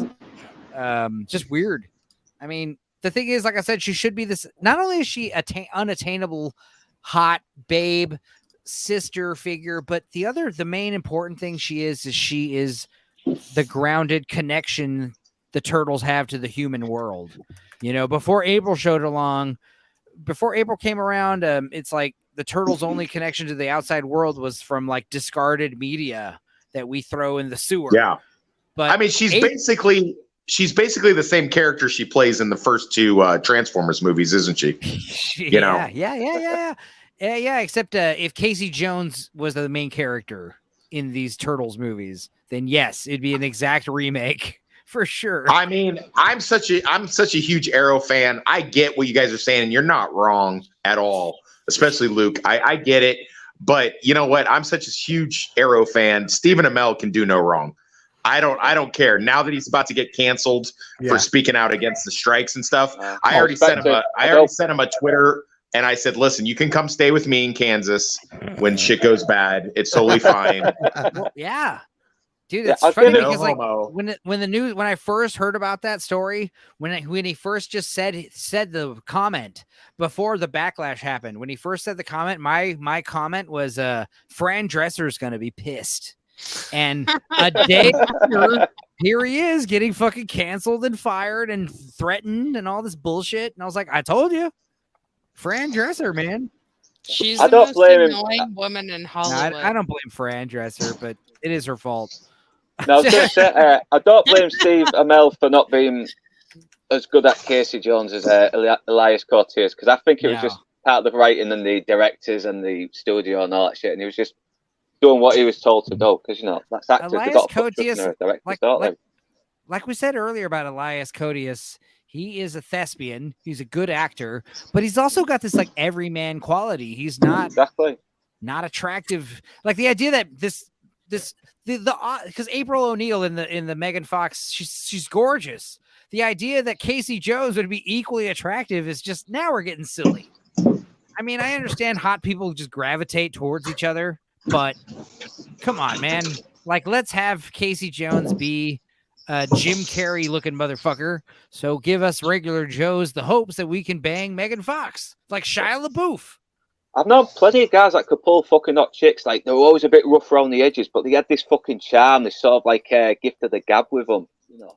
Yeah, and the way like models looks. It happens. I mean, Shia LaBeouf he did not have no gift of gab in those Transformers movies, though. That was bizarre. He was also not sexy, though. He was the sexiness was making up for that. Like, he wasn't sexy either. That was pretty baffling in the Transformers movies. Shia LaBeouf, and remember when she's like straddling the motorcycle suggestively in part 2, and she's like on the Skype calls. All I remember of that. She's on the Skype calls with Shia LaBeouf, like, when are you gonna come and visit me? this is like the most unbelievable part of the whole movie about talking robot cars. You know, You guys remember when Shia LaBeouf did the "He Will Not Divide Us" or whatever, and he went all Yes. over the world, and Yeah. 4chan found dude, him? that's how Brittany Venti became famous. She was one of the trolls there. That's pretty funny.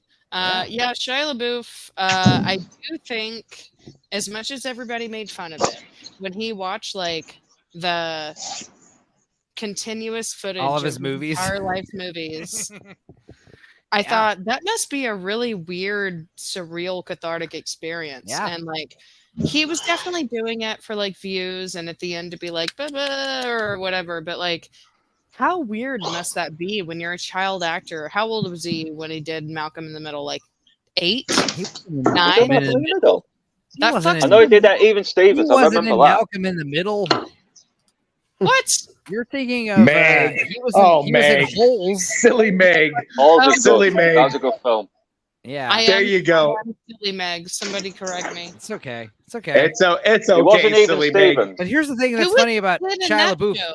Shia LaBeouf doing all of his movies, that was hilarious because like what's even weirder is when you hear about an actor, it's like, I never watch my films. That's even weirder. That's like, But what? That's weird as shit. That I hate hearing people say that. Do you know what I do as soon as we're done with a stream? The minute we are done with a stream, I go to YouTube and turn it on and I listen to it. Oh God, Love to no! hear your own voice. Big head, I yeah. hope nobody ever listens to me on these things. Well, it's ever. funny because The only like thing, the only no, thing go the ahead. Lord of Toxicity loves more than being toxic and being violent and being right is listening to his own voice, Just being being toxic himself. and being violent and being right. The other thing he And likes the making better. us drink The other thing he every likes time we better talk than being about those prison things and is being murder. himself. Yeah, I mean, yeah, that checks out. But yeah, as far as like watching your own movies, like I'd imagine most actors like, hey guys, you want to watch all my movies in chronological order again? And they'll be like, sure, Keanu. I love Keanu never gonna do that. Nah, no. Yeah, Keanu wouldn't do that. No, Keanu no. did. I honestly, if Keanu said he doesn't watch his own films, I would believe Keanu.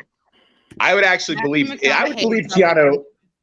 If he told me anything, I would believe Keanu. I don't think he has any guile at all. Would you? But If he tried to kiss you, would you let him do it? Dude, Who? Keanu. Yeah, if he tried to Fuck kiss you, yeah. If he tried to kiss you, you would let him do it.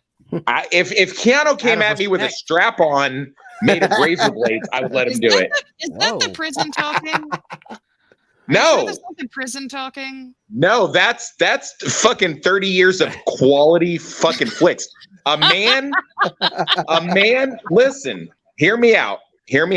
A man who cannot act his way out of a wet paper bag has been in some movies that are in the top 20 of my favorite movies of all time. I mean, this guy has all the riz, no cap, All right, let's flames. say gun to your head.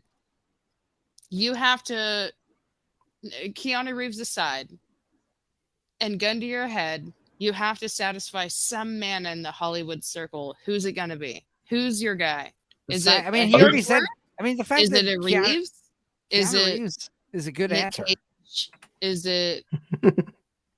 I feel like I could be in a loving relationship with Ryan Reynolds. I feel like I could be the man that Ryan Reynolds could fall. I feel like me and Ryan Reynolds could be the power couple that him and Blake Lively could never be.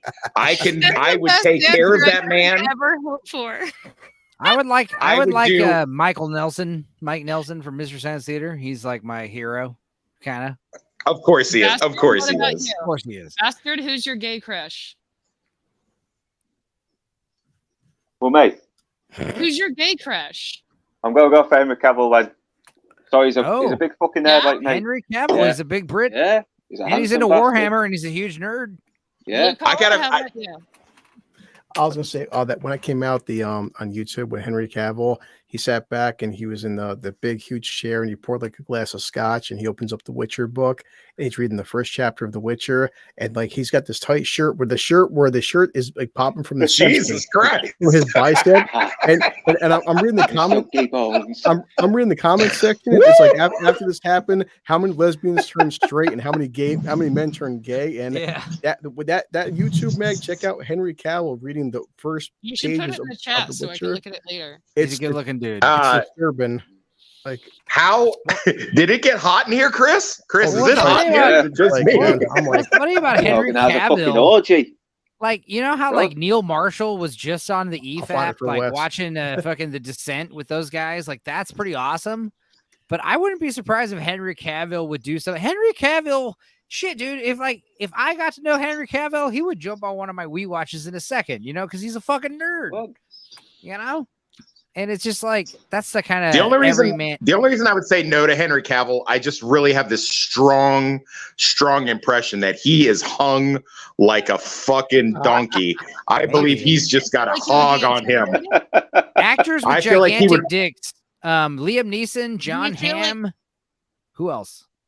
Do you feel like your celebrity crush would have to have a smaller dick than you for you to feel secure in it? No, not about. It's not about security. It's about the integrity of my butthole. Like I can only take. Oh, I see. Henry Cavill is kind of Henry Cavill's going to be a top. You know what I mean? well, yeah. Hey, So maybe you should think of the guy with the tiniest dick. Who's the tiniest dick in Hollywood? Oh yeah, I feel like the way that Ryan Reynolds talks so much and he has so much charisma, I feel like he's probably got a small dick. Like I feel like I mean he gives very small dick energy because he has such a big charisma. Same with Matt Damon and I think Johnny Depp. Johnny Depp's probably average, if not lower than average. Yeah, but I even feel if he's sorry. average, I feel like Johnny Depp can put it down. Wait, did you pop Like back he in? could get into Toxic? some weird shit. No, English. Sorry. Yeah. I get Ron I Perlman think might have a that's- small dick. The way he fucking keeps going on. Definitely. Yeah. Ron Who? Ron Perlman. Perlman, the way he fucking keeps Oh. going on. That's what. Oh, dude, he's got the. Yeah. It sounds. He's like got an little old dick energy oxymoron, for but sure. He has the biggest small dick energy. Oh, you know who has little dick energy, but definitely has a little dick, and no one's gonna argue. You're probably gonna be like, "Of course you're saying this," but Chris Kattan, that guy's got little dick energy out of his fucking ears, man. Jimmy, what's that guy who has a late night show? Jimmy Fallon. Oh yeah, Tiny dick energy. he's got little. I feel really whiskey bad. dick I energy. feel really bad for whatever like housewife or mom has fucking has like Googled something to put on for their toddler, like who wants to watch Ninja Turtles something, and she just goes to YouTube and Guys, and I plugs. mark every single one of my videos is not for children.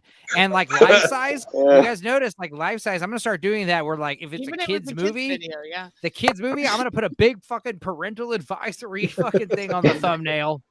No. This poor housewife, her kid just wanted to see something about Ninja Turtles, and it's like we're talking about cocks and This is all where it's kinds interesting. of shit. Well, this is where it's interesting because, like I was saying earlier, like the idea is this is guys. We're almost at 4 hours. We're at 3 hours and 50 minutes. There's probably only been like 5 minutes of cock jokes, but you have to understand once a cock joke gets in your stream, the whole stream is filthy and not appropriate for children. All your all ages entertainment that we were talking about the Ninja Turtles and stuff, that's irrelevant because we said cock and pussy and cunt and butthole, just now. So it's Warning. one of those I'm going quite a while on this video. Here's the timestamp. I'm gonna enter my butthole. Yeah, I would submit. I was talking about buttholes. I'll try to make a safe for kids highlight video. It'll be one of the only videos I make that's like safe for kids, and I'll bleep out all of my fucking curse words. It'll take me a week to make. How the hell are you gonna do? How the hell are you gonna do that? I'll do it tonight. After the stream. That'll be the one highlight I'll make. I'll make a safe. I would submit to you that as soon as I went to the liquor store and came back on the stream and Meg was on, you knew shit was going sideways as soon as that happened. I'm gonna call it highlight Dorkside highlights the history of the turtles safe for work. It's gonna be just like recapping all the movies like we've been doing. I love how abridged toxic version of me being on here is that shit's going sideways and there's no coming Yeah. back. All right, listen, we have to make a stream, okay? Everyone, like how I did with the drinker with the Ken. All so right, so we're gonna have like stupid cock, blue collar cock, Lord of Cock. Oh no, Course, no. Then we have Northern English cock, and the best one No, is I am toxic cock. well, I am yeah, toxic cock. but the best one's Mega gonna Not the Lord of Mega Cock. cock to me the Who best. Mega cock. We'll do that on another stream. I thought you were going to talk about ninjas or turtles. Forever, my username on StreamYard, forever going forward, forever. I want for Meg to be Mega cock for 3 hours. Instead I'm of fine with that. turtles, we could talk about turds. I made notes on every single one of these fucking movies. Forget it. Just talk about dicks now. That's what we do most of the time anyway. Yeah. We have lost the narrative. We've completely lost the narrative at this point. It's okay. It's okay. We're Just back to stop the. recording Hey. and then just hang out. We're still on the Bay Turtles, guys. We're still Are on the we? Bay Turtles. Hey. Are we? Because I don't feel like we are. Are No, but we we? can get back to the Bay Did- Turtles whenever we want. Did anybody else notice that Chris brought it around? He's like, just so you know, I was on the Critical Drinker stream. Just wanted to throw that out there. I just wanted to point out. Not to brag or anything. Just Yeah. saying. Remember that? Hey guys, remember that time that I was on the Critical He was Drinker like, remember stream? when we all had funny names on the Critical Drinker stream? It's like, let's do that again. remember- but with cocks. Remember when I met this guy that's way more famous YouTubers than any of you guys are? Now, Remember that? Oh, yeah. That was That's awesome. Yeah, I Now, loved to it. be- It to was be fair- awesome. To be fair, as Enzo said, I was just checking YouTube clips and I just seen like, hey, look, the movie Cynic, right? The movie's doing B sub with the 100,000. Look, the Critical Drinker and Little Platoon and Dark Hour. Yeah. like Of course he is. Of course he is. Yeah, he's Are not they streaming? slumming They're it. streaming right now. They actually I think they might still be streaming. They were doing the Drinker, Mauler, and Dark Hour were helping out Cynic do their 100K stream, and I seen this when I was checking up the He did say that he might be on one of those Yeah. streams, and he didn't know. He said he thought he'd be on Open Sure he Bar, did. but he wasn't sure. actually it's right now. It's Little Platoon's channel. They're live right now, of course, with us, and they had Drinker, Mauler, and stuff. And of course, Dark Hour's on right now. So Well, damn. Blue collar. I Yeah, follow there- We should watch that show Here. instead. I'm gonna do an impression. I'm gonna do an impression of that stream. That stream right now. Oh, you know, I quite liked the way that Oppenheimer used the dynamic of the antagonist vis-a-vis the protagonist within that. Meanwhile, on Enzo's stream, turtle cocks are huge. Yeah. Which They turtle come would out of you your fuck? tail. If you gun to your head, if you had to suck off a turtle, which one of the Ninja Turtles are you You sucking wouldn't off? be able to fit it Yeah. in your mouth. You'd have to like the turtle's I mean- dick would like the turtle dick is like a Listen, face hugger. It man, like encapsulates like your face listen, like that. me and Wes have been in prison, so Yeah, It's like a Went to you know, jail for you know, 4.5 like Scorpion hours. and Sub-Zero, I did you know, like their 4.5 hours ninja of overtime. masks. That's how like the turtle dick would like envelop your face, like your I'd ball. mentioned prison before 4 hours. yeah. Yeah, we I should just want to drink. point Yeah, out it was Prison. We mentioned was- prison, guys. Drink. Oh, Chris pointed out the prison thing this time, not me. He broke Yeah. he broke the Anytime brings prison up their rule. stint in prison, we drink. It's how it happens every fucking episode. I'm just offended because Enzo's like, you guys can fit a turtle dick in your mouth, like, because sir, you know the things I've done, like. Yeah. I mean, I would love to watch a back-to-back of our stream versus their stream over there with little Platoon is over there right now. Cut it. Hey, I'm gonna make a highlight that's safe for work, and I'm gonna. I love that.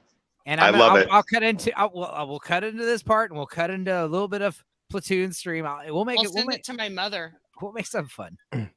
I'm gonna make my first safe for work hit videos tonight. Because I've asked guys new to YouTube. Just checked it. Like, so it's actually Cynic and Platoon. They're both broadcasting on 2 different channels at the same time. You can do that. I didn't know. You can. Do that shit. Wow. Yeah, and that's the other thing is like I used to broadcast on Facebook, right? And I would get so many fucking people like just pop in and be like, "Hello, what's going on here? Oh, your favorite? What did we watch this week that I liked? Oh, I saw this movie. Oh, yeah, that was fun. Blah blah blah. All right, see you later. Bye." And then someone else would just be scrolling through Facebook and just click a link and be like, "Oh, what's this? I'm on a video. Well, Oh, like it's hello." funny how they have Nerdy Film Girl and Vex Electronica on, almost like we're poaching their guests. Oh, we are Guys. doing We're doing like our own multiverse. We're doing our own multiverse of bullshit. Yeah, we're doing our own fucking bullshit thing. But here's the thing, guys. We still haven't even gotten to Turtles Mutant Mayhem, which is what I'm sure they're talking about, right? And we will get to that in a second.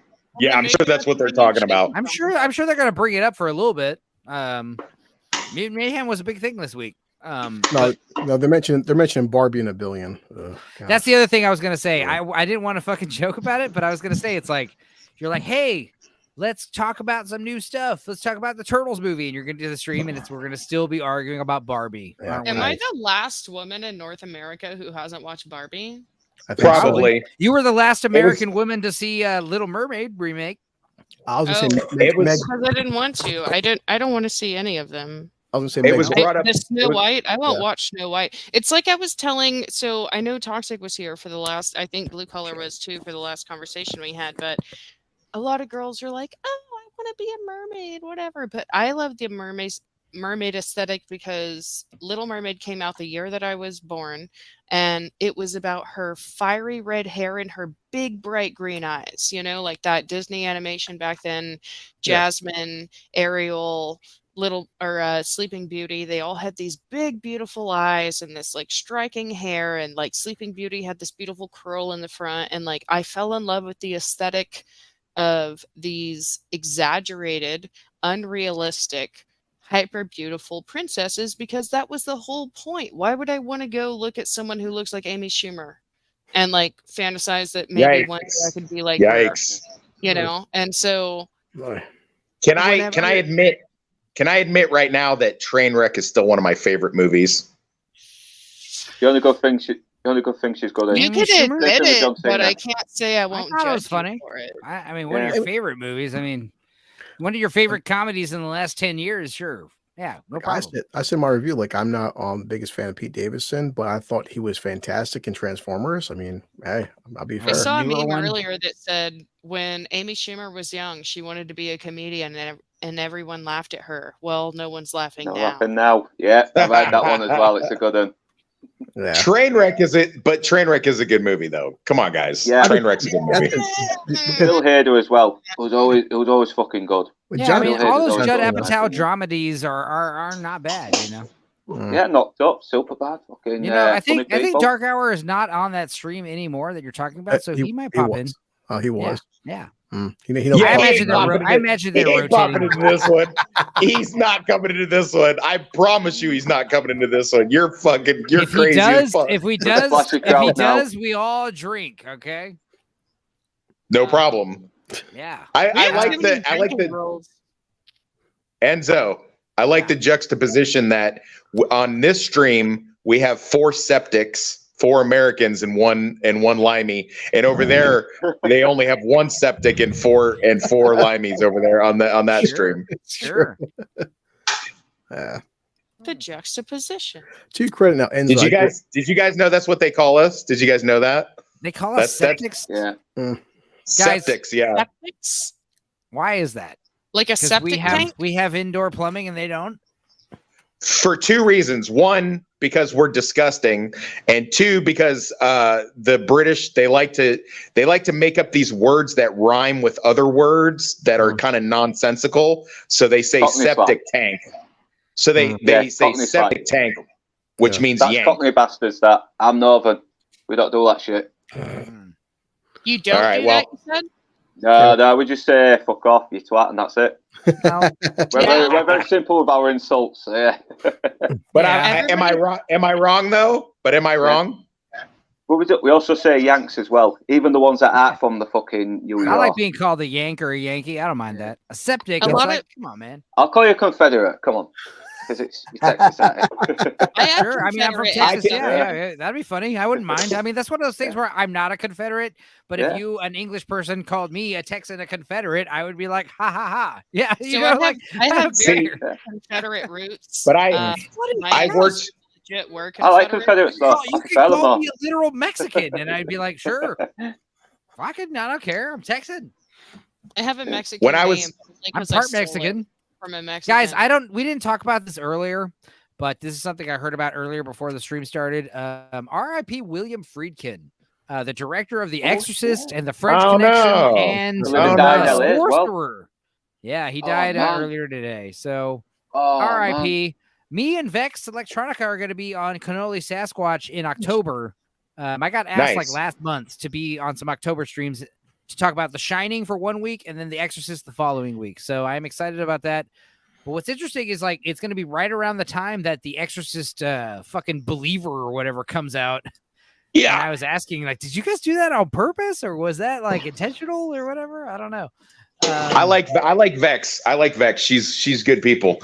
Hey, we got to do a rewatch of Exorcist 3 Legion. Yes. We got to do that. No. Exorcist Brad 3. Dourif, The fucking hell, brilliant.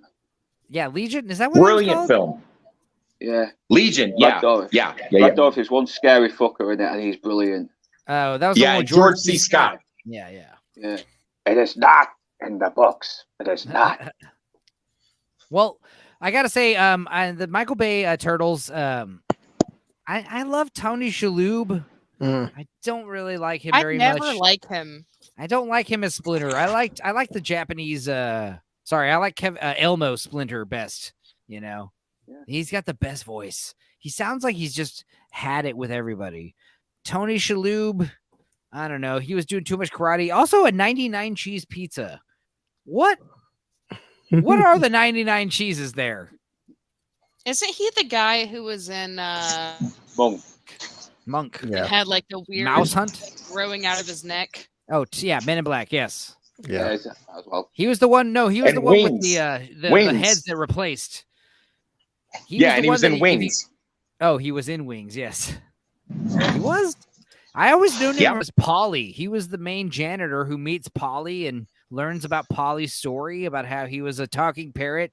You remember? I always think of him as the bus driver in Quick Change. Oh my God, Bill Murray. Yeah. God, that is like He Blatune. only Blatune. hardcore. Only He was in hardcore Frasier as nerds well, bring wasn't up that movie. Yeah, he was in Frasier as well. The guy who says, "I just don't like him." Yeah. Tony Shalhoub is one of those guys that plays so many different ethnicities. I hope that continues, you know, like it's like one of those things where like I don't like this idea that if you're a so-and-so actor, then you can only play these so-and-so parts. If you're a Russian actor, you can only play Russian characters. No. Yeah, like, it's called acting. Films. Yeah, Called Tony acting. Shalhoub is very versatile and he looks very ethnically vague, you know. He could be like a California surfy dude or an Israeli Jewish guy or a Those fucking are the best Russian actors. or a Middle Eastern guy. He could be a Mexican. It doesn't matter. Yeah. Good stuff. Tony Shalhoub. Although Splinter, I don't know. I didn't show you guys. I showed the guys earlier my incarnation of Splinter, and like, you know, Splinter normally looks horrifying. Something like this, you know. Splinter is normally like some kind of disgusting monster, but it wouldn't be hard to just make Splinter be like, you know, cool looking, like nice, a sweet guy. Steampunk Splinter. Dude, here's Splinter right here. Bam. Like you would see this guy in the sewer. Like, okay, you're a sewer worker, right? And you've got a flashlight and you're like looking through the sewer and you see that. I would love to make like mice clothes like that. That would make me so happy. A little raincoat for a mouse. If nobody else here knew, I'd legit make clothes, and it would make me so happy to make clothes for a tiny little mouse. Wow. The Mention best part. Celia.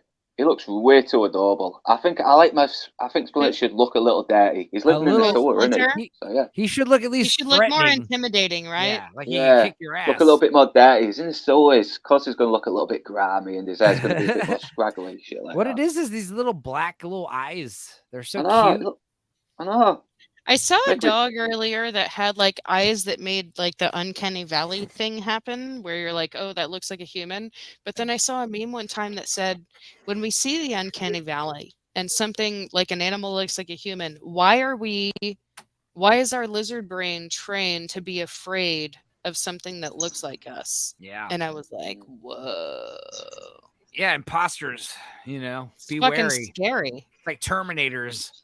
You know how they don't like the early Terminators, Surrogates. the T-100s, they would not sweat. They had like plastic skin, and you know they weren't like actual cyborgs. So that's why like you could spot Like them. Megan. Like Megan. A cyborg. Yeah. If I was a cyborg, I would have a rewatch. bionic back, a bionic spine. It'd make my Yeah. life so much easier. It'd be cool to be able to like, you know, do the owl Nobody thing where you're here like, knows I'm legitimately crippled. That's the joy of being in a podcast, I guess. we're all legitimately crippled because we're on podcasts. That's fair. Is it weird? Is it weird that I always in Iraq, I always wanted like to have a IED accident where one of my hands got blown off so I could have one of those robot hands? That'd be cool. And no, like, if I got did in you a ever fight. see? Did you ever watch Downton Abbey? No. There's a scene where this guy wants Is there to, a like, cyborg hand in Downton Abbey?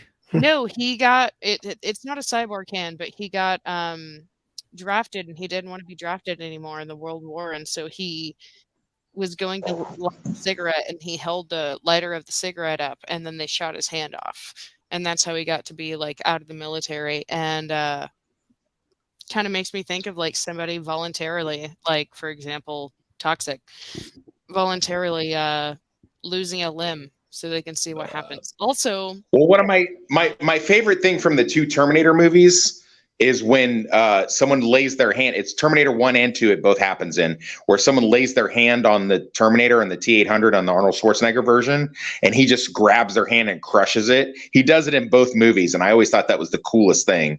So I thought like if I could get my left hand blown off, and then I could just get a robot hand, and then next Right. time I got in a bar fight or something, I could just crush someone's hand. I just right, really 'cause like. nobody would even know. Yeah, how would they know? Because I'll wear a glove. Like I'll Right. totally rock a glove. Well, I was dating one OJ time this rocked guy. a glove. Not Yeah, even he dating. did. Back when I was single, I was like sort of texting and potentially dating a guy who was stationed overseas and ended up losing his leg in an IED thing from like the knee down. Oh, yeah? And he ended up doing a bunch of really cool stuff where he was like, he had a special wakeboard made for him where like his leg attached into it. And he was doing all kinds of really cool stuff that I wasn't doing with two legs, like climbing mountains. Oh, I know. Yeah. doing No, I know. wakeboarding, like, I know. Yeah. Yeah. And so They have those guys at Fort Bragg when you go to Airborne.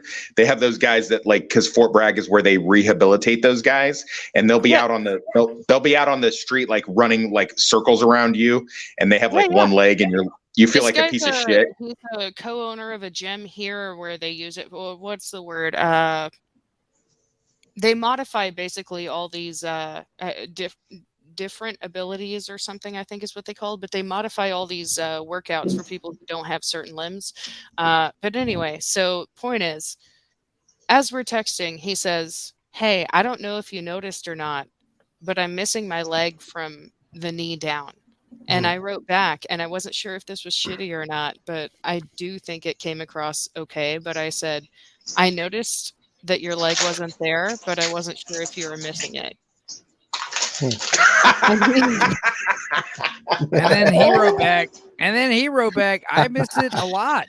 No, I he miss just my wrote leg back very like, much. that's the funniest response I've ever heard to that sentence ever. And I was like, oh, okay, good. Because I made it not awkward, you know? It's like, well, I saw it wasn't there. I just wasn't sure if you were missing it. And then you I had sex with him. Because people in that position, they don't want you to feel sorry for them. They want you to make a joke about it because they're making jokes about it all the time, you know?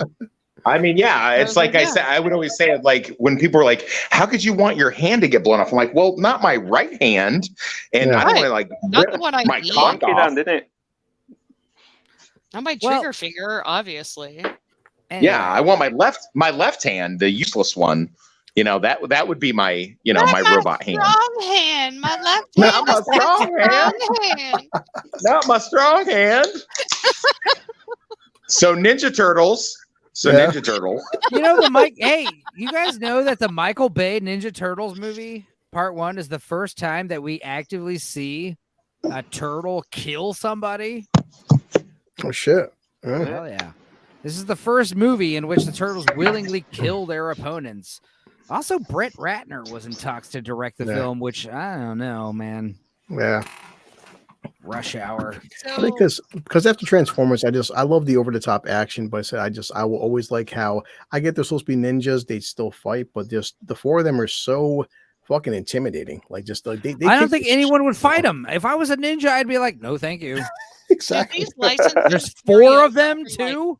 Like if there was one of them, I would be like, no, that thing's huge. 4 of them, fuck you. Did Like these but licenses? again, imagine if those same guys were 3 to 4 feet tall, like they were supposed to be in the comics. Then it would be like way different. Like imagine if they were 4 feet tall but had superhuman strength, and you were like, "Hey, little fucker, get out of here!" And then they take you and like throw you fucking 10 feet away. You're like, Like the "Holy little shit, turtles on PCP. fucking tiny little turtles, man! Look, you know, they would have such a different like it'd have like a 3 Ninjas vibe almost." Yeah. Guys, they're these tiny little turtles. Get them. That would be that kind of attitude. I'd be more scared of the Surf Ninja's Scottish uncle. Am I right? Right. Am I right, Luke? Right. Luke, Yeah. am I right? I've not seen Seth. I saw the Nostalgia Critics review of Seth Ninja, so yeah, I think from what I've gathered, I might have to agree with you anyway. Yeah. Don't make me come down off of my porch and beat you with my leg that no longer works right. Don't make me do it. I mean, if these 4 guys right here in front of you were like chest, belly height, yeah, I would not be scared of I them don't care at all. how high they were. I'd be freaked the fuck out.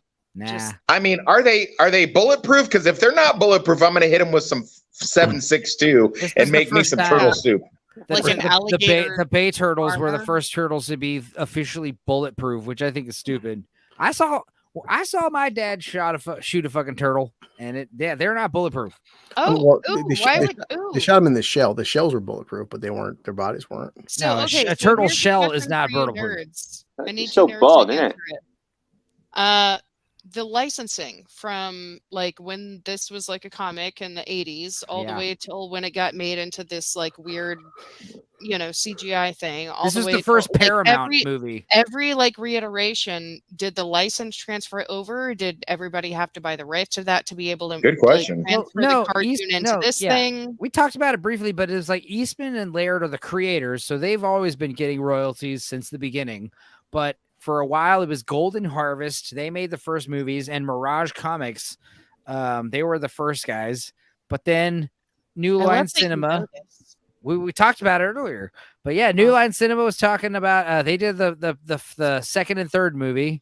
And then this is the first time in 2009 is when Nickelodeon Viacom bought the rights. So this is the first Paramount Pictures movie to be by Probably got sanitized at that point. no, it was sanitized from the beginning. The comic books were way dirtier. We were talking about this earlier. Yeah, Like, Mirage Comics was the ones that you went to when you wanted They were to see bloody. some like down and gritty like martial arts shit. Like Mirage had a comic called The Nth Man, NTH, The Nth Man, and he was like a martial arts expert that worked for the American military and would go on like missions and shit. He was like basically the Punisher as a ninja was You could basically never his have thing. a giant N as a character anymore.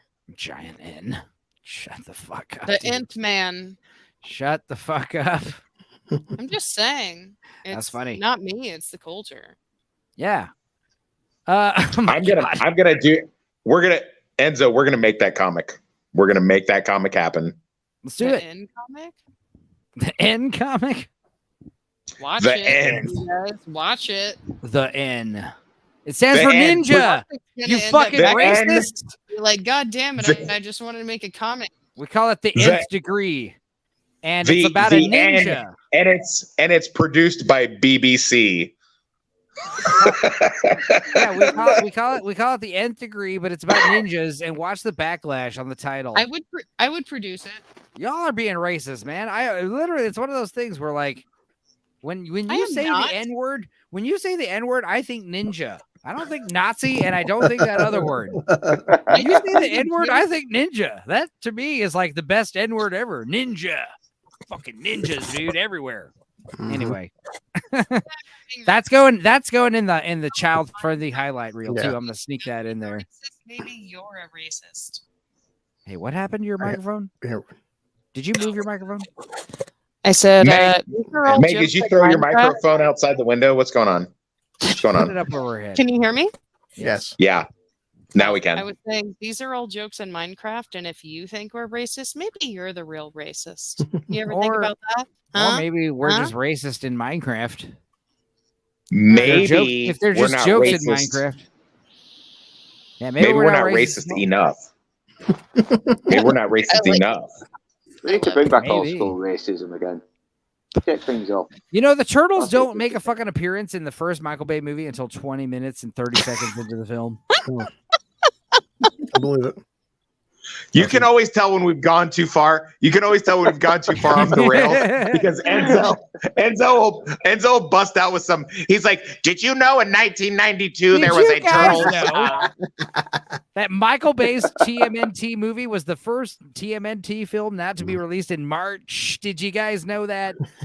That's actually kind of an interesting piece of information. Yeah. Yeah. But yeah, as far as Out of the Shadows, I thought it was superior to the other Michael Bay movie. I thought Agreed. CGI Shredder looked ridiculous. I thought Krang live action looked pretty cool, and I liked how they kept trying to stuff himself into the belly. That was like a running joke. Like he can't fit. It definitely followed the cartoon a lot more. Yeah, I mean, go off the rails. Bebop, Rocksteady. Yeah, like you have a bunch of foot soldiers. Throw mutagen on them and turn them into fucking humanoid animal subjects. They don't mind. Their I'm not gonna families lie. don't mind. I like Stephen Amell switching from security guard to fucking pro hockey. He's like, well, fuck, I don't need this Glock. I'm going to use my hockey stick and my skates, and that's how I'm going to fight the bad guys. And I don't need a like Glock. I'm going to use a puck. There you go. Exactly. Well, I won't say Enzo, at this point, we're like 2014. Now it's like the Turtles have been 20 going on. Well, we talked about Rise of the Turtles and we talked about Batman. But yeah. How come in this graphic at 2022 it shows Ninja Turtles all the way up, all the graphics, and then in 2022 for some reason it only shows April? Well, to be fair, I want to say both 2022 and 2018 are from the same photo because they are the same property. Well, like mentioned, like but why is it? I don't know. Why is she the face of it in 2022 specifically? And when she was barely in the movie. She was barely in the movie. The answer is, I'm just saying it. I know why. This is Reddit. Whoever made this graphic for Reddit decided that because she's hardly a thing in the movie in 2022. Reddit. Okay. Yeah. Some guy made this graphic as we approach 39 years of Turtle Power. Which iteration of TMNT is your favorite? But this is before the new movie came out. But all right, look. What were you saying, Chris? Before with the 2014 at this point, now it's been officially 30 years since the Turtles have been created. So obviously, the Turtles are going through different decades: 80s, 90s, 2000s. Now we're in the 2010s. So the Michael Bay version, it's like this is just a version of them. It's like this Turtles version. If you like Michael Bay, you'll like this version of the Turtles. If you don't like a Michael Bay, you won't like this version of the Turtles. Simple as that. You guys want to know more racism for Hollywood? Michelangelo was supposed to have like a gold chain, and they thought that was too racist. They didn't want him to look like a Guido, so they changed it to a puka shell thing in post. Okay. So now he's Pacific Islander instead of Italian. Well, the thing is like it works with his surfer mentality, but the fact that they immediately equate with gold chain, that's racist. It's like, but all those, there's a couple steps you're missing Italian there. Names. They're hands down Italian names. No, I assume that they meant it was racist towards black people, but like you're thinking Italian, right? Like a normal person would be. Guidos in New Jersey. It's racist towards Italians. No, they were upset because of like some kind of Mr. Have like a little taco meat hair coming out through the top of their, wife beater shirts. Well, look. Jesus Christ. All right, look. You guys know what I'm talking about. No, that's why we're laughing. That's why you're all laughing, is because you know exactly what the fuck I'm talking about. It's because fucking Wes is making it worse. I could just hear Enzo's grandmother right now. Enzo, why you let the girl let the girl keep talking about me? I need some bread, Enzo. I feel so weak. I need some bread. Look, Matthew coming in here. What Ninja Turtle has little dick energy? Donatello. Yeah. I love how there was no hesitation whatsoever. I'm sorry. Donatello. Maybe. Come on. He's the Yeah, fucking could be. he's Yeah. the nerd, guys. Come on. Well, Raph, Hey, Raph has Chris- got a little dick What energy. is Chris your- knows- Hold on. Can we talk about what your reasoning is for that Yeah, answer? whoa. Ralph, that might be where I Chris, saw that's how Andre. Chris knows. That's how Chris has 1,000 subscribers because he knows right away. He Little knows dick who energy. has little Whose dick dick is energy. the biggest in the Ninja Turtle world? Well, could who's be got big dick energy, Leo or Mike? Or Raph? Raph. Raph? See, I Okay, think but Raph wait. has little Fuck dick off. energy. No, I really need to Raph not is the move past best. this. Why Yeah, does maybe Raph. Donatello have little dick energy? Tell me why. Because he's a nerd. Because he's just like me. Okay, that's not a good So- Well, reason. Matt says he thinks it's Raph because he's always pissed off. Yeah, But see, it's not Michelangelo because he's always joking. Mike's got big dick energy because he's I used matter- to date a guy named Raphael, so I'm biased and I don't like that guy. well. I what was bet you his guys dick didn't leave the like? bedroom the whole time, did you, Meg? You guys were like, Worked in a he was restaurant, laying and I was pipe. the front of house. Raphael was I was just. the front of house manager, and he was the back of house manager, and you should never. Oh, of course. I'll do bet he that. was. I'll bet he was the back of the house manager. I'll bet he was. I'll bet he was. This is all I'll bet- going I'll in my. bet This is Raphael- all going in my child-friendly highlight. All right. oh, we're gonna be here all night. No, we're not. No, we're not. We're literally. We got like another. We got an hour tops. We got an Anyway, hour I took my tops work left. home. Man. All right, because here's the thing. I bet Raphael was digging tunnels like fucking Andy Dufresne in the Shawshank, was he not? Look, Huh? guys, Oh It my was- god. Okay, so We're you at- lost me on that one, but the Look, first we're joke at- was What? funny. listen, You went far enough. It wasn't funny. listen. Not because I'm offended. She just just has. because She's it only was seen a dumb Shawshank joke. once, and she didn't like it too much. Oh. Bullshit. That's why I What? call you butt steak. Listen. 4:24. We're at 4 That's hours why I and call you 24 butt minutes. steak and you call I me know. monkey spunk and tell them about the cool knife. Fucking, you're not gonna get away from it. She got I me a went- okay. $200. She got me a $250 pocket knife The from money Switzerland. doesn't matter. Hold on. So I went to Switzerland. I wanted to get him a Swiss Army knife, and I had to go into. I call him butt steak, and I had to go into a shop and write down butt steak on a piece of paper. And I was so like kind of humiliated by it because I was like, now I have to go into this shop, and they're gonna do engraving, and they have to be like, okay, what's your name? And I have to say, butt steak. And so I was like laughing with my nephew when we went in. And she was like, write it down on this sheet of paper. And she was like a little old Asian lady. And I wrote it down and she was like, Buddha steaka. And I was like, yes, that's what it means. And she put in butt steak and there it was. Do you have the knife? Is that why you blew your face up? No. Just because you think I'm dumb? No, All right, because fair it's enough. like I'm being funny. I love Anyway, you, Meg. did I you like tell my them knife. my name is Monkey Spunk, which I think is funnier. You know, I feel like at the 4 hour and 25 minute mark, that's when our guy with the 1,000 subscribers is really looking at his life choices and like, you know, he's like, you know, We should I'm- stop the I was on stream the just critical before Hey, we fucking guys, hang out. Did you guys learn new things about the Ninja Turtles today? Because I No. sure fucking did. This has been Yeah. fun. All I right. learned new things about loser, bastard, and toxic. Yeah. That's what I For learned. the first time Alright, look. I saw a turtle's dick, so Look, here we go. Before we get into 2023, Wait, did we have turtle dicks? I didn't see turtle dicks. Yeah, Yeah. You weren't here. You weren't here. unfortunately, You missed the turtle dick. yes. Are they turning the freaking turtles gay? Not yet. well. Not yet. Before we move on, That'll be Angel, the thing when the fucking Almost did turtles with start one, huh? being in an incestual homosexual relationship in the new comics. That'll be any day now. I bet. Yeah. I was But gonna say, one of the turtles will be All right. black. And so All right. before we move on, that this, like at this point for 2014, I feel like with technology, mocap and stuff, in terms of live action, this is the most action and fight scenes and choreography that we've seen so far. And I feel like Yeah. with the 1990 film, the way they move in 2014 is how they wanted to move in 1990, but they couldn't because of technology. So I forget the plot problems with 2014 because they move so fucking awesome. You Well, know, It's No, like it's Lucas like said, where they he don't was like, slow "There's no down. technology for the thing I actually want to do." But there's also so much stupid shit going on. Like for instance, like William Fitchner, his name is Eric Sachs, which is a fucking anagram for fucking. It's a not anagram, but it's an Americanization of Anglicization. That's what we call it. An Anglicization of Shredder's real name, which is Orokusaki. So Eric Sachs is Oroku Saki, and it's I like, didn't catch that. right? I didn't catch and that. it's one of those things where you find out about it, and it's like that's actually fucked up and racist, you know, because he wasn't actually Shredder. You kind of were assumed that he was going to be Shredder, but he wasn't, which I appreciate. But he's always evil. Poor William Fichtner. That's true. But also the other thing about the Turtles, Michael Bay movies, it's like, it's just like a collage, a barrage of digital shit flying at your faces. And like by the second movie, I mean, I think they had toned it down, but it also like stepped it up like content wise, because the first one was like, even though it's a smaller plot, it's harder to follow. You're like, what's happening? I agree. The first one. Sorry, go ahead. The first one of those two movies I've seen like 5 or 6 times because my kids were into it. They bought the DVD and I watched it with them.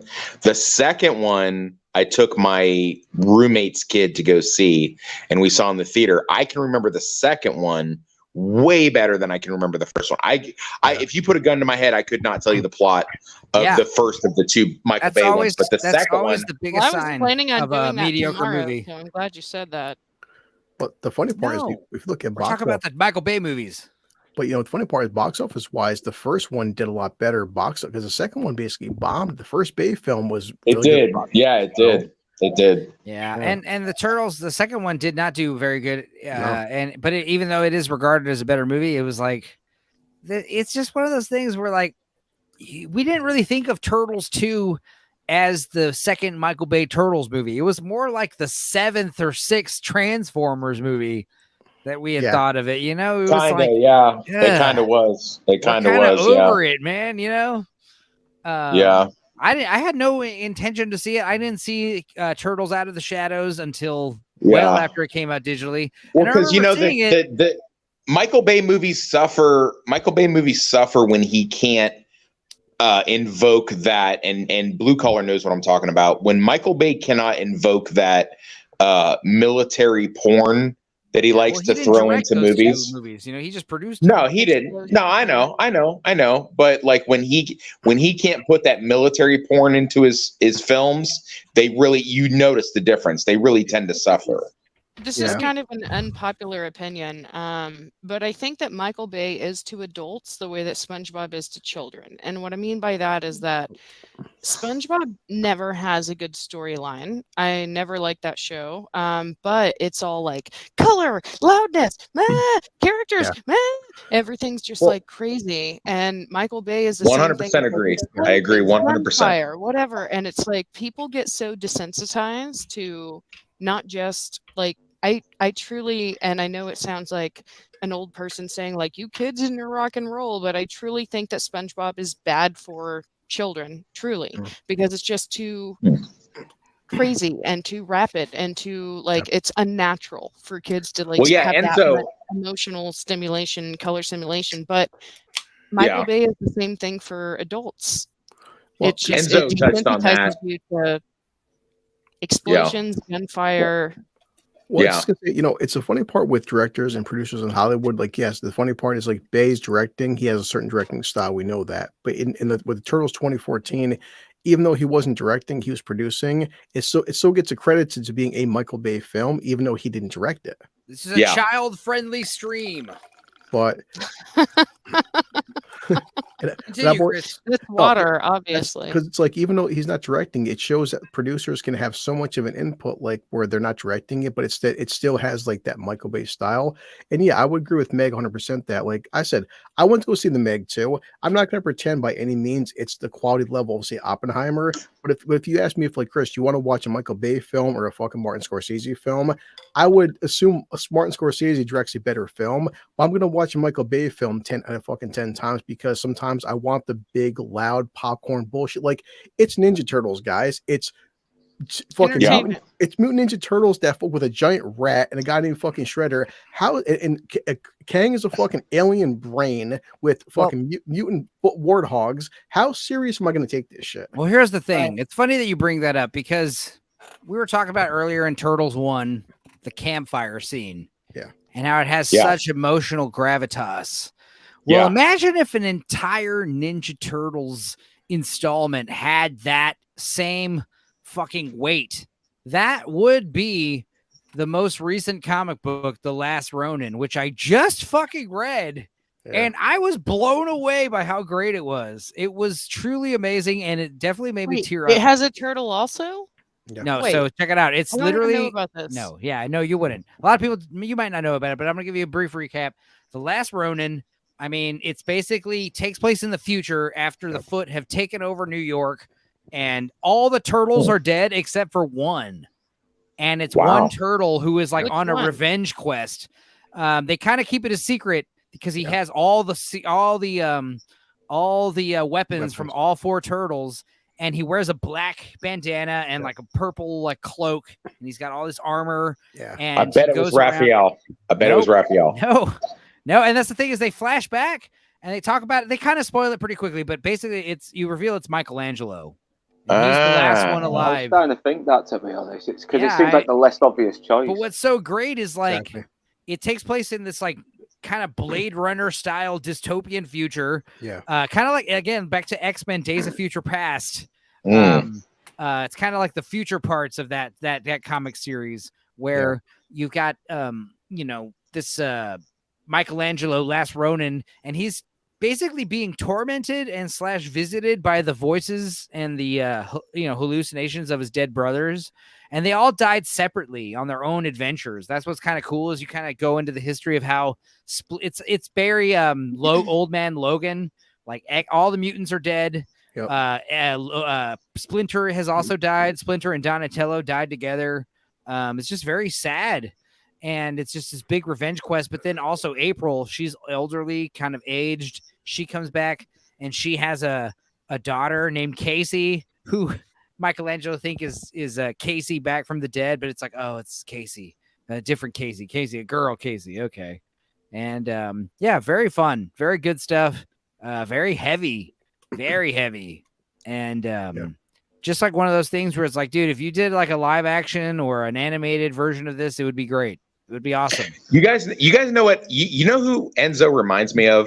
If you guys ever watch old episodes of Taxi, like he reminds me of Christopher Lloyd, who played Jim, who was like the hippie, and he would be like this kind of stoner weirdo that would say weirdo shit. But every now and then they'd be like, "What's the rate of transportation in Bolivia? The 362.2 billion." Yeah. Thank you. Fucking nailed it. I'll take it as a compliment, It was meant that way. Take it that way. It was definitely meant that way. I'm not sure how much you can find on Enzo, but the past 6 months I've seen a lot of TikToks and articles. So they officially announced the Last Ronin game. And cool. I'm only intrigued because both directors from God of War 2018 and Ragnarok said they want to make this game in the style of the last two God of War games, which I think are fucking masterpieces. And everyone's Jesus, we got to start drinking every time Chris brings up the God of War in every fucking stream. We talk Justified. Okay, so anytime we do Prison a gets brought Justified up, stream, he brings up God of War every fucking stream.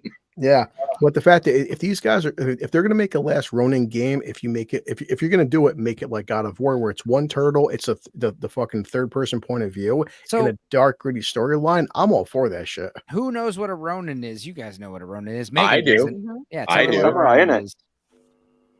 We all do, I think. Oh, okay. It's a samurai without a master, right? Correct. Masterless samurai. Good. Okay, so yeah, that is kind of why it's called The Last Ronin. And the cool thing is, I can't believe you watched The Hunted with her and not me. That's fucking crazy. I know. That is some crazy shit. I hated That's it. like in my top 5 favorite movies. So we need me and Toxic need to watch Body Count and The Immortals like immediately. So next time you're available, I don't know what day of the week. I was married to a ninja and co-owned a dojo. Me and Megan and this other friend of ours, Ashley, I'm hoping that we can watch that tomorrow, by the way. But I'm hoping that me and Megan and this other hot babe I know will watch No Contest. And if they like it, hopefully we watch No Contest 2, which I've never seen. But I'm hoping we do that tomorrow. But Toxic, yes, we need to watch a few movies. And I know you're not available. You're only available till the end of the week. So let me know. But as far as, absolutely. But back to like Last Ronin, I appreciate how they don't have like fucking Ninja Turtles in the title. And the cool thing about The Last Ronin is it was a 5-issue comic book, and it was so popular they couldn't keep it in print. Like it would literally just keep selling out of print. They kept having to reprint it.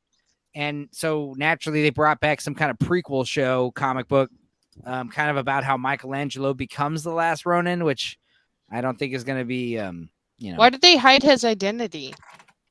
It does keep it going along. I mean, I know it kind of spoiled it, but like if you guys watch the, it's one of those things where like knowing it's a spoiler, it kind of makes it better going in, because the spoiler won't ruin the enjoyment of watching something. A true spoiler. No, you're the worst at spoilers. Yeah. But I'm saying if a movie's actually good, you can spoil something and you'll still enjoy watching it, knowing what's coming. But like knowing it's Michelangelo, it's like, oh, it makes sense. It'll make sense on your second viewing or your first viewing if you know it's Michelangelo. But they kind of spoil it early on because Casey, the daughter of April and Casey Jones, she shows up and she says to the Last Ronin after he's been injured in battle, like, aren't you supposed to be the funny one? And that's like, that right there is like, oh, it's Michelangelo. Yeah. But that's pretty early on in the book too. So it's not like a huge secret that it's Michelangelo. Yeah. But like you said, like most people would, like Wes said, like most people would predict whoever the Last Ronin's going to be is probably going to be Raphael, because he's always the loner doing his own thing. But the fact that it's baby Mike avenging all of his older, deader, bigger brothers, like that makes it heavier. Subversion. Yeah. Subversion. Yeah. A good subversion, not a bad subversion. All right. Also, question for the four of you. Sure. Bring it. You get an unlimited budget. Okay. Do you bring back the cartoon or the CGI / live action? Enzo, go first. Cartoon. Yeah, I think, like I said earlier, like as much as 2D animation has like limited audience appeal, it has unlimited story possibility. You can do whatever the fuck you want with the same budget with 2D animation, whether you're making them talking in a cafeteria or fighting space battles. Right. The budget's not going to increase too much. Loser?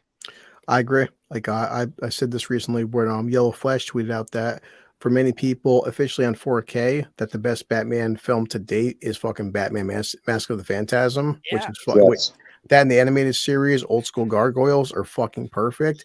I loved gargoyles. Yes, and I would like. I'm Enzo with Demona was like one of my first crushes of my whole entire life. Like I watched the whole show just to wait for her scenes because she was so fucking hot. God, you're gay.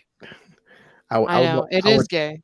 Well, it's like recently, I know it's a kind of a side thing for you guys, but I just watched the first two with a friend of mine. They just brought back after 10 years Futurama, and the appeal for Futurama is it looks exactly the fucking same as it did 10 years ago, and it's fucking perfect. So I want bring back Turtles, don't change anything. Fuck it. Nice. Yeah. I love that answer. All right, Bastard. I'm gonna move my car real quick before you two guys continue. Okay, Bastard. Definitely 2D because I'm fed up of fucking CGI. Plus, definitely what? You were cutting out. Oh, sorry. Well, I'm fed up of CGI being all over the place now. But if you've ever seen a raw animatronic style of animatic, of 2D versus the CGI, there always seems to be more life in those pencil sketches than there are with the raw CG. And, so you like the old school pencil sketch kind of? Yeah. Well, old school animation anyway. I'm mostly talking about the animate, but watch them. There's more life in them than the unrendered CGI versions. Oh, it's definitely my favorite as well. Yeah. Plus, I grew up with Batman the animated series as well. So I'm animation all the way. If you, I still can't get over how good they've made all the DC animated universe, whatever they call that. They can do no wrong in that. Maybe there might be one or two bad ones. I can't think of one. I've enjoyed every single one, and I've watched almost all of them. I did HBO Max for about a year, and I watched all of them. And I can't picture that. You keep the budget is low, like Enzo said. The possibilities are limitless because it's animation. They can pretty much do whatever they want to do, and it's not too ridiculous. You don't have to worry about big actor salary, but you can get pretty good actors voice voice actors and whatnot in there. Shit. I mean, I've been surprised that actors for more voices as well. Yeah. So I So haven't yeah. watched all of this throughout time, but is there consistent voice acting, or is it totally different for each? In the DC universe cartoons, it's pretty consistent. It's like DC goes through phases because obviously Kevin Conroy and Tim Daly were the old school Batman and Superman, and then once that was a style for the old school. Then once the New 52 DC kicked in, they had new voice actors. Which again, I first was pissed off about losing Kevin Conroy, but then again, Kevin Conroy wasn't matching the New 52 Batman, and then now, and I love Jensen Ackles, and Jensen Ackles, he's doing a very good job of this version of Batman. So. Yeah, it's like different fates because DC and Marvel are constantly changing. New 52 or Rebirth or Rezone or just DC and Marvel keep resetting their fucking universes. So I'm fine with changing different voice actors for that generation. It's almost like there's Affleck Batman, there's Clooney Batman, there's Keaton Batman. Voice actors are the same thing. I would love to watch the Power Ranger movies with you guys, but I was watching a documentary, or not a documentary, but like a little YouTube video the other day, and they were talking about, I think it was a Blue Ranger, Billy, and he was like gay. Not really the fighter, but kind of, yes, he was gay, but he was kind of like, the nerd who fixed all the stuff, to get him transported back. Yes, you're right.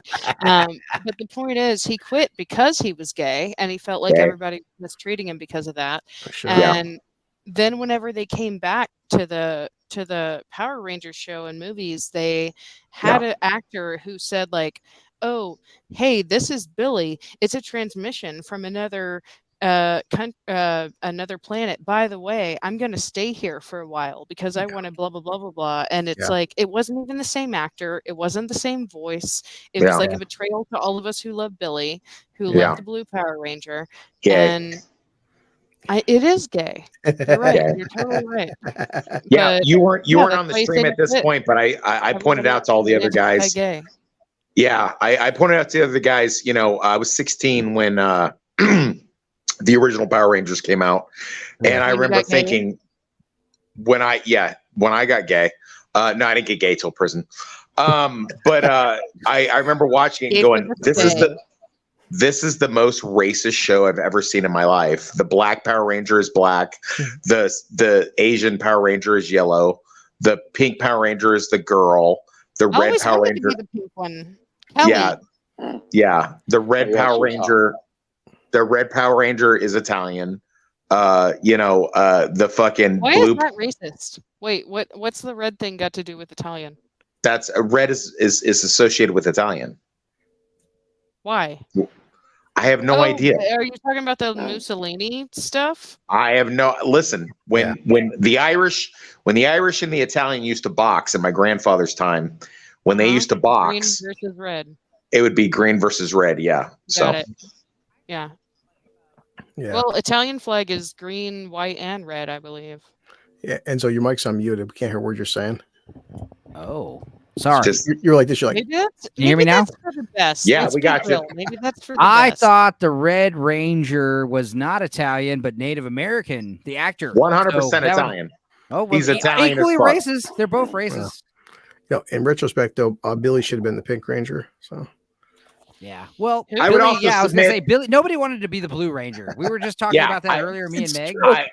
I would also submit that yes, the actress was changed because there was a tragic death with the Yellow Ranger. But I would also submit that the Yellow Ranger died in a car accident because Asians cannot drive. So. All right. That's what she gets. Even if it's not their fault. One single fucking median. Who wins? One Asian or one median? You guys, every day there's a new video of an Asian person on a moped being run over by a semi-truck. It happens fucking 15 times a day, every day in China and India. Let's not pretend I'm not that person, though. Like, I just had to have my entire car reworked for $700 because I fucked up my if Megan had to Megan had to drive around on a moped to get around, she would be dead long ago. Oh, yeah. Yeah, I had one of my hot bartender friends drive me home the other night. She immediately hit the curb in my parking lot because hot chicks can't drive. I mean, literally, women really can't do much. I mean, if we're being honest, Here's the thing. I'm used to driving around in a big ass fucking Yukon or an SUV, a Suburban. But if I had to drive if I lived in India, if I grew up in Thailand and I had to drive a moped, you bet your fucking ass I'd be constantly checking my six. Constantly fucking like I would, dude, every day. Well, you wops know how to drive little Vespa fucking exactly. mopeds, it's in my blood. The little Vespas, like I would know how to handle the scooter. You don't see videos of Italians getting run over by trucks all the time in their Vespas. You get like pilloried in the town square. Yeah, it's just like Indians and Asians not checking their blind spots in the Vespas. You have to understand, it's not just that you're in a Vespa and you have a massive blind spot. You have to understand trucks have massive blind spots. No, I got you. I got it. Americans have those big warnings on the back of trucks, like if you're not in this area, I can't see. Once again, I want to see the juxtaposition of our stream versus the British stream happening. We'll cut back and forth. We'll cut back and forth. Over there. Right now. I'm gonna have a British stream. This is a 5-hour stream. I'm anticipating this child-friendly highlight video is going to be like an hour to 2 hour long. Yeah. Okay. Like over there. It's gonna be hilarious. Over there, they're right. I'm gonna do an impression. Over there right now. Right now, Dark Hour is going. Well, guys, I honestly, I don't think that Barbie can really compete. I mean, can it? I mean, I don't know, guys. Why don't you tell me what to say? And then you got Little Platoon going, Dark Hour, I predict that, even though Barbie has not quite overcome the stereotypes, but it's quite median, isn't it? It's quite pedantic. It's quite pedantic, isn't it? I think the complexity isn't it? It's isn't it? Isn't it?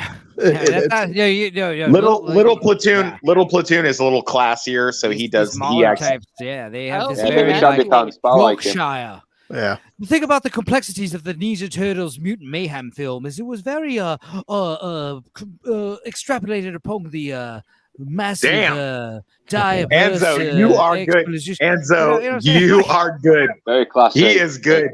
You are good. You are good. The reason me and Ninja I was speaking nothing but gibberish, but 2010 or something, maybe 11. I walked up to a camping site and he did the entire monologue from Jurassic Park where he pulls out like the little claw and the kid's like, yeah, well, he's basically just like a big turkey, right? And then the guy's like, oh, you think he's a big turkey? And he goes on the whole but he goes on the whole like monologue and he was like, maybe I want you to do it, Meg. I want you to do it this time. He's like, do you see this claw? It retracts from whatever and maybe it cut you here and here and here and your guts fall out or whatever. And the guy's like, the poor little kid, after he has a whole speech, he's looking at him like, oh my God. And then you realize how fucking dangerous a velociraptor is. And then that's foreshadowing because later, whenever they're in the kitchen and the kids are like, and they're all scared, the raptor's like, and you know they're smart and they have these little claws. Anyway, it's the brilliantest scene ever. And so I was like, who is this guy? He's super cool. And he goes, come back tomorrow. I'll give you a handful of mushrooms. We're going to play Cards Against Humanity. And that's how we became friends forever after. Cards Against Humanity was a new game at the time, so Oh, it was super fun at the time, but now it's pretty gay. It's woke and stupid. Yeah. I should throw those cards away. We should burn them. No, I mean I'm sure those early game cards are valuable, because they were probably extra offensive. They're probably not as offensive anymore. Yeah. This is a pretty offensive Here's the thing game that's so funny. Here's the thing that's so funny about like SJW style offensive. Like they'll say fuck and all these curse words, but you can't say the other F word. You know what though? Like I wonder if we all had. Well, I guess we'd all have to have the same card deck. I was about to say, I wonder if we could play it online together. I'm sure there's an online game. There's definitely a way we could do it online on Discord or something. Like, don't worry about it. Like, yeah, it's like one of those things. Well, look, I'm sure. Look, this is where it's time where we talk about what all these other British folk are talking about. Probably is this Mutant Mayhem movie. Now, who saw it? Who saw it? I want you guys open invitation. Open invitation. Anyone who wants to come out here to Kansas, come to my bar. We have the Ninja Turtles video game, arcade game in my bar. I will pay for it as long as you want to play it. Don't threaten I me want to with a go good to time. I Kansas love a just road because it's trip. Superman's hometown, you know? Like, I love Superman's origins. I've been thinking about moving to Bella Vista, Arkansas, which is right. This is news to Arkansas. me. Arkansas. Oh, that's Arkansas. No, This you're is right. news to me. Arkansas. Yeah, I'm gonna leave We've and been- move to Arkansas. I forgot to mention that. Sorry. Okay, well, that's good. Yeah, to know. we've been talking behind your back, Enzo, just so you know. Yeah, we're Arkansas. rendezvousing in Arkansas. We're gonna start our own YouTube channel and watch our own dumb movies. That would Yeah, it's break gonna my be heart called extra hard. Toxic Dawn. Mega toxic. Mega toxic. Or There you Mega go. Toxic. Yeah, no, that's way better. Mega I love how toxic. he's coming I up with love it. names for our YouTube Guys, channel. come on, hire me for branding. I'll I love it. We'll I have love to it. make our thumbnails and shit. yeah. It's a I picture love of that. me I love and that for Toxic us. in bed together I watching love a that movie. for us. Yeah. One time I was talking to a friend of ours about something me and Enzo did, and she was like, "I love that for y'all." And she was trying to be polite. That's but my also favorite. trying to be- That's my favorite expression. I say it at the bar like at least 10 times a We're night. talking about how No we matter love what somebody Lifetime comes movies. in and says, they're like, and What? somebody comes into the bar. They're like, yeah, he pulled his Beretta on me last night, and he told me I needed to pay for his meth. And I'm like, I love that for you Classic guys. move. Oh, that's great. Pulled his Beretta on me and demanded money for meth. I love him. Okay, but can we talk about why he has a Beretta and maybe he should be with that guy instead of the guy that has a High Point? I was cleaning out my junk drawer earlier and I found 2 guns and I was like, I should really be more careful about this. Your drug drawer? I mean, that's the best My place to keep a junk gun. drawer in Oh, the yeah. kitchen, the junk Again, drawer where you put, like Another ketchup packets great and place to keep a pins gun. and- There should be a gun in every room in your house. There in a is. random I agree. drawer. Yeah. There is. Yeah. Once again, this is a Ninja Turtle stream. Once again. Yeah, sorry, guys. Kids, if Like you're I said, watching we this, should end You're this the- stream make and sure- just hang out because obviously Kids, we're just trying to hang kids, out. if you're so we watching, make sure you keep safely, of course, a handgun concealed in every room in your house, Yes. including the bathrooms, Kids. including the closets. that only your Yes, parents this can is- access. Yes, this is a PSA to all the kids. Keep your guns in a different drawer than you do your drugs, because My you do not favorite- want to catch a federal. You do not want to catch a federal charge Oh. of guns protecting dope. I definitely That's- didn't see my that's 2 true. guns behind a scale with mushrooms. But here's the dust thing: on it's it. always that you ever watch the Onion reviews with Peter Rosenthal? I'm shocked that he's still going, but those videos are so funny. And dude, they would be right up your alley, Toxic. But it's like some old guy, and he's like some old guy, and sometimes he has a beard, sometimes he doesn't, but he's like gray haired, kind of balding, and he's like got to be like 50 or 60 years old. He's got Bill Corbett vibes, and he's basically like, "Hello, I'm Peter Rosenthal from the Onion Review, and I'm reviewing Home Alone."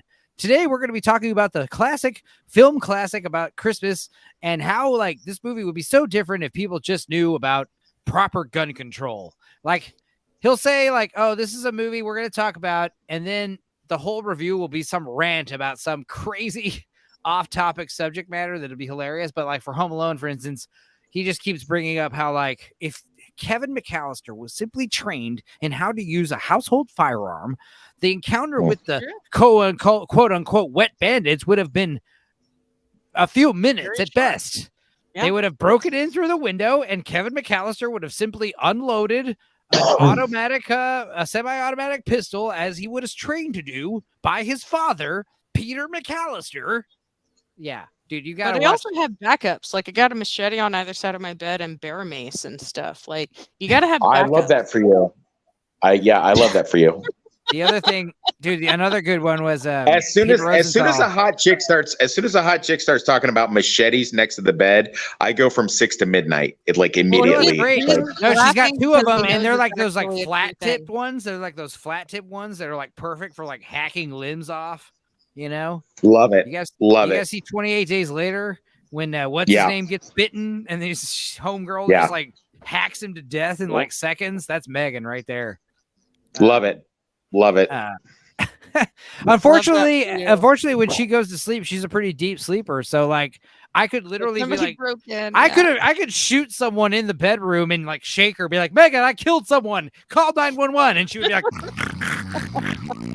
she'd be like grinding her teeth. I'd be like, Megan, someone's dead. I did have someone one time tell me when I grind my teeth when I sleep, it sounds like I'm chewing rocks. You know what it sounds like? It sounds like she's doing this. When I first heard her grind her teeth, it sounds like someone's doing this like inward like snort, like where you're like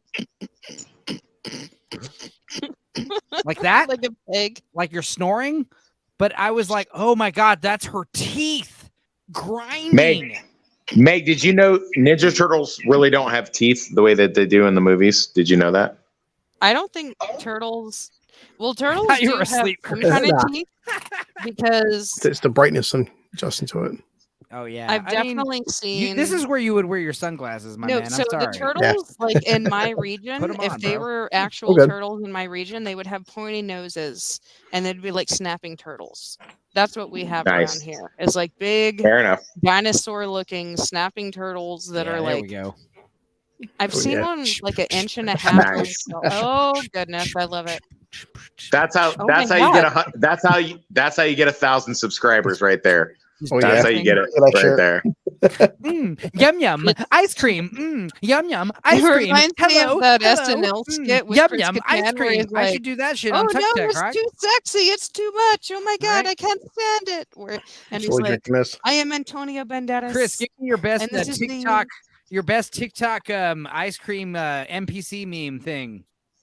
You know, where the girls are like getting the tokens and they're like, yum yum ice cream, strawberry delight. Yum yum ice cream, strawberry delight. This is Yo, whatever. You know. I hate to break it to you, Enzo. The only TikToks that he watches are ones that I send him on stuff we review. That's the only TikToks he actually watches. cat videos and titties too. I'm honestly pleased that you don't know what I'm talking about. That's great. Anyway, let's get back to Seth Can we Rogen. get more cat videos and titties like Loser was saying? It's her fucking up. She's Kitty titties. so hot in here. Kitty It's- titties? Gross. it's all no, the- I don't want to see that. Titty kitties? I do want to kind of paint my wall yellow so it's a Ukraine flag every time that we talk because I God. fucking hate that war. And it would be so ironic. No, Maybe I'll no. paint like a big circle with a no. slash through it. Don't Yeah. do that. No, that's what I was saying. So Mutant Mayhem. Look, I didn't hate this movie as much as other people did, but I definitely agree that there was like 2 or 3 minor problems that if you had fixed, that would have fixed some major issues. Like, Did you guys watch Blue Collar's review of this movie? Yes. Yeah. Waste of time. Yeah, it's I didn't hate it like Little Mermaid, but I just find it to me it's forgettable. It's like out of anything we've watched, I could go back and watch different versions. Your kid didn't like it either, did he? No, he just like I said, he liked Rise, but I just feel like out of everything I've watched turtle wise, I got nothing out of this. There's just So did nothing. you watch Rise on like his recommendation? Yeah. I did. Yeah. Cool. I don't know. All It's right. like what we said with Seth Rogen. It's like he's trying so hard to stay relevant that like I don't mind Oh, every fuck version. that guy. Every version of Turtles has popcorn references. You guys have watched it. Like, Do you dude, guys remember? Do you guys remember when Seth Rogen used to be cool? Do you guys remember that? Yeah, Like, yeah. in the No. early- Well, No, I don't. Knocked off was Because it great. never happened. I like Pineapple Express. I like Superbad. Yeah, that was fucking funny. dude. That guy I'm- gives me I like 40-year-old version. arthritis. I like 40-year-old version. I like Sunday. 40-year-old virgin. I get Judd Apatow more credit for that one though. Freaks and Geeks. I watched He's on very funny in Sunday that. with my son and The my best girl. thing that Seth Rogen was ever in was Zack and Miri Makes a Porno. But that's Kevin Smith, you know, like when you give Seth Rogen credit, you know, it's Pineapple Express, it's Superbad. He wrote those movies, you know. The other good ones were Observe and Report. Observe and Report is fucking amazing. Thank you. I've not watched that yet. That is his best movie, I think. And it's so like you have what's it? That Paul movie is Blart, so out of control. right? That movie, you know what that movie is? Enzo. Yeah. Enzo, do you know what that movie is? That movie is Fear and Loathing in Las Vegas for fucking mall cops. Yeah. That's what that fucking movie is. You thought Paul Blart was cool? You thought Paul Blart was funny? Dude, watch Observe and Report and realize how it's done. Listen, if Paul Blart, Mall Cop, and Fear and Loathing in Las Vegas fucked and had a retarded child, it would be Observe and Report. Observe and Report is so weird too. You know, it's not even like a cathartic movie. Like when it's over, you're like, that was great. You're like, God damn, that was fucking weird. You know, but I love it. Yeah. After you get done watching Observe and Report, it's the same feeling you have if you go to Tijuana and have sex with a 60-year-old fucking prostitute. It's the same feeling when you're done. Not that, I mean, I've heard, but I think it was like once I read that in a book. I think it's like once the interview showed up, I think that was like Seth Rogen's like last great escapade because, and the reason why it was great is because it was censored. You know, if it hadn't been censored, that because of what it was, yeah, like if it hadn't been censored, I think it would have gotten menial reviews. But because it was censored, we were like, hey, we stand behind the interview. You know, fuck you, Kim Jong-un. You know. Dude, bastard, where are your glasses? Because nobody else has glasses. I are the only people without glasses right now, and I'm feeling a nice pair of Ray-Bans, and I can't find them. I don't know where they are. By the way, what time is it for you right now? It's 5 minutes past 3 in the morning. So you're sitting up at 3 o'clock in the morning just to have this dumb stream talking about turtles. I'm so sorry. Well, I'm powering through it. I'm going to tell you, we're on the last bit. We're on the Mutant Mayhem, so we all watched may as well finish that bit, let's talk about Mutant Mayhem for a good 30 minutes and call it a day. You know? For the first time, like my girl, she wanted to show my son who's 16. We watched This Is the End, and I laughed my fucking ass off yesterday with This Is the End. It was pretty funny. Mutant Mayhem, This Is the End did get a legit scare out of me in the theaters when the big bull fucking monster like crashed through the kitchen. Like that part literally was like, whoa! Like you guys, you murdered Michael Cena and what's his name? Friggin' Jonah Hill gets raped by a demon. Come on, and friggin' Jonah Hill Rihanna fall into a pit of lava. Yeah, we're the thing is we're revealed in like Jonah Hill's like character in that movie is kind of that's kind of accurate to how he is in real life apparently, according to how he treats his girlfriends. Dude, and Danny McBride makes that fucking movie. Holy shit.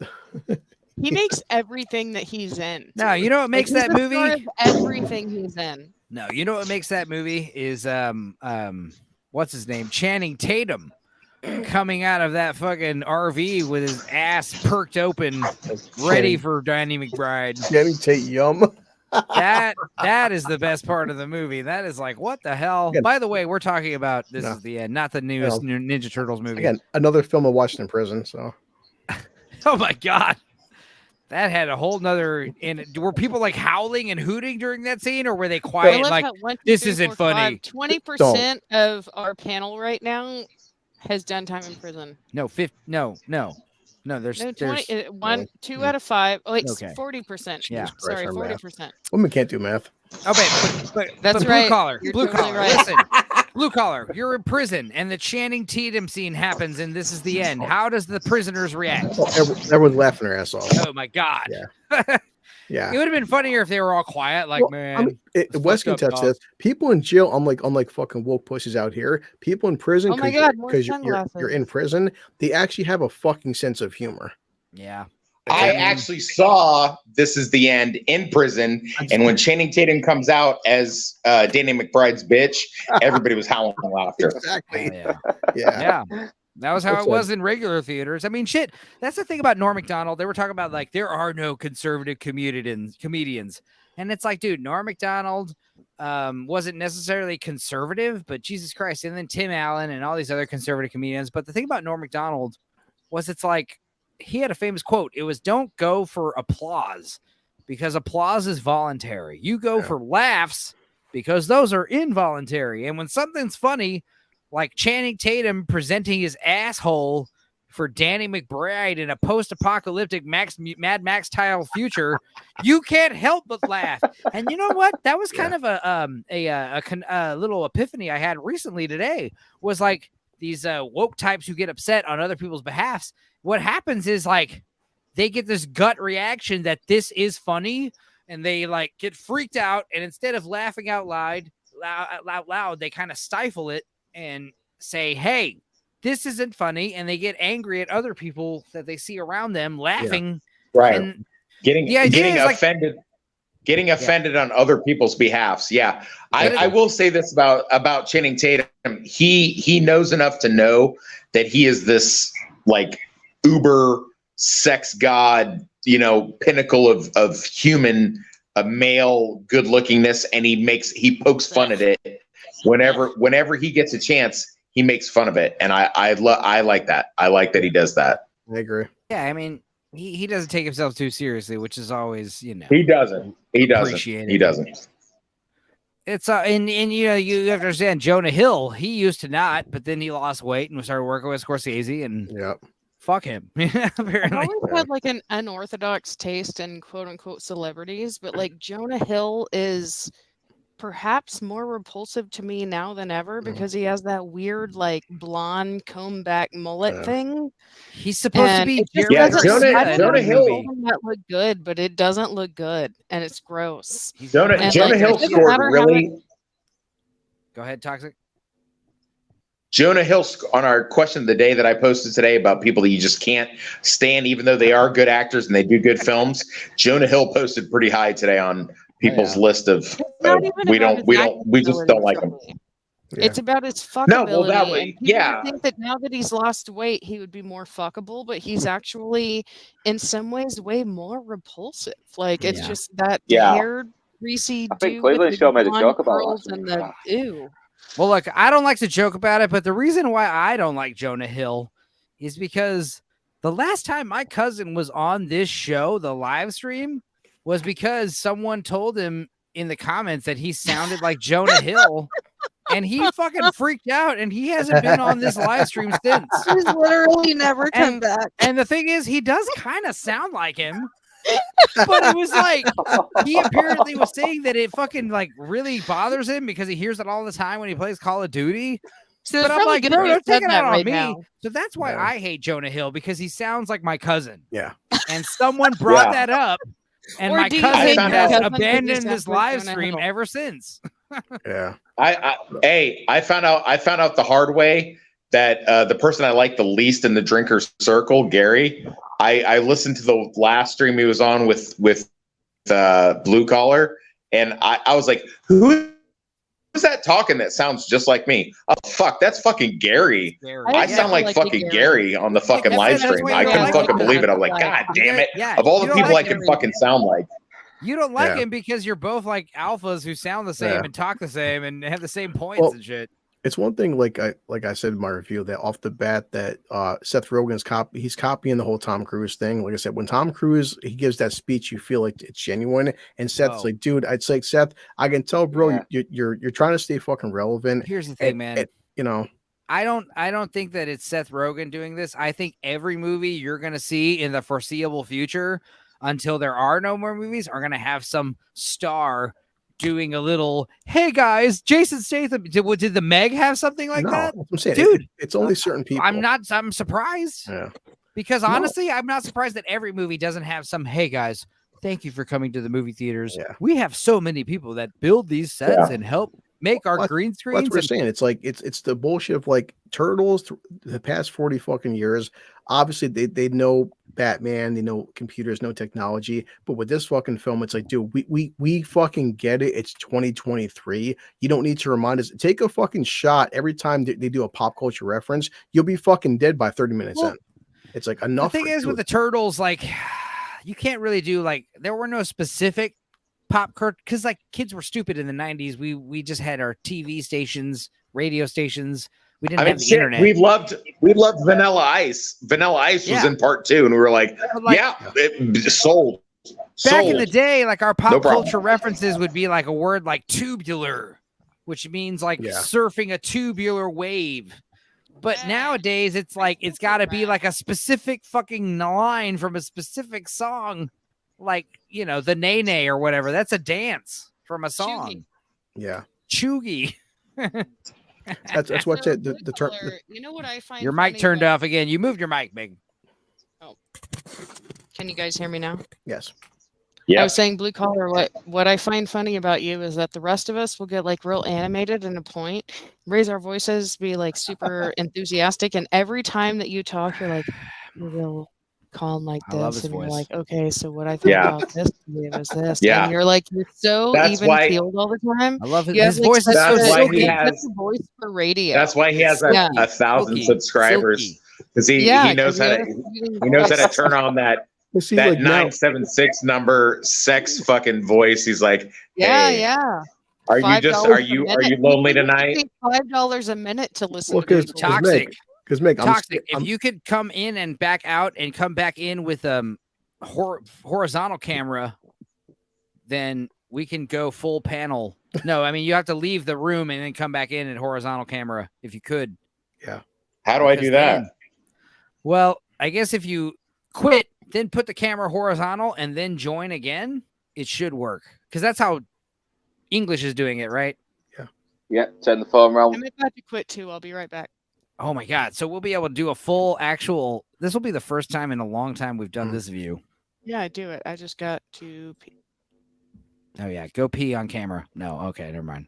Well, I thought too about Enzo. I think subconsciously to what Meg was saying is that after listening to the Drinker stream, it's like I feel self-conscious where I'm talking too fucking loud over you guys. No, and but that's the thing is you've always spoken. No. You've always spoken your cadence. You've always had this like, hey guys, yeah. it's like whatever. But and I've always liked that about you, you know, because like I'm one of those guys that I put my mic in my face and I'm like, fuck no. But no, when they get back, but I'm sure Enzo, you'll go through that. You know, every Turtles franchise and every Turtles like movie or TV show, you understand that it was filmed in the 80s or 90s or 2000s. But this one, it's beating you over the fucking head. Like, hey guys, you heard of Drake? We'll mention him. Heard of Beyonce? We'll mention her. You heard of Adele? We'll mention her. You heard of TikTok? We'll mention it. You heard of Instagram? We'll mention it. It's like, all right already. Besides the 80s and 90s, besides maybe one or two references or the style, it's like they're timeless classics. This one, it's like, fuck, guys, we get it. I hear what you're saying. Like, I mean, I know the words they're using are kind of dated, like 90s words, but they don't really talk about any like. They don't talk about specific like movie references from the 90s or song references from the 90s too much, but at the same time, it's like the internet is so vast nowadays that these kids, the new Turtles, it's like what I didn't like was like the fact that like, okay, Splinter, he's just like a rat who becomes a mutant and he learns karate the same way the Turtles do at the same rate. By watching TV and the internet and stuff. And it's just like, no, like Splinter has to be some kind of like kung fu master somehow, whether he's a human that turns into a rat or a rat that learned kung fu from a human and turned into a rat, super rat. I don't know. I mean, it doesn't matter. The point is it's got to be sensei. Like, why are you the sensei? Why is fucking Splinter the sensei if it's like these teachers who are like, they have a 5th grade reading level and they just teach 4th grade. Yeah. Like, you know, that's weird. So never really got the sense he was a sensei in that movie. Nah. Just a grumpy old Japanese mouse, and that's it. Oh wait, or Chinese mouse, since Jackie Chan is Chinese. Did I? Ah, shit. Well, that's okay. That's fine. At least you tried. But yeah, we were talking about like just like it's okay. And Megan left anyway. She has to urinate. God. But as Women far as and like their weak bladders. I mean, I was gonna say it. Thank you for saying it. But... I love that I came back right then. Yes. So my best friend from high school, she calls me Tiny Tank because every time we're on a road trip or something, I'm like, I gotta pull over and pee, and she'll be like, "My God, Tiny That's Tank!" my It's been, like, nickname 30 for you minutes. now. That makes sense. Tiny Tank. It was Tiny Ricky. Tank.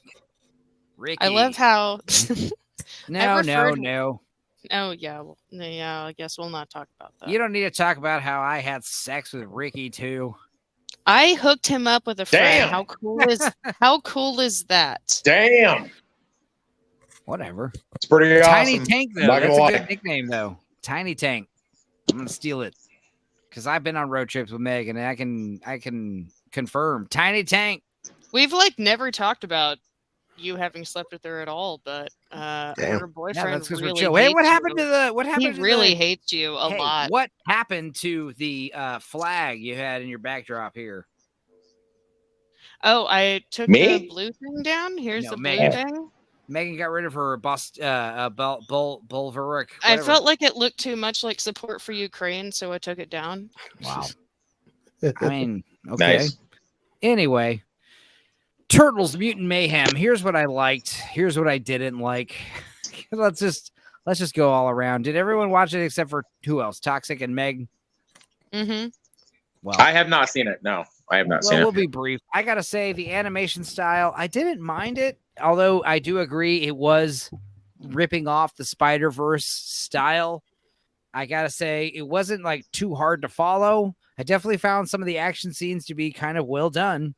And I gotta say, like the movie, when it starts, up until April O'Neil shows up, it's good. Like, there's a great scene where, like, okay, so we got Baxter Stockholm getting raided by some kind of like SWAT guys with mutant guns, anti-mutagen guns that can demutant people. And there's like a fly type creature that attacks them. Yeah, I don't know. Yeah, I don't know. And then I don't know. Then it cuts to like several years later, and you've got the turtles like hopping over the buildings, like doing their thing. And the music is like the score I loved, and I hated the soundtrack. I don't know other movies that I can think of that did that, but like the original music with like the intense like boom, boom, boom, boom, boom, and they're all hopping around the buildings, and then they all show up, and they all got their classic like comic book look with their white eyes, and they all look fierce and intense. And they're like, all right, guys, here's the mission. We're going to, get well, I don't remember what the shopping ingredient was. It was like carrots or something. What was it? Do you remember? I'll also break down the fact that these kids, they are getting supplies. They're robbing people blind. So, blue collar workers, it's good to know that you guys are constantly robbing stores. Yeah. But all of a sudden, it's like Assholes. once they cut to the shopping cart, it's like all of a sudden the shopping list, all of a sudden they're not all heroic looking. All of a sudden they look all meekly and childish, and they look like little teenagers like we see before us, and they all got their regular pupils. And they're black little, and all of a sudden it's like kind of a shell shock. And like, okay, I like that. But like I said, there was a specific point right before April shows up where it starts to be like, what the hell's happening? And then once April shows up, it's like, okay, just solid downhill for a while, because April shows up and she's like, the kids are just like, breaking protocol, playing with their ninja stars and stuff up on top of a building without permission, which is $1. yeah, but that doesn't feel like something the Ninja Turtles should be doing. And yeah, they accidentally throw a ninja star into April's helmet, and she has a fit, and she's like cursing out these random individuals on top of a building, and then someone steals her Vespa, and the turtles, specifically Leonardo, who is for some reason smitten by this April O'Neil character. I don't know. He insists that they go save her because she's, quote, what are the words? Beautiful and charming. Yes, I when he called April beautiful, I kind of threw up a little bit. Like, I must save this woman who is beautiful and charming. I cracked up fucking laughing. Yeah. And it was the only part of the movie that definitely took me out, because it was like she wasn't that beautiful. I want to see like the reverse of what's happening in movies right now, where like there's a guy who instead of like character who instead of saving the woman is like, you know what? I'm okay all by myself. And his guys are like, yeah, you're totally right. And they all like cheer him on. And then he doesn't save the girl because he's like, you know what? I don't need a girl. I'm fine all by myself. And the prince just goes on about his business, like having all the money forever and More never so, having to deal with a woman. You've got a big fat guy like me who's just like sitting on my ass, and you've got women like worshiping me at my feet. Yeah. You know, that would go over well. You know, this man is so handsome and physically fit and amazing. He's a perfect symbol of what a man should be. And you'd have other women being like, now, wait a minute. This guy, he is not as pussified as we'd like. So, Yeah. I'm sorry. That's the point. That's that whole modern 2023 body positivity shit. If like, okay, Leonardo, if you see Megan Fox, say, damn, she's beautiful.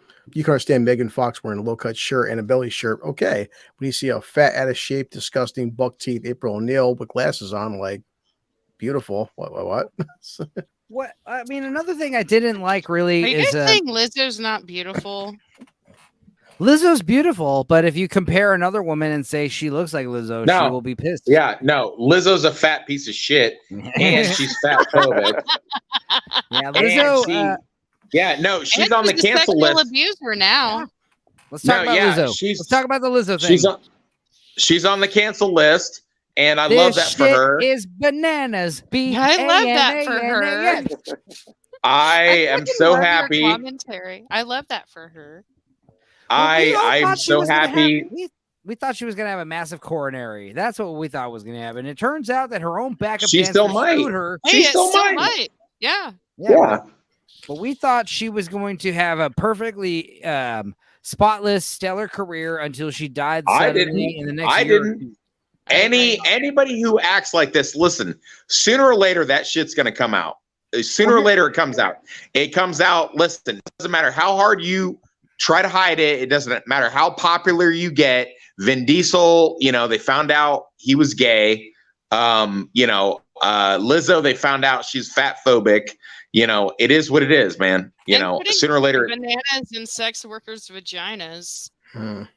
Exactly. Which, to be fair, is what you're supposed to do with sex workers. You're supposed to do whatever you want with them because they're whores and they have no soul, and you can do what you want with them. I've hired a whore by day, but I've never put a vagina or a banana in their vagina. You haven't put a banana in your vagina That's all yet. hypothetical in Minecraft. Not me. Not yet. Not yet. Okay, Yet. fair enough.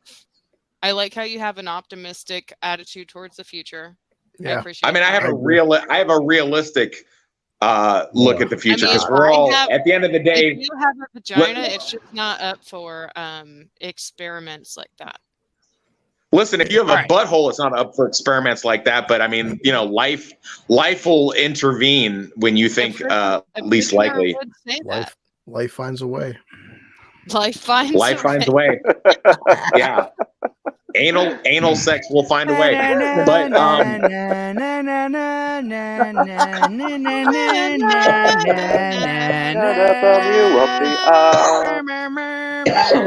It also ends up like this. I spared no expense. Spared no expense. I hired only one IT guy, but I spared no expense with the ice cream. Well, that's right. Guy. It could be the colorist right there, Enzo, but also April. It looks like April hasn't taken a shower in a good 3 weeks. Here's the thing. Is that a black joke? Nice. And maybe if that's a racist black joke, I'm here for it, and I love it. I love that for you. She looks like collar. I love that for you. Listen, I tell you, she does not shave her underarms, and she doesn't wear deodorant. I like how blue collar. I like how blue collar takes his 1,000 subscribers, and he's like, I don't give a fuck. I got 1,000 subscribers, but I'm still gonna be racist because I'm from New York and I don't like black people. Good for you. Jesus I'm Christ. doing all the Good for you. Good for you. Not disagreeing. Good for you, at Christopher Edwards. Good for you being as racist as you want to be. All jokes in Minecraft. I got a black sister. All right. But yeah, as far as the turtles, do you guys ever watch these fucking Wii watches that are just me and Enzo, or do you only watch the ones that you're in? Just the ones I'm in. We've got some pretty. I only watch the ones I'm in because I'm a narcissist. I only watch the ones I'm in because I'm a narcissist. Yeah, thing. English watches them all. Yeah, I think trying that to anyway. Trying Chocolate, to. you would appreciate some of the not some of all of the very racy jokes that I make where we have to make disclaimers the moment that I make those jokes. Mm. I think Well, you'd the be thing into about it is, Meg, you have a bad habit of splitting your time amongst either sounding like you're underwater or in a fucking tunnel on a can of pea soup, or I'm you're just you're not busy into fucking, or you're busy making some fucking arts and crafts out in the garage and shit. Oh no, So that's like, actually true. That third one you were right about. I know I'm always right. I love being right. Remember That's my that favorite time thing. you were like, "Oh, what is she quilting?" And I was like, "Actually, I am quilting." I know. As soon as you said you were actually quilting, I went from 6 to midnight immediately. I was so hard. There's nothing sexier to me than a woman that knows her place in the world. That's exactly what you said in that moment. Yes, I remember. Yeah, Oh, and that place is behind a man Out because there our working brains, a 12-inch right. orbital right, bevel, having a baby, miter quilting, saw. cooking, cleaning. Those are the things that women should be doing. So my Correct. problem All with right. Turtles Mutant Oh Mayhem my God. Saw that on Yellow Flash as well. It's is fucking once atrocious. April He has to shows cut that up, out now so he doesn't get once April shows up, it just kind of goes off the rails because not only is she Yeah. hideous and Leo's like for some reason What inexplicably the fuck attracted is to this her. picture, by the way? These are What is- earlier drafts of April O'Neil. Obviously, the most important part is that she wears a yellow top. Mm. That's the most important thing that they retain from the other ones. And here is the artist. Is that the most important thing, or is the most important thing that she looks like a pear that's been left out in the sun for too long? Well, like the second middle iteration, Like a it's like, prune. all right, I don't mind this as much, but this shit, this looks like a man, a homeless man, you know? Let's see. But here we go. It's See- like, I mean, I'm trying to make, this is the artist, and he's getting grilled on These- Twitter or Exter or Twitter. These pictures look like Oh, these, God. these pictures look like Wiz Khalifa if he'd been on heroin instead of fucking No, crack. I love when Enzo clicked on his name. It says he/him. Like, yeah, what a shock there. Oh, right. Yeah, of course. He, course, him. yeah. Yeah. Yeah. You get pressured to put that Guys, stuff there. I've been in fucking bringing my son back from picking him up when he was in grade school. I've seen second graders draw better than this. That's my fucking problem. Like, Holy why fuck. is the point now to make everything uglier? Like, Here's the problem. you Here's could, the like, problem. yell that from As a character CBU. as a It's so hot. character, look, as a character design, you know, someone who studied character design, the first thing you want is all characters to be black silhouettes on a white background, and you want them to stand out from each other. So the four turtles, they kind of do this. April looks like a fifth turtle. Okay. Right. But then furthermore, once you have the blackout silhouettes all pretty different, then you can add the colors. And this is why April wears yellow, because she stands out visually from these turtles. But it doesn't need to happen in movies, especially, I mean, like I said, like if you're going to change everything about her, but just keep her yellow fucking jacket, yellow jumpsuit, then it's like, I mean, sometimes it works, like with Batman. Like I said earlier, if you take away Batman's ears or his cape, he's not Batman. Well, But their if you masks are also not differential enough. Like if you look at the center two, it's like one's supposed to be red and one orange. You can't really tell the difference. Then This the could other be a bad. I mean, ones the on the problem. The outside, problem it's with like purple and blue, but Yeah. they look the same. the problem with this movie was the lighting. Everything was passed through this like vomit green filter, and all the highlight colors are yellow instead of white. Well, speaking about April and vomiting, that scene was just unnecessary. Like, it Oh was yeah, April vomits. No, April literally vomits a huge projectile vomit, not once but twice in this movie. Yeah. Not for a while at all. We said this earlier, but the most important thing about, like I said, Batman, you know, he's got to have his cape in his ears or he's not Batman. Otherwise, he's just vigilante guy. April O'Neil, her yellow jacket isn't that important, but what is important is that she's a fucking news reporter. Mm. And what's so weird, I do appreciate the fact that these are young teenagers. Instead of 19-year-old Ninja Turtles, we have like 13-year-old Ninja Turtles. But what's weird is fucking April O'Neil is also in high school, and she's an aspiring news reporter. I cut this out of my review, but the kid played Michelangelo, or Mike. I had to look this up. The kid's 15. He sounds like he's 6. I cut this out because I was just, well, guys, what is with like? You expect teenagers to sound like teenagers?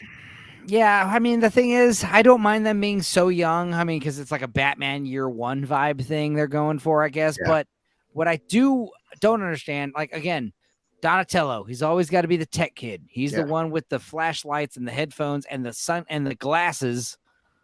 But He's the Blue Ranger. What's so shocking is I didn't realize this until the end of the movie, but Michelangelo has braces. Yes, that was something that literally took me out of the movie. Which is awesome when you're watching Pornhub, but not so much when you're watching Ninja Turtles. Oh God, braces? Is that your thing, you pedo? Or braces? Yeah, if anyone's ever masturbated to Coco Lovecock, I have questions for you. I don't know what that means, but I feel like that makes me a better person for not. It's a porn star who just looks very young, and it's like, ew. Oh, I don't like that shit. I don't care how old. I like she's like in her 20s. She's like a 20-something-year-old who looks like she's 15, and I'm like, oh, no. She's one of those girls that like makes a living off the pedo. Tiny, tiny little adolescent looking porn star. I've seen that a lot more these days. Though. It's very disturbing. He's right. If you're into I honestly think the point of this movie was to give us like, these are like supposed to be like young, like they don't know anything white kids, and this slightly older black powerful female is going to teach them how to live and shit like that. It's worse than that, bro. It's worse than that. So imagine, I said this on Twitter, like, here's my problem. My problem is in the fact that April is fat and black. Like, I don't care that she's black. She's been black before. It's cool. I don't care that she's fat, except it is lousy character design because she doesn't stand out on a silhouette standout from a character design point of view. When it's an animated movie, you have no excuse. But here's the thing. The biggest problem is the character motivations. Now, like I said on Twitter, imagine if Lois Lane was telling Superman what to do, who to save. And she was writing her little reporting articles pretending she didn't fucking know who Superman was, let alone she was dating him and putting him up to it. Okay? Now also imagine that she's not even a reporter. She's a high schooler with aspirations to become a reporter, and she's using Superman to further her career. Like, it's just like, the heroics should be there are people in trouble and we need to save them. And it's that simple. This idea like, oh, we're going to garner the Ninja Turtles. We're going to garner public favor for you by you're going to save the ones who further my career. You're going to save these people, and I'm going to do like a Peter Parker type thing where I'm going to be like on the scene to document it, and I'm going to reap all the benefits. And also, it'll make people less afraid of you. It's like, how about just save people and people will love you regardless, you know? Like, I mentioned that earlier, didn't I? On the Messenger. Yeah. Yeah, there's a lot of stuff we talked about in the chat that was like, dude, the problem with the movie is it's like, you know, like I said, it's like, and the other thing is like, April O'Neil, she looks hideous, but to be fair, every fucking character in this movie is disgusting. Now, the humans are mutants, and all the mutants are atrocious. Now, it's nothing wrong with every character being a disgusting, like, it has this Ren and Stimpy vibe, where everything is just gross looking and sickly and icky, and that's not a big problem. But if you had just made April a smoking babe, she would be at least one decent thing to look at in the movie, and also it would make sense why all 4 turtles are like hypnotized by her and kind of do all this weird shit at her whim, because she's fucking hot. If she's just some random penguin shaped teenager and not like Megan Fox, what's adult. Her spell over them? Yeah. Like I said, she's supposed to be unattainably hot, stepsister quality, but also connection to the real world. And in this new one, Velma. She's none of those things. Yeah. Velma? Yeah, from Scooby-Doo. She was supposed to be super hot, and then everybody's trying to like de-hot her now in the new movies. I wouldn't say she was super hot back in the day, but they're definitely trying to make her. I disagree. I mean, the live action ones, yes, Yeah. she was played But by I've an always attractive. had that thing for like, glasses and sweaters and Yeah. me. Anyway, Toxic, But- where are you that you are in like a hellhole of fluorescent lighting and cheap ceiling tiles? I could tell you, but I signed an NDA not Yeah, to disclose. It's a toxic I won't hell. ask again. Well, like you're saying, Enzo, the problem I had was like this animation is a very big ripoff of Spider-Verse, but I feel like you watch a Pixar film and love or hate them, you appreciate how much budget goes into it. Then you watch like say whatever a lesser Pixar fucking film. It's like they're copying Pixar, but they're not Pixar. I feel like this is a fucking cheap, watered down version of a Spider-Verse film. Well, Like see, here's what I say about See this this, movie. and you know what? I'm glad go you ahead. brought that up, Blue Collar, because this was my problem with the Spider-Verse when it came out. I'm like, great. Now you know what they're gonna fucking do? They're gonna start doing all this claymation, cheap ass, Low frame animation rate. bullshit. What's that? Low frame rate. Low frame It has rate this jittery, bullshit. it has this jittery look to it. Right. not They're gonna smooth. start doing. They're gonna start doing a bunch of this, celebrity deathmatch bullshit with famous IPs, and I'm not here for it. I thought the Spider-Verse movies looked less claymation as opposed to this one. This one looks straight up claymation, but the problem is, if I were to show you like still frames of this movie, I don't think you would think it's too much like Spider-Verse. Yeah. But if you saw it in motion, you're like definitely ripping off Spider-Verse, because like frame by frame, like this image right here, they don't do like a lot of the Spider-Verse textures that the comic book textures that Spider-Verse did. A lot less of that. But like this one definitely does that jittery low frame rate animation that some people love it. Some people it makes them sick, I don't like it. Well, it's like when I was watching this, they always show trailers for films, right? And they show like, okay, like this new Paw Patrol's movie. And I understand the fact that a Paw Patrol's movie is made for 4-year-olds, and you get that. But obviously, it's the animation quality of like a Paw Patrol's movie is not the animation of like Toy Story.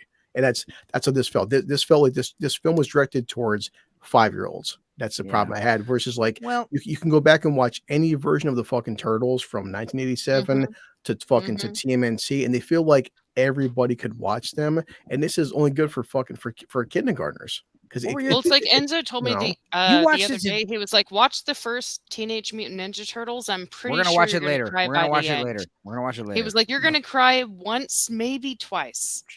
Because it has he was saying it has very adult themes. We talked about it. has. He's right. We're here for it. Yeah, he's But right. that's the way that it was with like Land Before Time. Like, can you guys imagine something It does as have Land sad Before Time vibe. as Oh, no. Land Before Time being? It has like released never-ending right now? story vibes. I would say the first Turtles movie. Also said, I named my dog after Falcor. Or for Luke, what is it you Brits like, Watershed Down or whatever it's called? Yeah. Oh fucking hell, Lord! Should we Watershed just not Down. be super racist against Luke? Or No, Watershed Down is an Have you animated. anything No. about him not being from England, or Yeah, but what were your thoughts on the? I've actually not seen Watershed Down, but I have heard it's pretty fucking done. It is. I've seen it. It's fucked up. But from what I remember from my childhood, it was mostly like Land Before Time and Jurassic Park. Yeah, that was the one with the rabbits, right? Yeah. Yeah. Watershed Down, I've not seen yet though. I need to. But what were your thoughts don't. on? No, you don't. You unless watched. You want to cry? Luke, you watched Mutant Mayhem today. Though. What were your thoughts on that? It's very average, and the fucking narcissistic messaging is a bit shit. Come on, I want Turtles to be fucking saving people because it's the right thing to do. Is Toxic urinating? No, I'm at the sink, you dick. Oh, okay. He can't tell you because he signed an NDA. Okay? It sounded like So you we might have can't been tell you what peeing he's and flushing a doing. toilet. It's okay if you Get were. pissed while I'm talking, mate. But you were on the sink. That was close. So, but yeah, as far as what were the stuff that you like? We talked about stuff we didn't like. I mean, you probably agree on that, Luke. But I mean, if there's anything you liked or didn't like, let me know. I did still kind of like the Turtles, but I thought they could have done with being a bit more distinctive, like they usually are, because they just seemed a bit more similar. Yeah. Pick a year according to that graphic that Enzo was putting up earlier. Pick a year. What's your Toxic, ideal what do you- here? You might want to mute your mic, maybe, or Yeah. Enzo, can you Something. put that graphic back up about the years? yeah. Okay. Right, which one? Yeah, my favourite, Luke, mate. pick your year. Yeah, Pick probably your the fighter. 1990 version. Like it's Mortal That's Kombat. Pick your fighter. 1990. Come on, it's still the best one. 1990? Yeah, I agree with that one. It's still the I best like one. it. It's yeah. But as far as like Mutant Mayhem, like things I did like, for instance, I'm a sucker for Daikaiju action, giant monsters destroying a city. And this was the only Ninja Turtles movie that had that going. And like the mutants that were supposed to be gross, they looked gross and it was good. But like I said, when every human being is also like looks like a Men in Black character, it had this like, remember the Men in Black cartoon and also the early Men in Black movies? It had this very like Ren and Stimpy, like everything's gross and grimy, which I didn't mind, but I could see other people like not liking that. It's not visually appealing. It's sickly. I hate to like beat a dead horse, but when you guys look at these 4 turtles, can you tell any color difference between the 2 red color mouse and the 2 or the purple blue color and the mouse? purple? Yeah, exactly. Can you tell any difference whatsoever? No, exactly. Like everything is washed They're through a yellow filter. indistinguishable. Everything's washed through a yellow filter. But the so whole like, point it's like is what that you they're said. supposed to have four distinguishable colors. That's the Right. whole point Right. of the Ninja Turtles. they got their belt Well, buckles. Enzo said that at the beginning of the stream. He said the whole point of this was that you had 4 distinguishable characters. You had 4 different kind of personas that everybody could kind of identify with. One person could be the tech nerd, one person could be angry, one person could be the leader, one person could be the laid back character, the funny guy, whatever. And then with this, I can't even see it. No, that's my problem here with this one. Yeah, one of them has glasses and one of them's tiny. And, they're all pretty indistinguishable. What I did like though, but what's so funny is the mutants, like, because there's like a whole gang of mutants that are the bad guys, and they're led by Superfly, voiced by Ice Cube, who was the highlight of the movie. If you're going to see the movie, it's worth seeing Ice Cube playing this villain who's a gigantic mutant fly leading this huge band of other mutant animals. And of course, the turtles find out about him, and it's like, oh yeah, you should hang out with us. But like every other mutant is so distinct and disgusting and designed originally, and like these turtles, like I mean, I don't know, not enough going on visually. I also I'm not okay with Splinter fucking a cockroach. Like yeah. Okay, so what I did like Jackie Chan as Splinter. Jackie Chan as Splinter was great. He had this Asian accent. And he had this like elderly like father, like he was a loving, supporting father who was just kind of like, they talked about how like Splinter's terrible in this one because he hates humans, but it's like, dude, every rat hates humans, and the idea of a giant rat, like it's like Ratatouille. Like, I went up to the surface once and they hated us, so we live in the sewers. I do admit, Splinter at this entire fucking film, there's a 2-minute sequence, just 1 2-minute sequence where Splinter has a fight scene. That one fight scene is fucking fantastic. I will give them that. That one a human sized rat would be terrifying. Okay. That rat could fucking hop on the roof and crawl around and fucking do all kinds of crazy shit. But like, even, who knows? People hate the fucking Bay film. These guys stole the fucking plot from the Bay film. Yeah. They're fucking, they're taking their blood just like they did in 2014. No, and again, but at least they didn't call it milk. Dude, that in the old ones, because in this new one they keep saying milking the turtles, and like you said before many times, it's like you could have said that joke once and that would have been great. Yeah, but like every other, Seth Rogen is one of those motherfuckers where he likes to hammer his jokes. Dude, he likes to say a joke once that's funny and say it 10 times. Gross. I truly, if you had said milking the turtles one time, that would have been pretty goddamn classic. But if you said it 10 times, it's like gross. I truly would actually, I would rent this again in Redbox just for research. I would want to go back and see how many times they say milking the turtles. I want to get a legit count because I lost count. That's fucking disgusting. That is disgusting. So they get like held hostage in like the 3rd act, right? And it's like all of a sudden, like in the last like 20 minutes of the movie, it's like milking the turtles, turtle milk, milking the turtles, milking turtles, milk the turtles. How long are we gonna get milked for, bro? Like it's like it happens so rapid fire. You're like, Jesus. the word milk. And you can't milk the turtles because turtles don't have nipples. Like, this is great for a 6-year-old. Okay. I mean, I guess the idea is like we don't want to talk about blood. You think that's what that you can't milk a bull, but people do.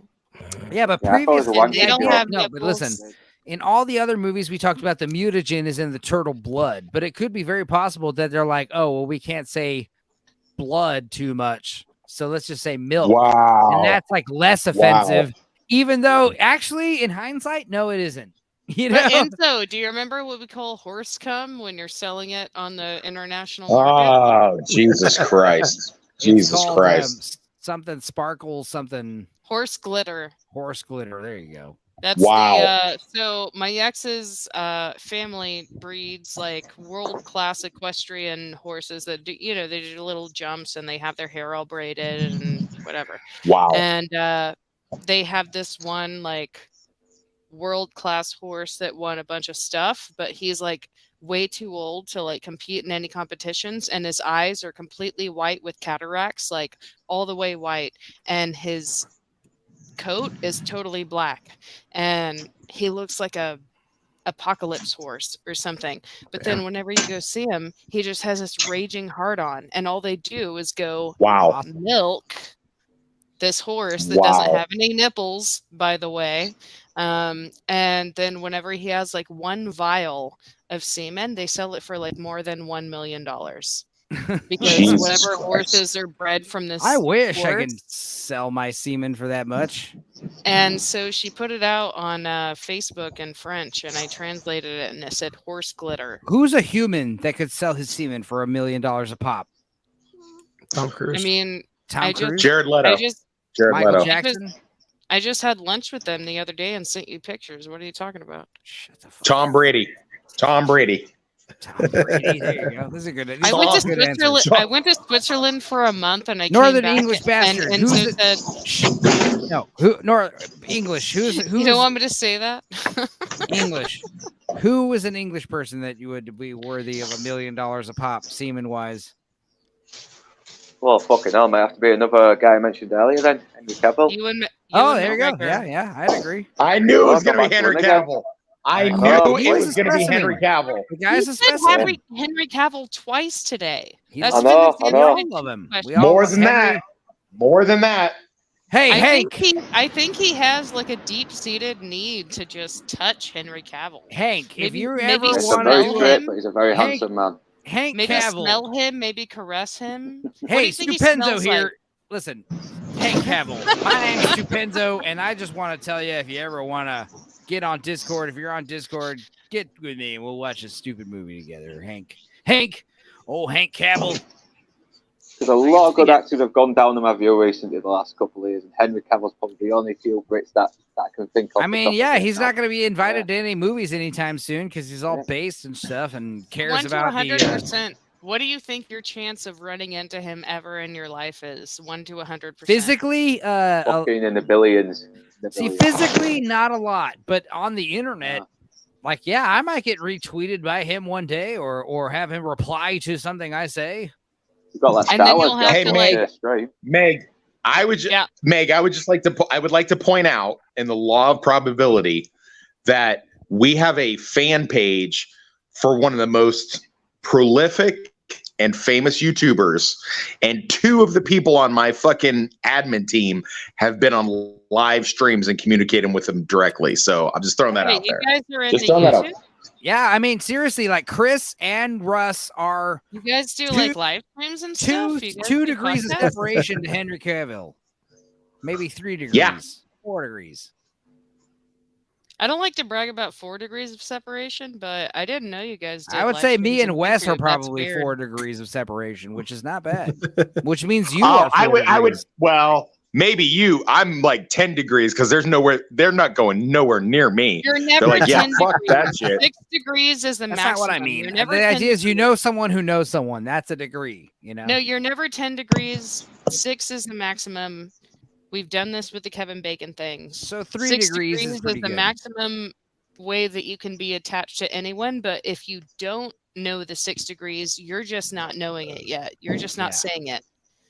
If you think there's 10, you don't know some shortcuts.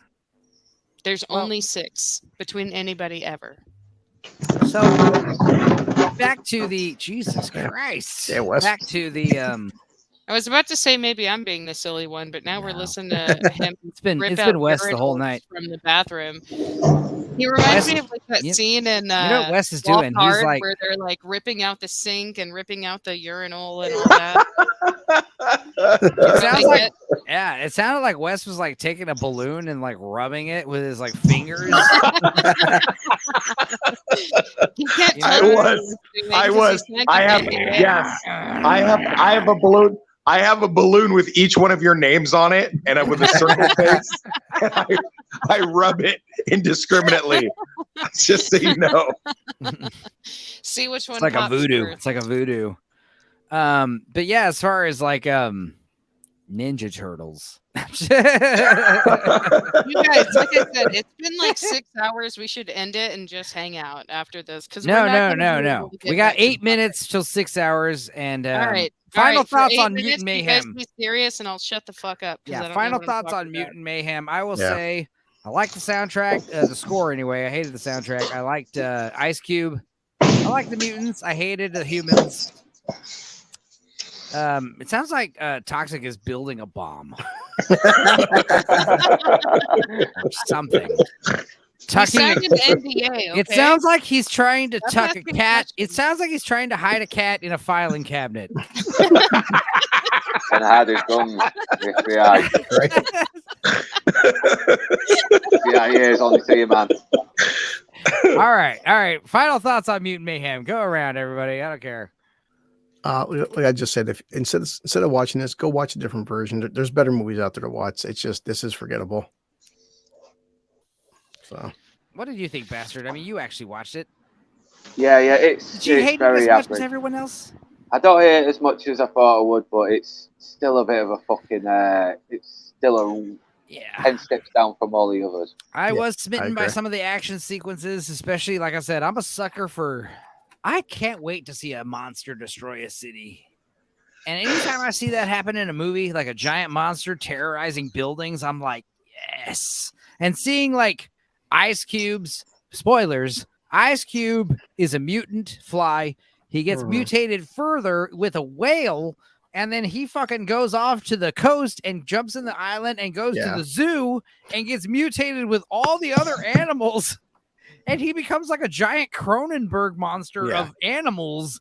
And he's like destroying the city, like shouting rap lyrics. No, not rap lyrics, soul funk music lyrics. Oh, There's a that's part- way better. He keeps No, quoting. legitimately, it is. So way his better. name is Superfly. He's a giant fly, and he keeps quoting soul songs. He says, like, there's a part where they all say, "Hey, man, we don't want to kill all the humans," and all of his friends are like betraying him, and he's like, "They smile at your face, all the while they want to take your place." And it's just like, Jesus Christ, Yeah, dude. that debate I didn't mind.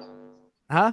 I didn't mind that they folks wear as prejudice. They're like, Yeah, I thought Ice Cube was like the It's big fucking saving nuts. grace of the movie, man. Yeah. He fucking rocked. I also Well, don't like. that I don't- was.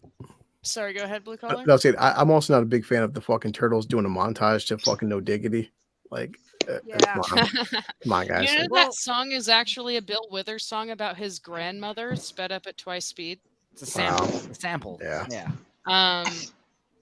But yeah, The thing is, like, modern kids will listen to modern bullshit, which is why the 90s Turtles will always be superior, because they had stupider but yet more wholesome pop culture to draw from. And like I said, the big problem with the Turtles in this movie is their motivations are tainted. They're not their motivations aren't plain heroics.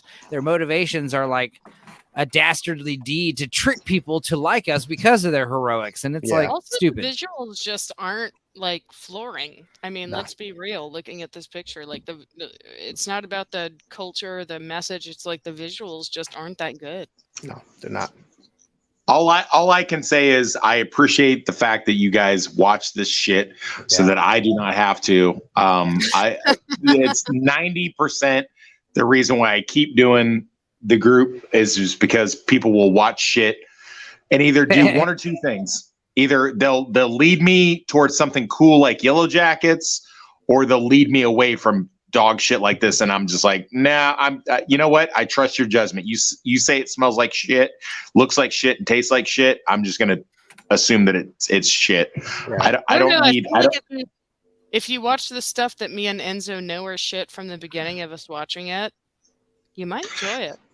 I don't know, Meg. I don't trust your judgment because you saying that you did not like The Hunted. It's suspect. It's suspect. But see, to me. here's the thing. I gotta but have say, reasons for that. anytime But we you're like right, watch one of you these can trust my movies, judgment anyway, because repeal the 19th. anytime, Right, Megan. because you're a woman and women have smaller brains than us. So yeah, I'm never gonna really.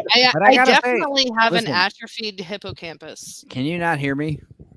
No, I I can. can hear you. I was just Megan ignoring just it for a insists second, on so I talking could- over me. No, I was absorbing the sexism. Go on. But the point is, like, anytime we watch one of these movies and we all hate it, those end up being like funnier than anything. I swear. I prefer. You know what I like? I don't like watching movies that we all hate. I like watching movies that everybody else loves and I hate, and then I can shit on them and be the toxic asshole. True. I don't like when we're all on the same page. I want to be the one dickhead in the group that doesn't like the thing that everybody else likes. That's See, what I I like. I like when we're all. Hate I it like in the when group chat. Megan.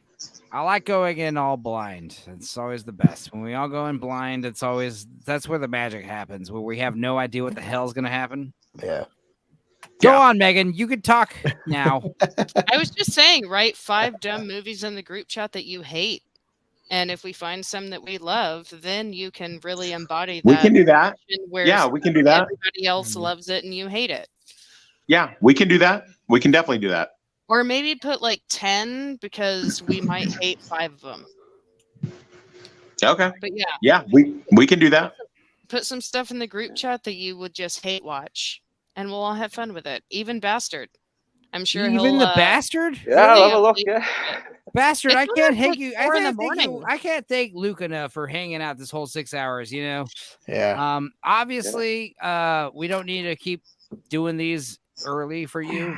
But this is something that happens where I'm like, hey, let's do it early. And it'll just go this it'll still end around the same time. I agree. I definitely appreciate you coming on our stream and us not being able to understand a word you fucking say. I understand throughout the entire thing. I You invented the language, that's why. I couldn't agree more that I appreciate you, but at the same time, I totally don't mind doing things earlier so that you can be a part of it. Well, it's funny because we've got the 4 turtles plus the 5th. I guess you'd be April, Meg. There we go. And then just because I'm a woman, can't I be Splinter? No. No. No. That means hell no. If anything, you could be the woman if I'm turtle. going to be April, I'm not going to be the fat black April. Okay? You could be the woman turtle, if anything. But anyway, Yeah. the idea not is the cartoon April.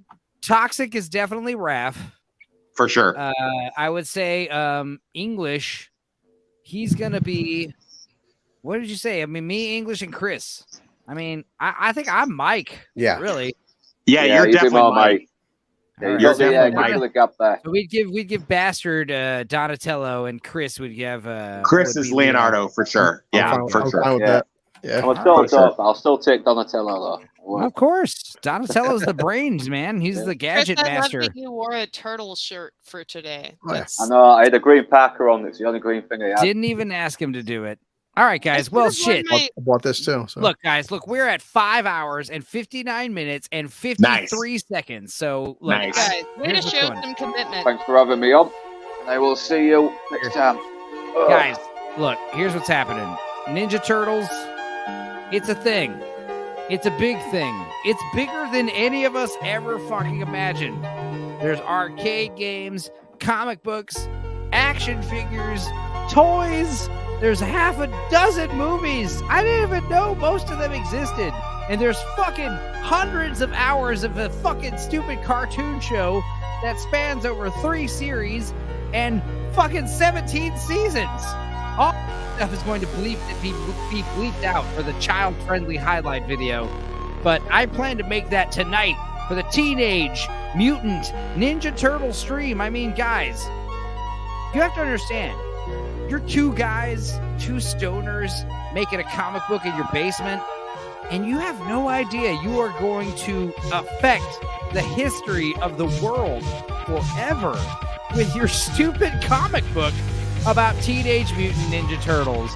Guys, Peter Eastman and Laird, I don't even know their first names. They're legends. Doesn't matter. Even long after they're dead, we will be remembering this. And, yeah. I enjoy having fun with you guys talking about stupid Ninja Turtles. Anyway, guys, Ninja, vanish!